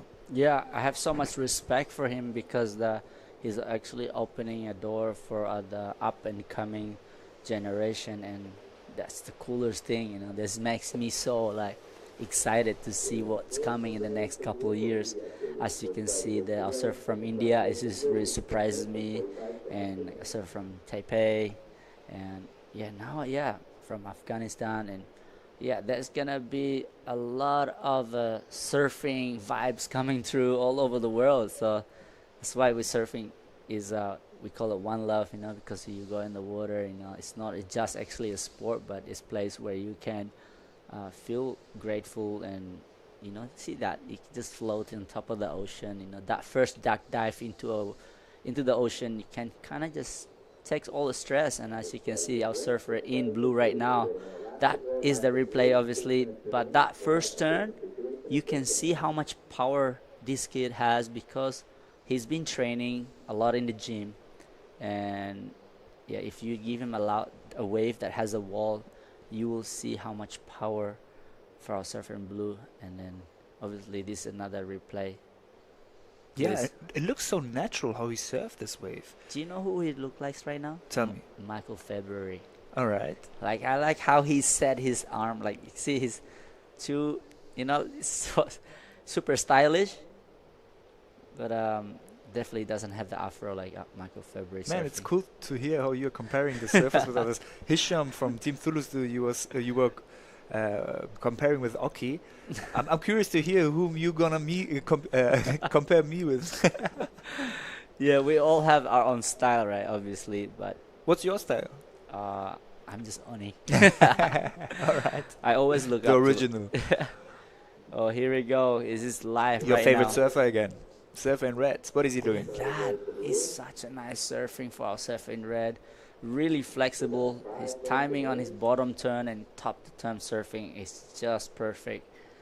And I don't know, he's probably a gram still. And imagine he has that build his muscle on his bottom turn on that, you know, on power, timing, everything. And I'm amazed to see him surf that way here, since he's most of the time surfing in India, where Jesse told us they do get nice conditions there, but still it's most of the time surfing beach breaks. So it's interesting to see that nevertheless he surfs so naturally on a reef break like this. Yeah, and also what surprises me that how he stays calm in the heat, and he doesn't look like he has pressure at all. True. I don't know. I mean, they are both sort of in a comfortable position right now, surfer in red and blue, since both of them, if it stays like this, will advance to round number 3. So it's more about who's gonna have the first position. And well, Shrikant is really doing his best to have that first position. As we saw there, nice little shampoo there. That was his very first wave, no, the second one, where he got the barrel, but then, as you said, was probably not far out on his back foot when he came out from that barrel to finish the top turn. Yeah, here you go, another replay. That's his last wave, I think. It's really nice and like really impressed me. yeah, he almost goes for an air, it seems like, but then does the top turn. Do you think we will see some airs in these conditions like this? Yes, you will. Okay. It's just I think this round is about all the athlete is just feeling the rhythm of competition. So this is the first round. Everybody just kind of put their head into like getting the program running. So once they feeling comfortable and feeling the scores and everything, that's when the extreme show start. That's where the airs and the barrels and the cockiness of the ego will show up. So you gotta have to get ready, my man. Yep. Yep. Because just the beginning right now. It's only round one. Right, so right. Yeah, I love. We were talking about this already. I love this. That we have pretty much different phases in this events. That at the beginning we have all those countries where surfing is not a traditional sport. We have Team Afghanistan right now. We have Mongolia before. New teams like Kuwait, Emirates, and Team India. We can see right now, and the platform where you can see the channel where most of the athletes are going into the spot. So that's a good place to actually do coaching for your athletes too. They have a good view from there to with the flag or whatever signs they have to receive some feedback there. Whoa, another barrel attempt from the surfer in red from India. yeah, I like what you said then, how you walk into this. As we can see here, our surfer in blue, John Chan. Whoa!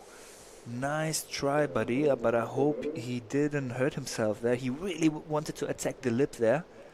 But then, you shouldn't try to dive too often with your head first on a reef break.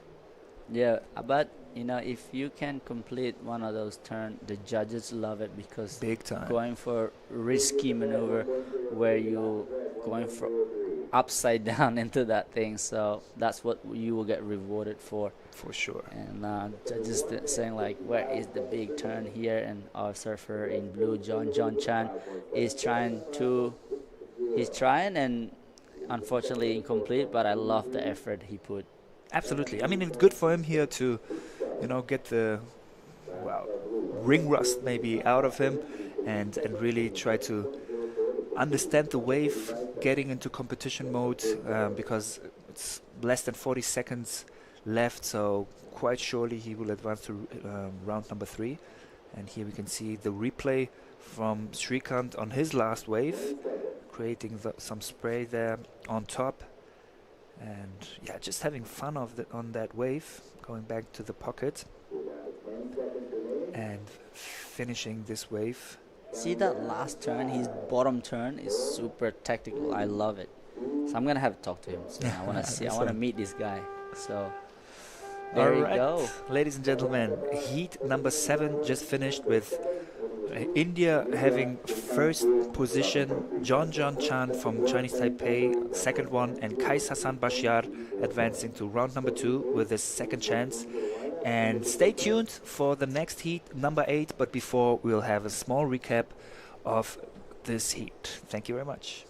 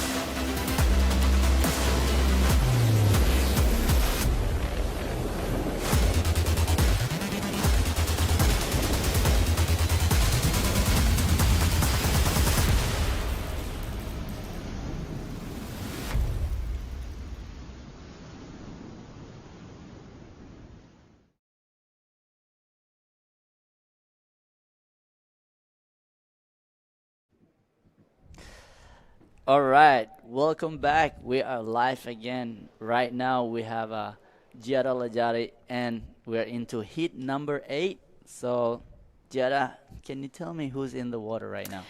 All right, so in the water right now we have Kaisei Adachi, we have Made Joy, and Neil Sanchez. So it's going to be a great matchup. Here's your man, Made Joy Satriawan from Indonesia.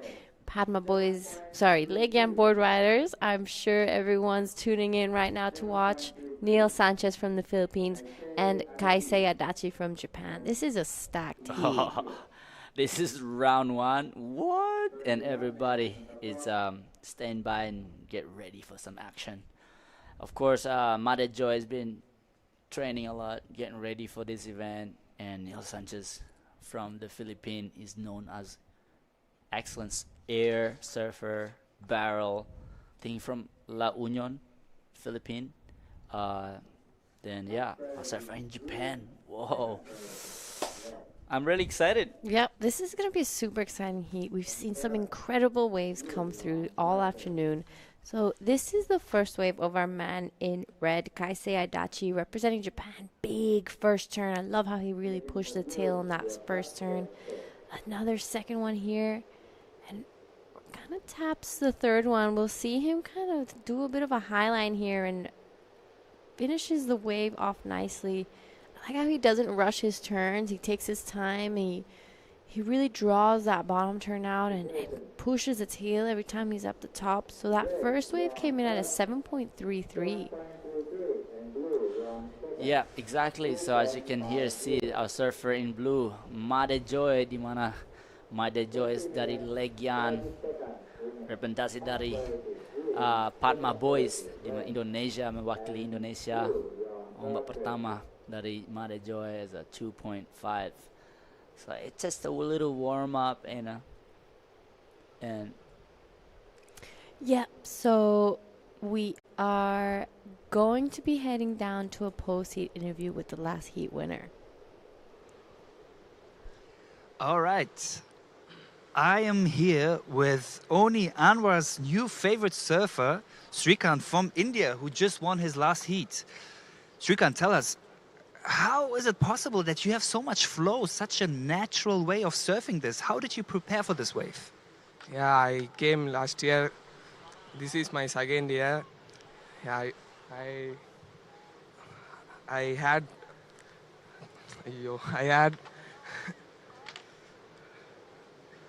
I had training before Bali. Yeah, I have more training. Man, whatever your training is, you rock, bro. Do more of those training because it really feels like you're surfing this wave for more than just the second time. So tell us, how is the difference between this wave and the waves back home in India? How is the waves in India? India is very different, yeah, because we have only sandbar. Also very small waves. This is big. Yeah, we have big only monsoon time. Okay, so last question. What is your goal for this event? What do you want to achieve? Make every heat win and go final. Woo! Best of luck for that, my friend. Back to you guys to the booth. all right. Well, I can't believe he's riding Kabianka. That's excellent surfing for a surfer in red. That is Srikandi. It's excuse me if I pronounce that wrong, but you will see him more often into the next round because that guy has flow and he seems really relaxed and he's gonna upset a lot of other surfers. But if he keeps surfing like that, congratulations. And so we're back in this heat now, Giada. So what's going on out there? Oh, sorry. So this is Neil Sanchez, our surfer from the Philippines right now. On his first ride, nice speed and flow. Unfortunately, gets his rail a little bugged on that last one and falls off. Here is the replay of that last wave. Wow, Nice. I love that first turn. Yeah. He looks like he's just getting the feeling, and then as you always feel the nerves on your first wave, that's not a bad first wave for our surfer in green, and I'm sure all of these surfers gonna post some excellent because there's still 17 minutes to go, and the actions are coming. And see our surfer in red from Japan already posting an excellent score in a 7.33 for his first wave, putting pressure already as the buzzer. As the heat start, Mada Joy now in second place, and our surfer in Philippines in green. Here we go, up and riding. This is live. Here we go, our surfer in green, Neil Sanchez, staying busy. He already knows that he doesn't need to put too much pressure and just feeling the rhythm of the ocean. This first turn, Giada. Yeah, so a little bit of a check turn here. I think this one was really great. He really put that tail to the test with that back foot. He kind of like let it slide, and a little bit of a, not a super solid like ride out of it, but he managed to, you know, stand up straight after it, and he said, I finished this wave. She showed the judges that he's under control, which is exactly what they want to see. A little bit of a smaller wave and only 2 turns, but that's definitely going to put him back into this heat. You know, he looks like he's trying to keep busy, trying to catch waves, and he's just building the foundation of his house before he gets onto those bigger scores, I think. Yeah, that is right. Sometimes, you know, staying busy, I know you have the talent, but catching the first couple of waves, as you can see, a replay of our surfer in blue. He's going really fast. These waves are running off from him, but I think he's sitting really deep. But that first turn is nice and doesn't have much offer again. He's kicking out. Really smart choice by our surfer in blue, Amade Joy, Satria 1. And yeah, like I said, there's a lot of like tactic stuff to be played as if you are struggling in the first few minutes of the heat. You just need to start getting this wave doesn't allow you turn, but just to feeling your feet with the wax, and you know, to get out of those nerves into your system, and then once you get that second wave, then you're okay, all right, I'm ready now, time to launch and do a proper surfing out here. So Neil Sanchez already have that feeling right now. Oh, that is Board caddy. Board caddy, okay. I was gonna say there's women's out there next. Now we have our co-commentator going out soon. Who's that? Me? Oh yes. Oh, sorry. Oh, look at this one. Oh my in the barrel. goodness. Obviously, John Mark Tokong didn't get the barrel, but here we go. His Filipino teammates, Neil Sanchez, are showing, I can do it. If you can't do it, John Mark Tokong, I will do it. So there we go. Neil Sanchez answered. And there will be some good score coming out for that one. And that is the replay. Look at this. Where's a big set? Goodness. He disappeared here, came out. It's like doggy door, that one. Straight into another one. Almost fell off. Kind of disconnected with surfboard. But right now, he's feeling his board again, and that turn is nice. Wow. Throw a lot of spray. Sketchy part to do a turn there, as you can see Urchin over there, so you don't want to fall off. And right behind him is Kaisei Adachi on a good-looking wave. He had to highline this whole thing, but just gets one turn in, pulls off. I'm calling it. I think Neil Sanchez's wave is going to be the best one of the day. Yep, but you don't. That's still too early. The other is 13 minutes to go. I think Made Joy, of course, at the back with priority. As you can see, our surfer in red is currently our heat leader, looking to replace or looking for a backup. That's one turn. Wave just kind of close out on him. It will be, there we go. Neil Sanchez in front right now. It was a 7 point something, and here's the replay. Wow. Good, look at that. Good barrel technique. Really good barrel It's technique. hard to do that, you know. And he pulled out at the right time. I think that was really well done. These turns as well. He finished it off really nicely. This last turn was pretty impressive. Yeah. You know, with that whitewash in the face, he hit it. That big fat of spray coming out the back. This is a really well surfed wave by our man from the Philippines, Neil Sanchez. Yep, there you go. Kaiser Adachi, a server from Japan, still in first place. So with this situation right now, 12 minutes to go, Made Joy is in third place. Still need to catch up with this. There's no much wave came through. That one he was being so selective. I don't know what his game plan is out there, but hold on and keep your eyes on the screen or in the horizon. Oh, he's spectators down at the beach. Team Maldives. Yep, putting the flag. Beautiful day here in Thulusdhoo. Sun came out, water's clear, waves are pumping. We've had our first barrel of the event, so it's an exciting day here. This is Open Men's Division Round 1, Heat 8. Currently, red is in first. Kaisei Adachi from Japan. Green, Neil Sanchez from Philippines in second. Our man, Marijoy Satriawan from Indonesia is in third. Just about to reach the 11-minute mark of this heat. We will be doing 10 heats today. We started the contest at 1 p.m. Unfortunately, we had big winds this morning, so it was making it difficult to set it up. But this incredible team got it all together, and we are up and running, and it's officially day 1 of competition. Yeah, the cool thing is living out this nature, out this beautiful paradise. Sometimes you get a storm and you get sunshine, but yeah, the technical stuff, there's a lot going on last night, huge wind, and we're very grateful for the team to put it up, set up all this today for the broadcast, and of course setting it up all here in the judge tent.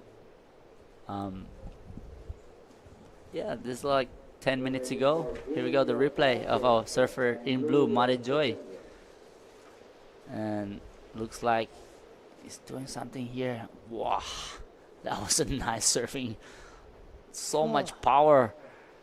Made Joy is completing that turn. What an excellent finishing. That is an complete surfing and power flow. He has it all. So I'm sure that is putting pressure on the other surfer again. Yes, Made Joy is in the game now. Look at this turn. Wow. Really laid back into it. That one I love. So much power in his surfing, and I feel like, you know, he has a different type of confidence after the NIAS event. You know, he did extremely well there. I think semifinal finish for him. He's coming into this event with a newborn confidence. Yeah, that's Arya there with the team Indonesia, Taina, Jazz, and yeah, just cheering for our surfer in blue, Made Joy Satriawan, looking for here we go, the 7 point, is it 7.5? I'm sorry if I can't see, so excuse. Okay, there you go. All right, so Neil Sanchez's last wave comes in. I think it's a 6.67, and that pushes him straight into first place. Now, Kaisei Adachi in second. We're waiting for one more score for Joy to come in. So this is a great heat. Lots of big scores coming through. I'm pretty sure we're going to be seeing another solid score for Made Joy Satriawan come in. This is a nail-biting heat. But we called it. We knew. Yeah, we knew what's coming. coming. We saw the names. We knew this was coming. 6 minutes ago. Is that 6? Sorry. Oh, here 8. we go. Our currently hit leader, surfer from the Philippines, trying to get the barrel again. But yeah, he knows how to replace that 4.77. Replace that, then you put a lot of pressure for our surfer in blue and red. Here we go.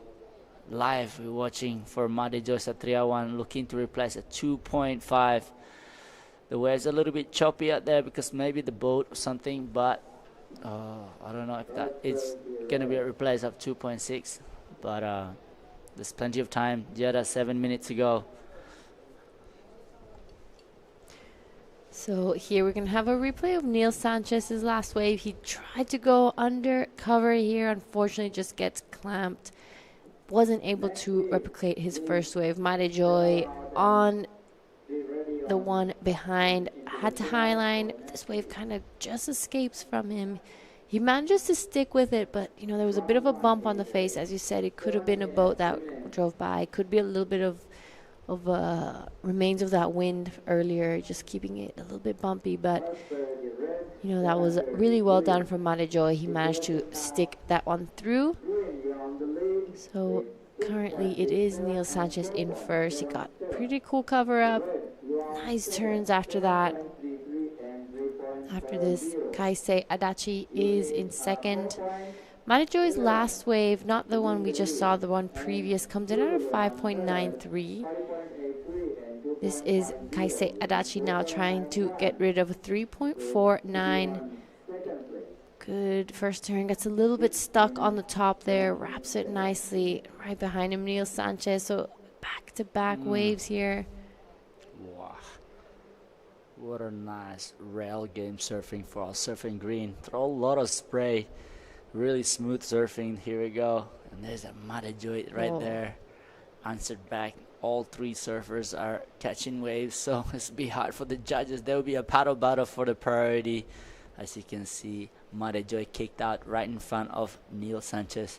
It's going to be a paddle battle for all these surfers. Yeah, especially as we're reaching the crucial last 5 minutes of this heat. We're going to be seeing some of the replays of that last exchange. This is our man in red, Kaisei Adachi. Gets a little bit stuck, as we said. Wraps it nicely, though. Decides to just do one more wrapping carve here. But right behind him, we see Neil Sanchez. Big first turn. Love that second one as well. So it's going to be putting the judges to work in this heat. Yep. The surfers are giving a hard job for the judges. Oh, this turn was sick, but it kind of caught the rail a bit. So, need to find that right way for the judges to give an excellent score out there. So, Mate Joy knows what he needs to do. There is 4 minutes to go, and he is holding second priority at the moment. Currently heat leader with the first priority. Third priority is with ASF in red, Kaisei Adachi. Yeah, so I'm so happy to watch some action today, some waves, and the weather is not bad actually. It's not raining. So yep, the sun came out today. Yep. It was a beautiful day here in Thulusdhoo. This is day one of competition. So, you know, the waves pretty much tripled in size. It's been an incredible day. There behind you see the sea ambulance, just making sure everything is all good in the hood. It's good in the hood. It's all good in the hood, and we have 4 minutes to go. Surfer from the Philippines is in first place, and our surfer from Japan in red, Kaisei Adachi, is in second place. And of course our Indonesian surfer Mate Joy still in third place, looking for some good wave. Hopefully there will be a wave coming to see some more action for all these surfers. 3 surfers here.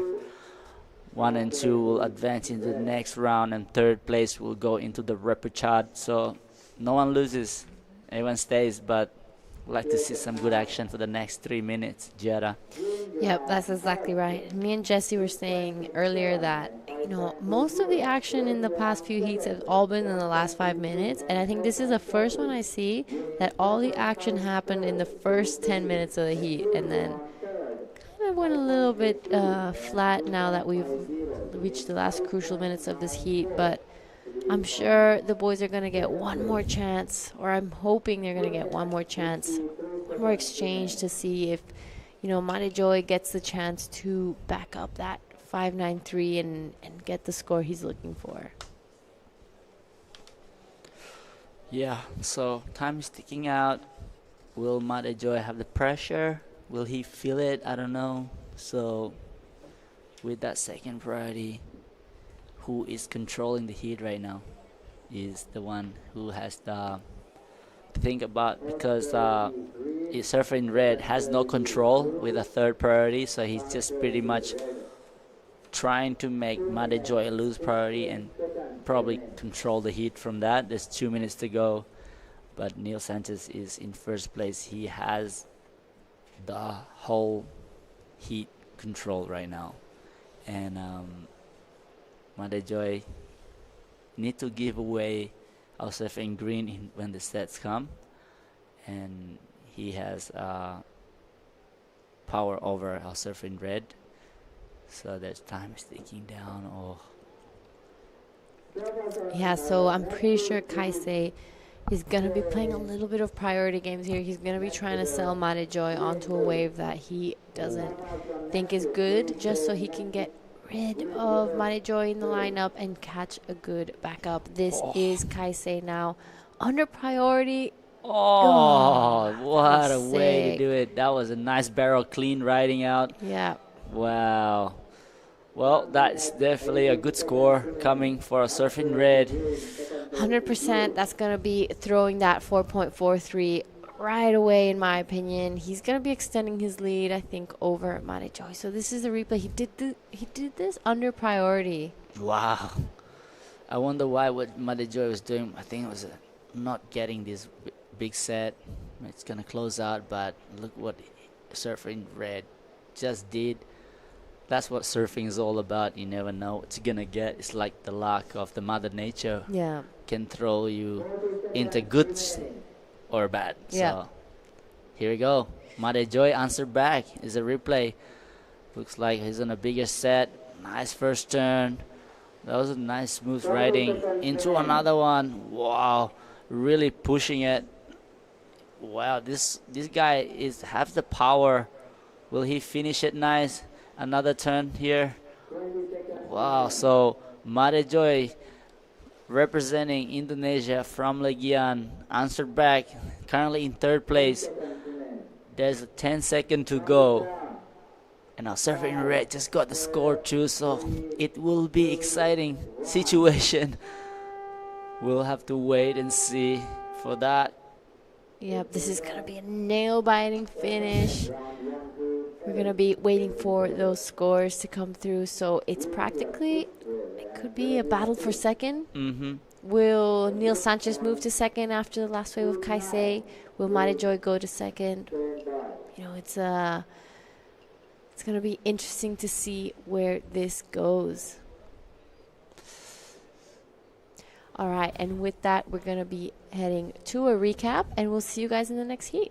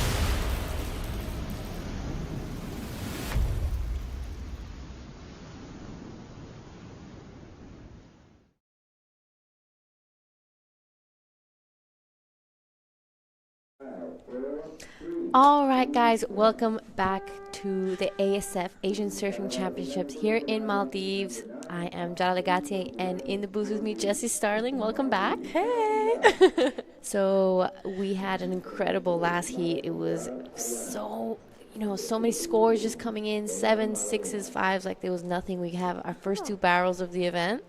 So it was definitely a great heat, but now we are on to heat 9 of this event. We have in the water in the red Ismail Miglal.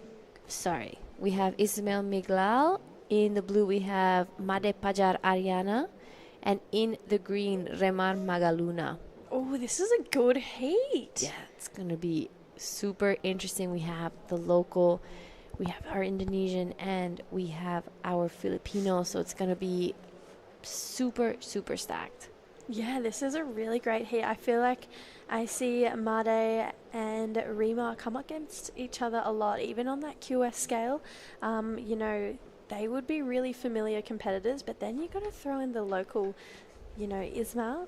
It's a completely different ballpark. It's a kind of a wild card moment. I mean, he knows this wave better than the other 2 guys.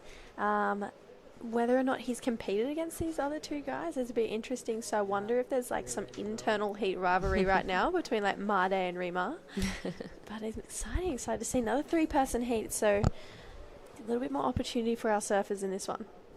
Yep, that's right. I've seen Pajar compete over the past few years, and I've just seen him improve so much. He's actually from Serangan, so not so common to see the guys from there competing so much. He is definitely a standout for me in Indonesian surfing, especially the up-and-coming ones. His style, I think, is incredible. I saw him surf really well in Krui and Nias, and a few times in Manokwari. So, he's definitely someone to keep an eye on. And in saying that, we're going to head down to a post-heat interview with Oni. All right, so welcome back, and we have our last heat winner, surfer from Japan. Can you please introduce yourself? I'm Kaisei Adachi, 16 years old, from Japan. わ、すごいね。波 surfing をあなたを ripping. So tell me about out there. How's the wave out there? Wave was like 3 or 4 feet and perfect waves. Did you try? How's that barrel? Tell me about that barrel. You had like under priority and then you got a good score for that one. Yeah. I just got to the big barrel, the last wave. So I just happy. Yeah, so you got the whole team here supporting. Would you feel any pressure out there, or you just kind of having fun? Not the pressure, just fun. Nice. So what's your plan now? Now you're into the second round. So for the rest of the day, are you gonna surf again, or are you just gonna watch for the rest of the day? Probably I surf much. For like, I like surfing, so I surf so much though. Okay, so you can speak in Japanese. You wanna say hi to all your fans and family at home? You can. ギリギリのヒットだったけど勝ててよかったです。次も頑張るので応援よろしくお願いします。All right, there you go. So congratulations, and I'll see you soon. Back to you guys. All right, awesome interview there with our last heat winner. He last minute caught a barrel, moved straight to first. And speaking of winners, this is Pajar on his backhand. Incredible surfing. I love his style. He has this solid, low stance. So it's going to be interesting to see him go up against the local and our Filipino. Yeah, I mean, he's a really powerful goofy footer. He looks like he might have been on a sharp eye by the look of the board spray. So those boards, I feel like they're really suited to, I guess, more slightly wider stance, stockier surfers, which I definitely think Pajar is. He pushes really hard off his back foot. We'll get back to his replay in a second because we do have our surfer in red. His first wave, just a single roundhouse there. So that's the local. But yeah, I really like the look of this wave. Bit more foam under his front foot. Allows him to push really hard through that top turn. Gets a second one there. Kind of looks Morgan Siblick-esque, but just reversed. Yeah, his stance is so low. I mean, I think my knees would go out if I went that low. Yeah, he's definitely got like a low, really grounded stance, but it allows him to stay really well balanced from top to bottom of the wave. And you can tell he pushes really hard off his back foot because that first turn had so much spray on it. So, yeah, good score to lock in for Prajar. 2.5 for the first wave of Ismail. So, yeah, a bit of an exciting heat coming up. And second last heat of the day. So, day one is almost wrapped up. Yep, that's right. It's been super quick. And, you know, the waves really showed up here in Maldives. I was a little bit worried yesterday when we went out for our serve. I was like, oh my goodness! But then look at what we ended up getting, and Pajar back to back, you know, non-stop action, tries to push that tail a little too hard on that last turn, but those first two were looking incredibly well. He is looking like he's in good form. Yeah, he's looking revved up. He's definitely looking on. And you can tell by the energy and speed that he's surfing on this wave with. I mean, that first turn had so much push in it. There's a really spicy second turn. And he wants more. He wants to show the judges, I've got more in my repertoire. I've got more to give. So he pushed really hard on that last wave. Unfortunately, not working out, not getting the finish. But I love the energy that he's surfing in. It's really exciting. Yeah, this is our local surfer, unfortunately not getting too much opportunity on that wave. Sitting on a 2.5, you know, Pajar's score is still to come through. I'm liking his tactic. You know, he catches his first score, quickly backs it up, and I'm sure now he's going to be waiting for one of those sets to come through. Yeah, I think so too. And then haven't seen Rima just yet. He's been staying a little bit quiet, obviously from that Philippines region. I was hanging down there with the Philippine team before. There is our Maldivian friends down there on the beach. Just looking like they're absolutely relaxing. They're here enjoying action on day one. Look at that lineup. We've had some incredible waves come through. It's firing. Yeah, it looks so fun. Definitely going to have to go for a surf once the comp has wrapped up this afternoon. So this heat and one more 25-minute heat to go, but looking like a couple scores locking in for our surfer from Indonesia. 5.67 and a 4.33 is what that looks like. So has him out in the lead, and then Ismail in second, just with two small scores right now. 17.5 minutes through. So Rima with that ever wanted first priority. What is he going to do with it? It's a bit exciting. I have this feeling Rima's going to be one of our 5-minute heaters. Probably, yeah. This is Pajar again keeping busy, wanting to get rid of that 4.33. Unfortunately, I don't think that will go into his top two, but he's well on the way of, you know, getting those big scores that we've been seeing throughout the afternoon. Yeah, I just love the energy that he's surfing. Like, I love the intensity that he's bringing to this heat. Obviously, that wave didn't pan out for him, but you could tell, like, he is in attack mode. Like, he is just looking for more. Like, he wants a section. He wants to have the opportunity unveiled in front of him so he can maximize. Like, he just looks like he's revved up. Yeah, he's fired up for sure, but that's part of Pajar's style actually. He's very intense, you know, when he's surfing, and this is our Filipino surfer, Rimar Magaluna. Nice 2 turns, giving that variety, goes vertical, needs to stick this landing, and unfortunately does not make it back up. So that's going to be affecting his score a little bit, but he has plenty of time to get back out there and get 2 good ones under his belt. Yeah, Rima has a really great backhand as well. I mean, that third turn had a lot of spice, and it just shows the capacity that he has in his ability to push. I feel like that was maybe second gear for Rima too. Like, he has so much more than that in the tank. So I'm looking forward to seeing him get more opportunities, but he only needs to get a 3.68 to move up into second, so that's nothing. And then Pajar again. This is a replay of Pajar's. I love those types of turns. Just so much speed. He doesn't have time to, you not really bring it around because this wave is so fast. And it just shows how much speed he has as well as a surfer. I'm sure if I did that, I would probably just fall down. No, I have more faith in you, Jada. Thank you. Thank you. Yeah, no, I agree. I think think he's a really exciting surfer. We've got some more locals on the screen looking like they're cruising, chilling out. It's a really cool vibe on the beach, actually. I just spent my 2 heats off just sitting there chatting to some of the locals, some of the work staff. Like, it was just fun. It's so cruisy. I love it. That's right. I think the environment in this contest is absolutely great. Everyone's really chill, and it has that island feel to it. So everyone's just having a drink or having some food on the beach, some juice. So I think as the days go on, and it's gonna get more packed, and people are gonna really start liking this action out here. Yeah, I feel like it's a bit of a big deal on this island right now. You know, we even had a couple tourists from Italy earlier asking us how they can watch the event, where they can watch it from. You know, there's more people just enjoying a holiday on this island than what we are doing now, and they're all getting amongst it too. So, I mean, it is the Asian Surf Championship, so I get it. That's right. This is a big deal. So for those of you who don't know, these are the qualifiers for the Asian Games later on. So everyone is wanting a piece of that cake. They're going to be doing their best.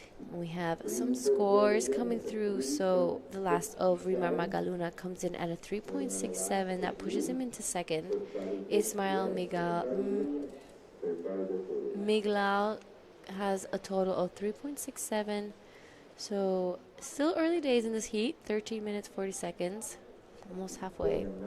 Yeah, almost halfway through this heat. I feel like Rima, that 343 doesn't really reflect the surfing that he has, the ability that he has. So excited to see him. He's the kind of surfer who's definitely a momentum surfer too. I feel like watching him in Cloud9 last year, he was just, every wave he got better, you know. So I feel like if he can bring that same energy, bring that same headspace into this heat now, he's definitely going to be on his way to moving on through. But everyone wants that first place. Everyone has their eyes on the prize. And I feel like when you win a heat, you're definitely put in a better ranking position for the next heat. So yeah, everyone wants that little number one next to her name moving on through the draw. That's right. And no one wants to go into that repechage round. No. You know, you don't want to be in that danger zone. You want to be safe into that third round. I'm sure Marmar, you know, gave Rimar some words of advice because he had a great heat earlier. We saw his post-heat interview with his brother, Oni Anwar. So it's going to be interesting what Rimar does with this last backhand of the heat. Yeah, we'll see how it all pans out. I'm pretty sure in our next heat we have our co-commentator too. That's exactly right. So Afri Amu is going to come up in Heat 10, the last heat of the day. In red, he will be going against Dalugoda Arachige Laksita Matsushan. I hope I said that correct. And in the blue, he's going against Han Sung Lin from Taipei. So very exciting. Exciting. I'm happy to see Afri in the water. I want to see what he comes up with. He's great in the booth. Let's see him in the heat now. Yeah, absolutely. I mean, you and I have done a lot of booth/competitive work around the world. I actually really enjoy it. I love the healthy balance of the two. Giada's left is going off right now. But yeah, I love the competing and then coming back in the booth like the very next heat, wet hair, synced up, like it's so fun. And I feel like even if you get knocked, you can shake it off so quickly because you can go back to work. That's exactly right. I totally agree. This is a bomb right now. Rimar Magaluna goes under the cover. He's gonna try again, but unfortunately this wave just shuts down. I think that was probably one of the biggest waves of the days for sure. So it's going to be interesting what the judges think about that. Yeah, I feel like I saw him paddle in and I was like, ooh, this is solid. And you can see he surfs Cloud9 a lot. He has a really good backhand barrel style. And then he was looking for more down the line. Nothing really eventuated. But he didn't get super, super deep on that barrel. So the judges might be a little bit critical of that. But still one of the only barrels we've seen today. Yeah, that's exactly right. But yeah, as you were saying, it's true that once we are doing the best of both worlds, you know, double dipping. When you do lose in the event, it's easy to shake it off because you're like, you know what, I'm gonna go back and work. Yeah, and then I just get to talk about surfing all day, and it's just even more fun. Oh, this looks another barrel. Oh, so there was a back-to-back, a bit of a slow-mo here. So this is Pajar. Wow, how's that bottom turn? Super deep. Wow. Did he make it? Oh, no. That was like looking like a really good score. I still think he'll get a good score because that barrel definitely looked a little bit deeper than Rima's. 100%. But if he had pulled off that last turn, that would have been a really healthy number next to his name. Yeah, that's right. He is currently in the lead, so he's, not feeling comfortable, but, that's a good spot to be right now. Definitely. I think Rima, he's definitely got a score coming his way, which will put maybe that first place in a little bit of danger, but I do think Made is probably going to get the nod over Rima based on those two barrels back to back. I'd love to see Ismail throw himself into one of those two. We haven't seen too many barrels throughout the day today, but typically when it's perfect cokes, it barrels. And that's definitely what we want to see. This is a world-class reef break, so let's see it. Yeah, I'm super excited. I'm kind of curious to know what Chickens is doing it right now. But yes, I'm hoping Ismail Miguel pulls out that local knowledge and gets like a good set, puts himself back in the game. We want to see barrels. Absolutely. It's so fun. It's that little element of like, oh, okay, is he going to make it? Is he going to not? I actually think that's why I loved Chopu so much. Yeah. I find it funny because I was talking to some friends of mine who aren't surfers and they don't really understand the sport of surfing, and they were watching and they're like, I don't know anything about surfing, but even I know that barrel riding is crazy. That's right. And I was like, yep, correct. Nice work. This is a replay of Paja's last wave. Great second turn. Super critical. Gets a little bit stuck on the way down, but that was really nice surfing. But yeah, as you were saying, I think for non-surfers, everyone knows that getting barreled is probably the best thing, or the highest scores, because everyone, the typical comment like, oh, the tubular surfing. You're like, okay. Okay, no. Let's not do that again. They throw the shark at her. It's like, no, let's not do that again.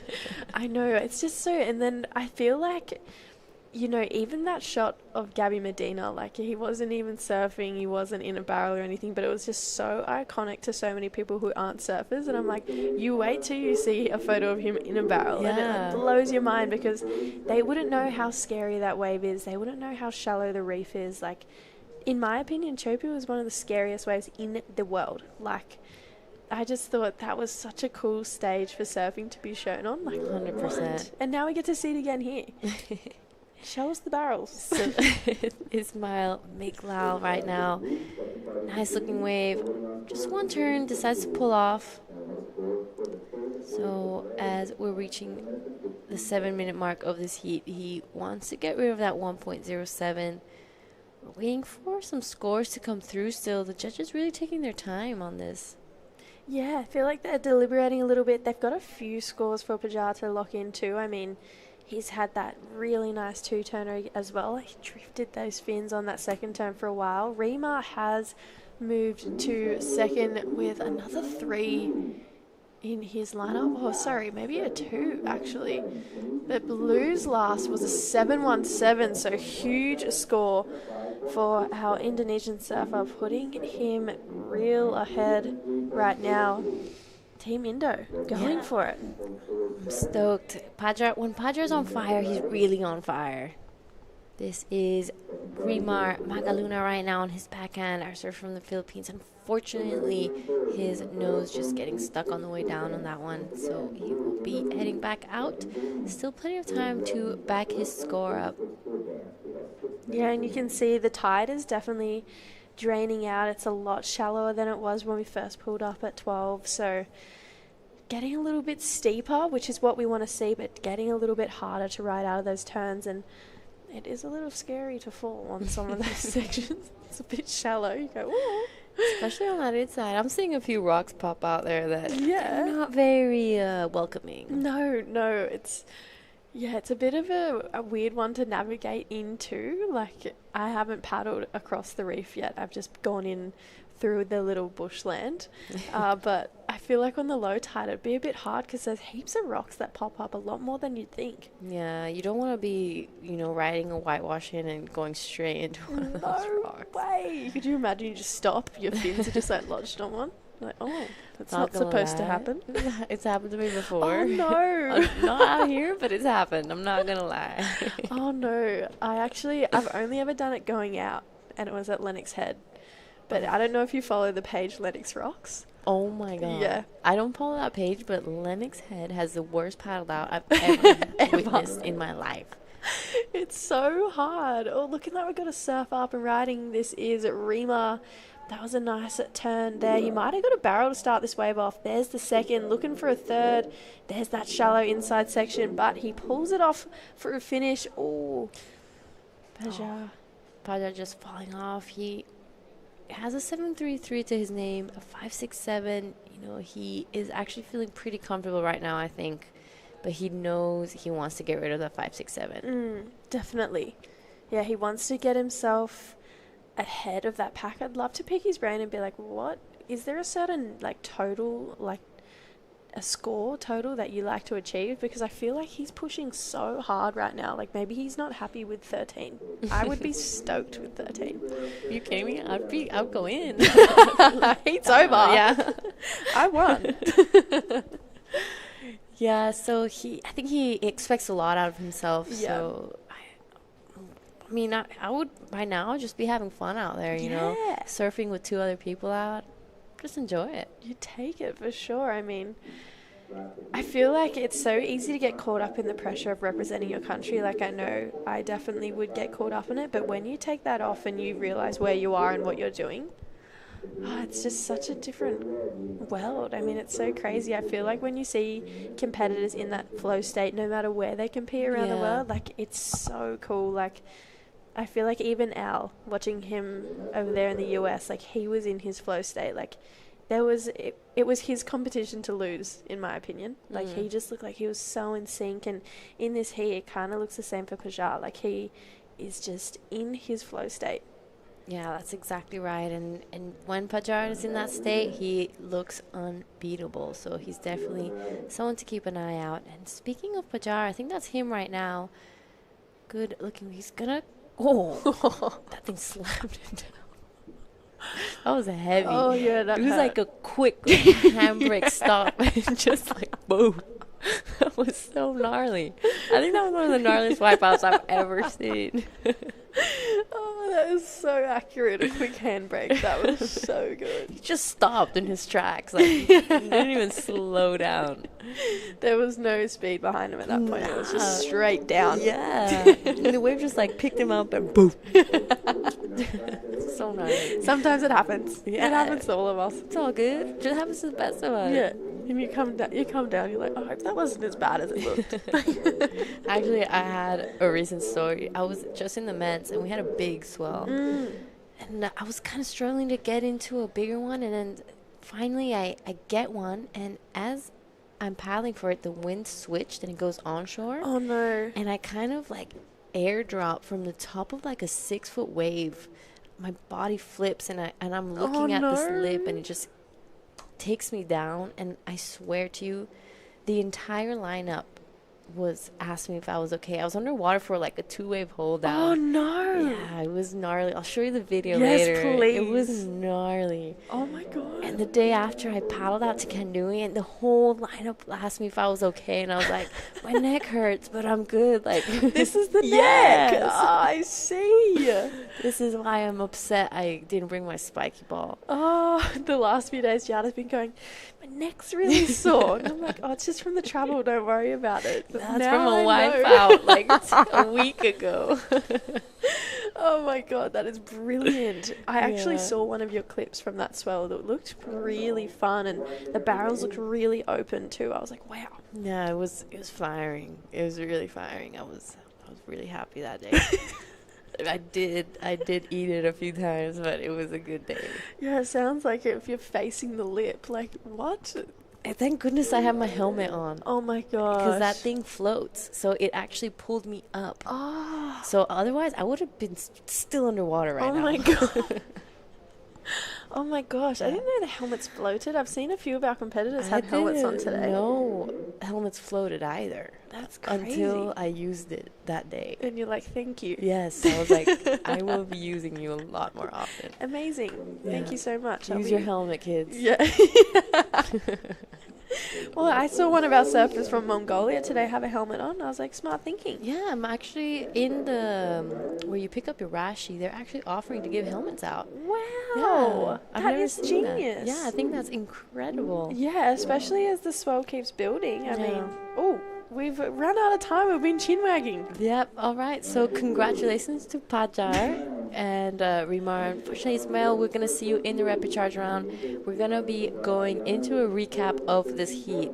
So we'll catch you guys soon.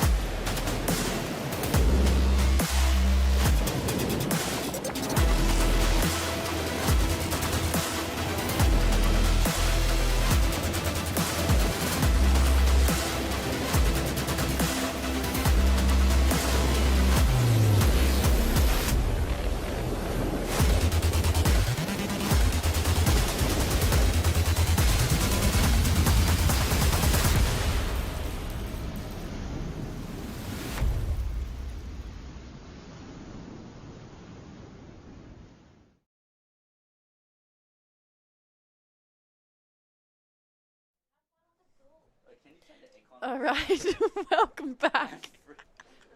Welcome back to the Asian Surfing Championships 2024 here at Thulusdhoo. Oni's in the booth.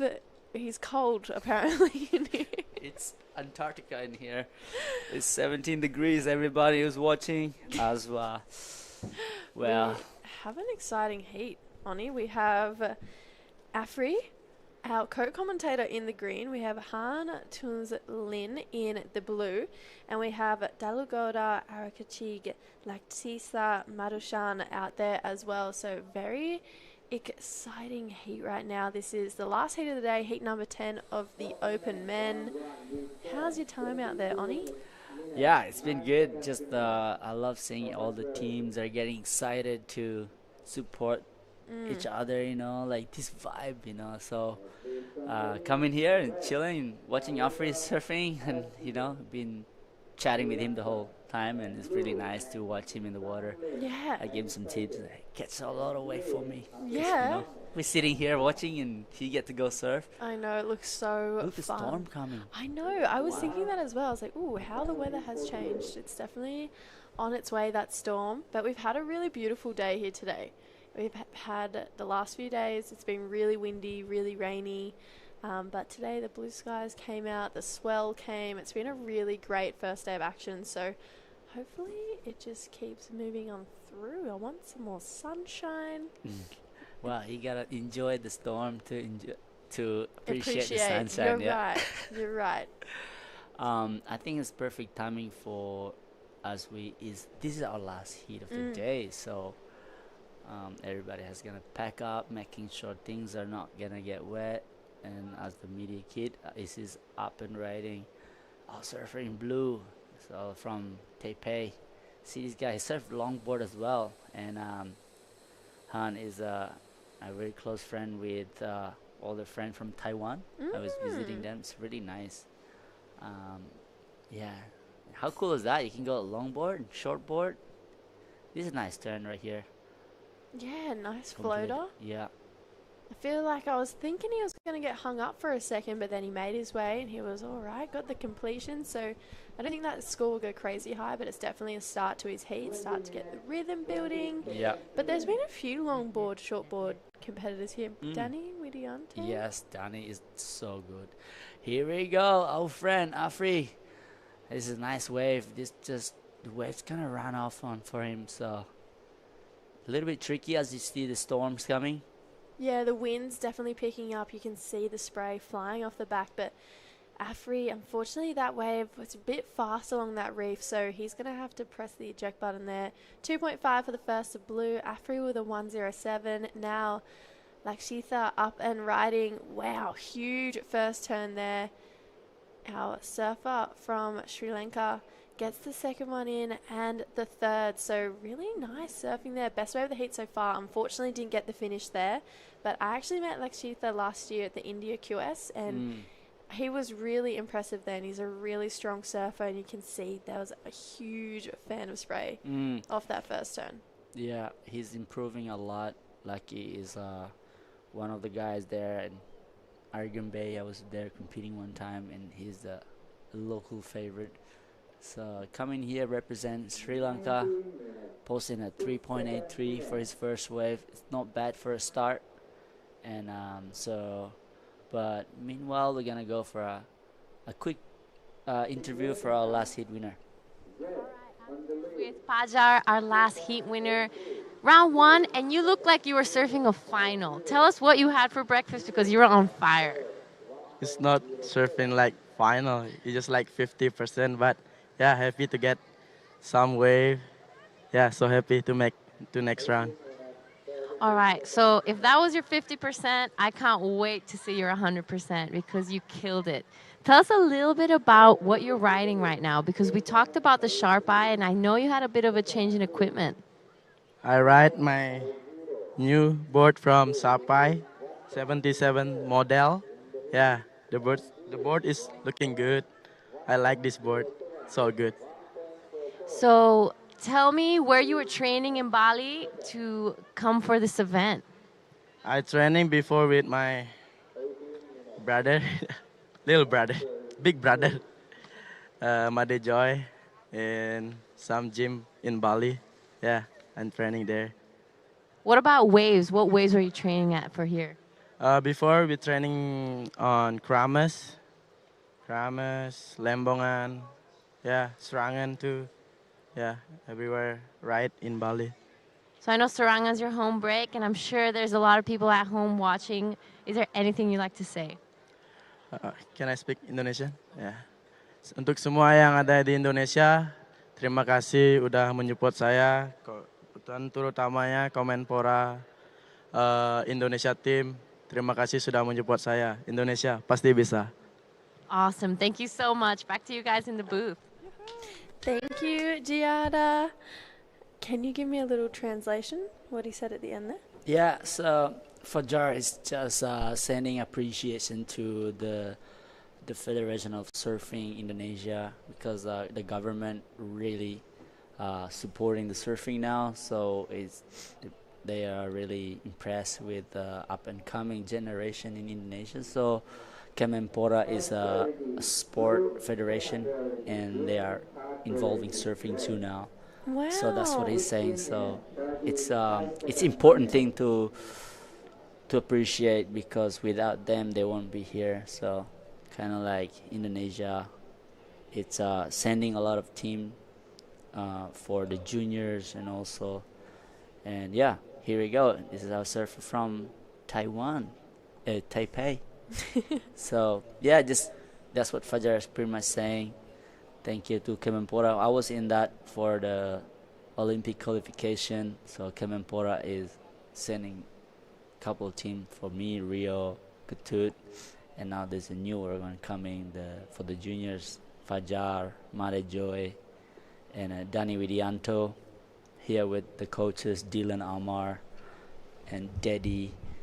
And of course, Arya is used to be our president of surfing, but now he's stepping out of that. Now he's just enjoying life, coming here and watching the boys ripping. He's the true of love of surfing. He's a big grommet who just hangs around, and it's really good to see that energy. And it's like a Barton Lynch, but yeah. So He's a Balinese Barton Lynch. yeah, I love it. but Barton Lynch is way more stoker, maybe. I love Barton Lynch. I wish he's here right now. I remember competing in the Manly Pro 2016, and Barton Lynch was telling me like how stoked he was to watch me and everything as a Grom, and I was like, wow.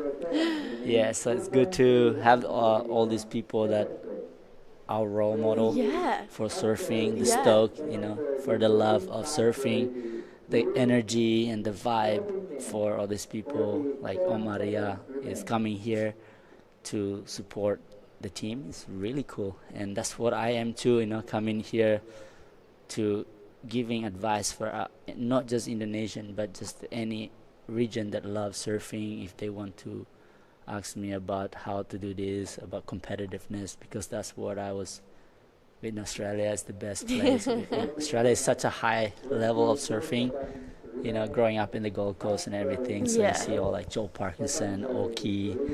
Yeah, Mick, Yeah, Steph, Mick. Dingo.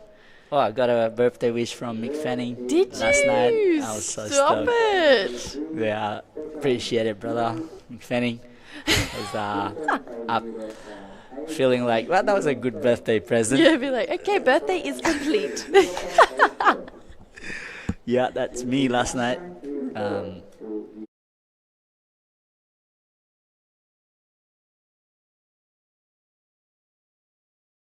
Bay, and I was talking to him like, how's that turn? Throws a lot of spray. He's riding epoxy. It's Channel Island. It's CI Pro, I think. And yeah, super. I love that slow motion, but not in this section that I want to see. Yeah, it was a little late to that section, so I had to straighten out a little bit. But then here he gets it back up vertical. But you can tell he definitely lost a bit of speed by missing that section before. So yeah, we'll see how that wave rolls in for him. He's in the lead currently. Our friend Afri is in third, chasing a score. But yeah, the sky's gone from a nice blue to a bit of a grey. The wind, though, is the right direction, so it's not really affecting the surf too much. So hopefully it holds off for the next little while, just while this heat slowly slips on through. But yeah, speaking about Barton, did you ever do the BL blast off growing up, or were you too old? I was too old. Oh, actually, I wish I could just go back to being a grommet again and hang out with Balance. But yeah, I felt the energy of what he's actually creating for the kids is so cool. It was the coolest event. Like, it was so much fun. It was the sickest Wow. Grom comp. Like, and there was so many good prizes. Yeah. It was so much fun, and there was like a really cool setup. There was no pressure, but then if you won, you got this like Olympic medal looking thing. Like, everyone wanted it. So it was fun. I was like, You and True did it as well? yeah, that was the first surf event I ever did. No It was way. the BL Blast Off when I was like, I think I would have done my first one. I would have been in the under 12, so maybe like 10 or 11. And I remember I fell right on the shore. It was like a dumping shore break at Avalon Beach back home in Australia. Yeah. and my fin came and whacked me in the head, and I had this big egg on my head, and Barton came into the water like fully clothed to try and help me get out of the water. I was like, how embarrassing. Wow.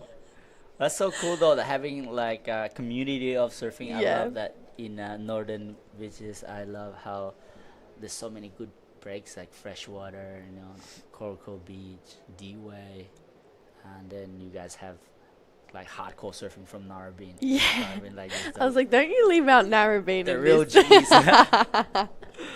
So I understand, and then Barton is the keep that froth going. Yeah. Close that, like keep it cool and chill and happy. Yeah. Sometimes you go to a place that's too intense. The locals Yeah, are I too agree. showing up who they are, and Barton just makes that event to the love of surfing. I used to love having Barton out in the water, but someone else that I love was Tom Carroll. I just Oh, feel yeah. like he is just so good at bringing that local energy, bringing that, I guess, kind of, I don't know, like that wisdom into the lineup. It was really cool, like growing up having him out there. So, yeah, I want to know who the Maldivian Tom Carroll is. There is plenty. Yeah, who's bringing the vibes out here? It's just Who should I sit hiding. with in the surf? Maybe with me. Nah, joking. But yeah. So yeah, Tom Curran. Here we go, guys. This is live. This is our Wow. surfer in red.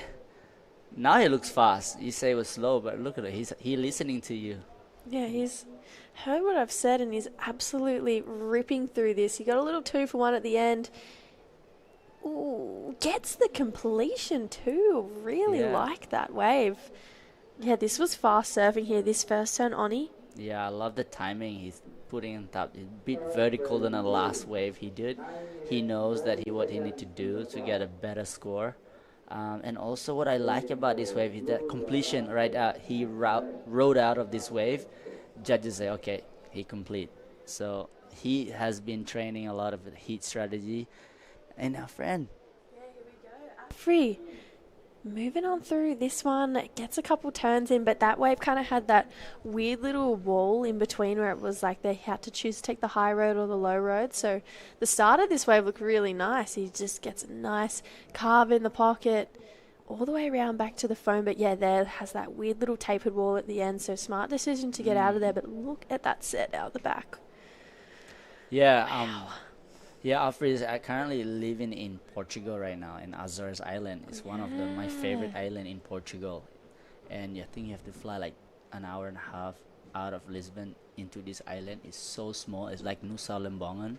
And then Alfred is living with his wife and kid there. And yeah, what a good place to grow up to, right? Yeah, I could only imagine. I want to go there and see what it's like. Oh, stalling for the barrel but can't get in there. This is our surfer from Taipei. Just hits a bit of a bump there. Heaps of foam on this face.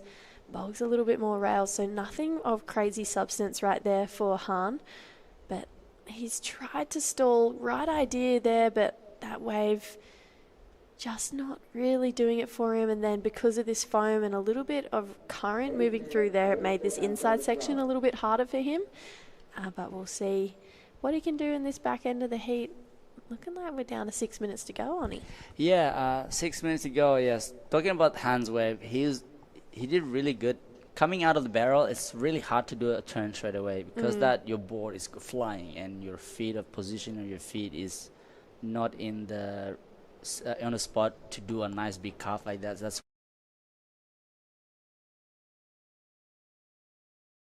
perfect turn for our surfer in red. This gonna probably like one of the best way for him. Yeah, I agree. He's definitely comfortably in the lead, Lucky. So he's really found his groove out here. You know, he's just looking on point. He's looking sharp. He's looking comfortable. Definitely not looking nervous. So representing Sri Lanka beautifully right now. And definitely one of their strong hopefuls for sure. Yeah, 100%. There's a couple of Sri Lankan and also there's good Indian surfer Great before. Indian surfers. Oh my, like that was great by I think his name Sri Khan. Yeah. And there was actually a few there was Harish in the heat before, and he was on point too. Like, they've got really beautiful style and really beautiful tempo with the waves. Like, they have a nice Low and in rhythm, like yeah, flows. they've got great flow and rhythm with the ocean. And I was talking to Afri about this earlier. Coming from Australia, it's not really a region where you think of surfing. You know, it's just not that. But last year, I was lucky enough to go to the QS there. Spent the better part of 3 weeks in India, and I had the best time. I made so many friends. Some of the friends are actually here competing, so it's been cool to hang out with them again. But the Indian surfers have been some of my favourite to watch today. Yeah, how cool is that? And it just surprises me with the name and how the talents, you know. So many cool talents, the young talent, come from all over Asia, the region, and surprise. So I'm excited what the next couple of years will bring for the Asia region surfing to this world, for the Olympic, you know, because they're all chasing that spot to become the government involving it. So it's exciting to see that carrying their flags over there, and the coaches involving. And so there you go, like 5 minutes ago in this heat. This is our last heat of the day. What are you doing for the rest of the day? Hopefully going for a surf. But if this storm rolls through, maybe not going for a surf. Well, you don't like surfing the storm? No, I do like surfing in a storm, but it's just when those storms come through, it's been quite windy. But Chickens looks really fun. It's been pumping over there all day today, so I'd love to even sneak over to Chickens, see what that's like over there. I just love the fact that you can island hop here in the Maldives. Like, you can just get on a boat and go somewhere else. Like, how cool is that? How good is that, eh? I mean, I spent 2.5 weeks here last year on a boat, and it was just the most fun I've ever had, just exploring all the Maldives, surfing different waves, meeting different people. And here we go, Lucky. Oh, wow, kicks the fins out. Oh, my, that was nice. Smaller wave, he knows what he needs to do to replace that 3.83. So, Yeah, that second turn had, like, pizzazz in it. Yeah. It was really feisty. He looked revved up on this wave. He's got really nice style. I love how he puts his hand in the water for his bottom turn. It's that turn there. Kick the fins out. That was a hard third turn to land as well. Manages, and I think he definitely liked the feeling of it. He had a nice little jump off. I was like, all right, here we go. I'm revved up. I'm ready to go. But, Lucky, in my opinion, I really liked that wave. I think that was definitely his best surfing. Obviously not the biggest wave he's had, but I think the best surfing he's done on a wave. Yeah, I agree. Not the best wave, but the way he surfed that wave is just excellent. If it's a little bit bigger, I think definitely one of the biggest score. And here we go, surfer in blue. And that was a nice turn. Wow.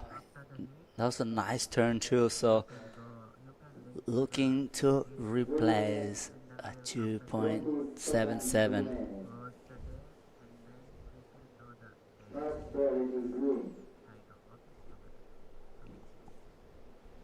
Yeah, here's the replay from our surfer in blue. Kind of gets a bit caught behind here. Tries to stall for the barrel. Lay back city. Oh, double hand lay back. So cool. Kind of like it. Oh, that was like old school. Yeah. I liked that a lot too. Started with his outside arm, came through with his inside arm. That was sick.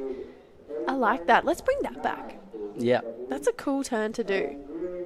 How's the wave right now though? I know. Offshore, glassy. I love the drone work. Great job. All the drone work. I love to see the angle in different ways. Yeah, I know. Looking down to the surface and the wave, you can see every detail of it.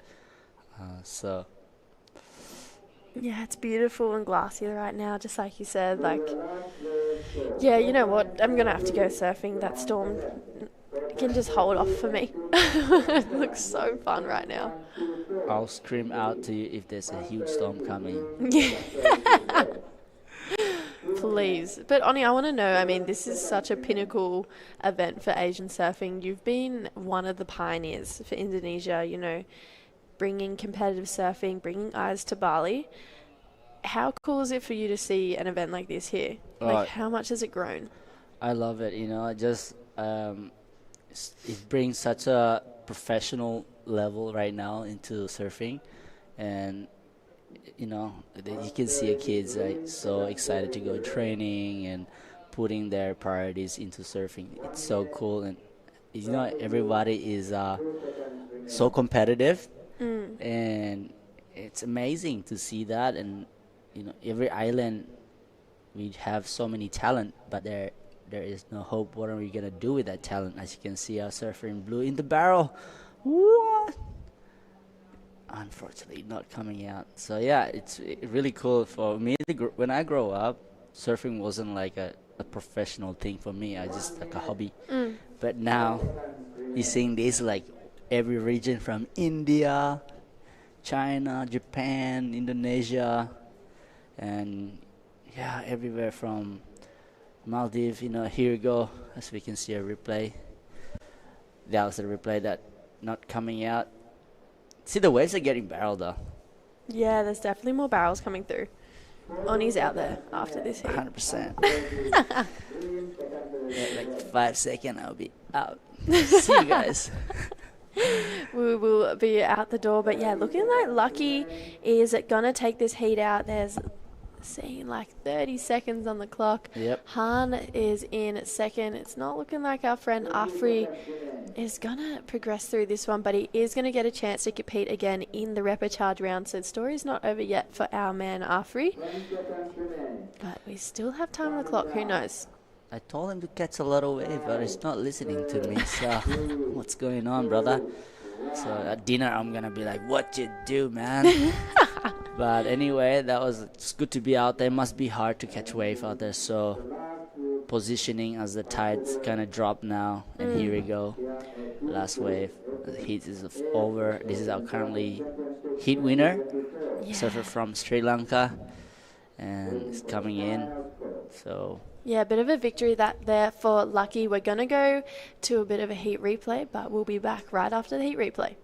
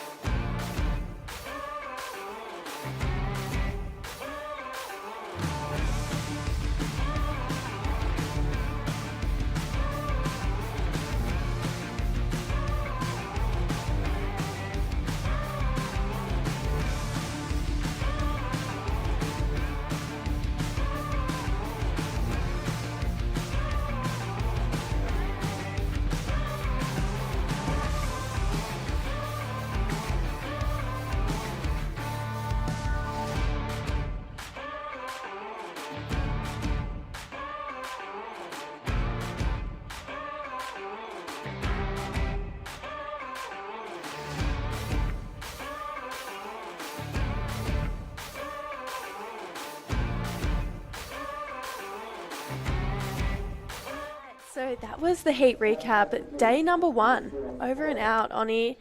It's been a great first day of action. Waves turned up, the sun was out, surfers turned up. It was fun. yeah, what a day. I'm really happy that to see some good action today. The wave showed up, all the athletes showed up, and I'm excited to see more next couple of days. Me too. Yeah, we've got day number 2 coming in tomorrow. So day number 1 is over. Don't go anywhere. We've got day number 2. So tune in for more action here at Thulusdhoo in the Maldives for the Asian Surfing Championships 2024. We'll see you guys again tomorrow. See you.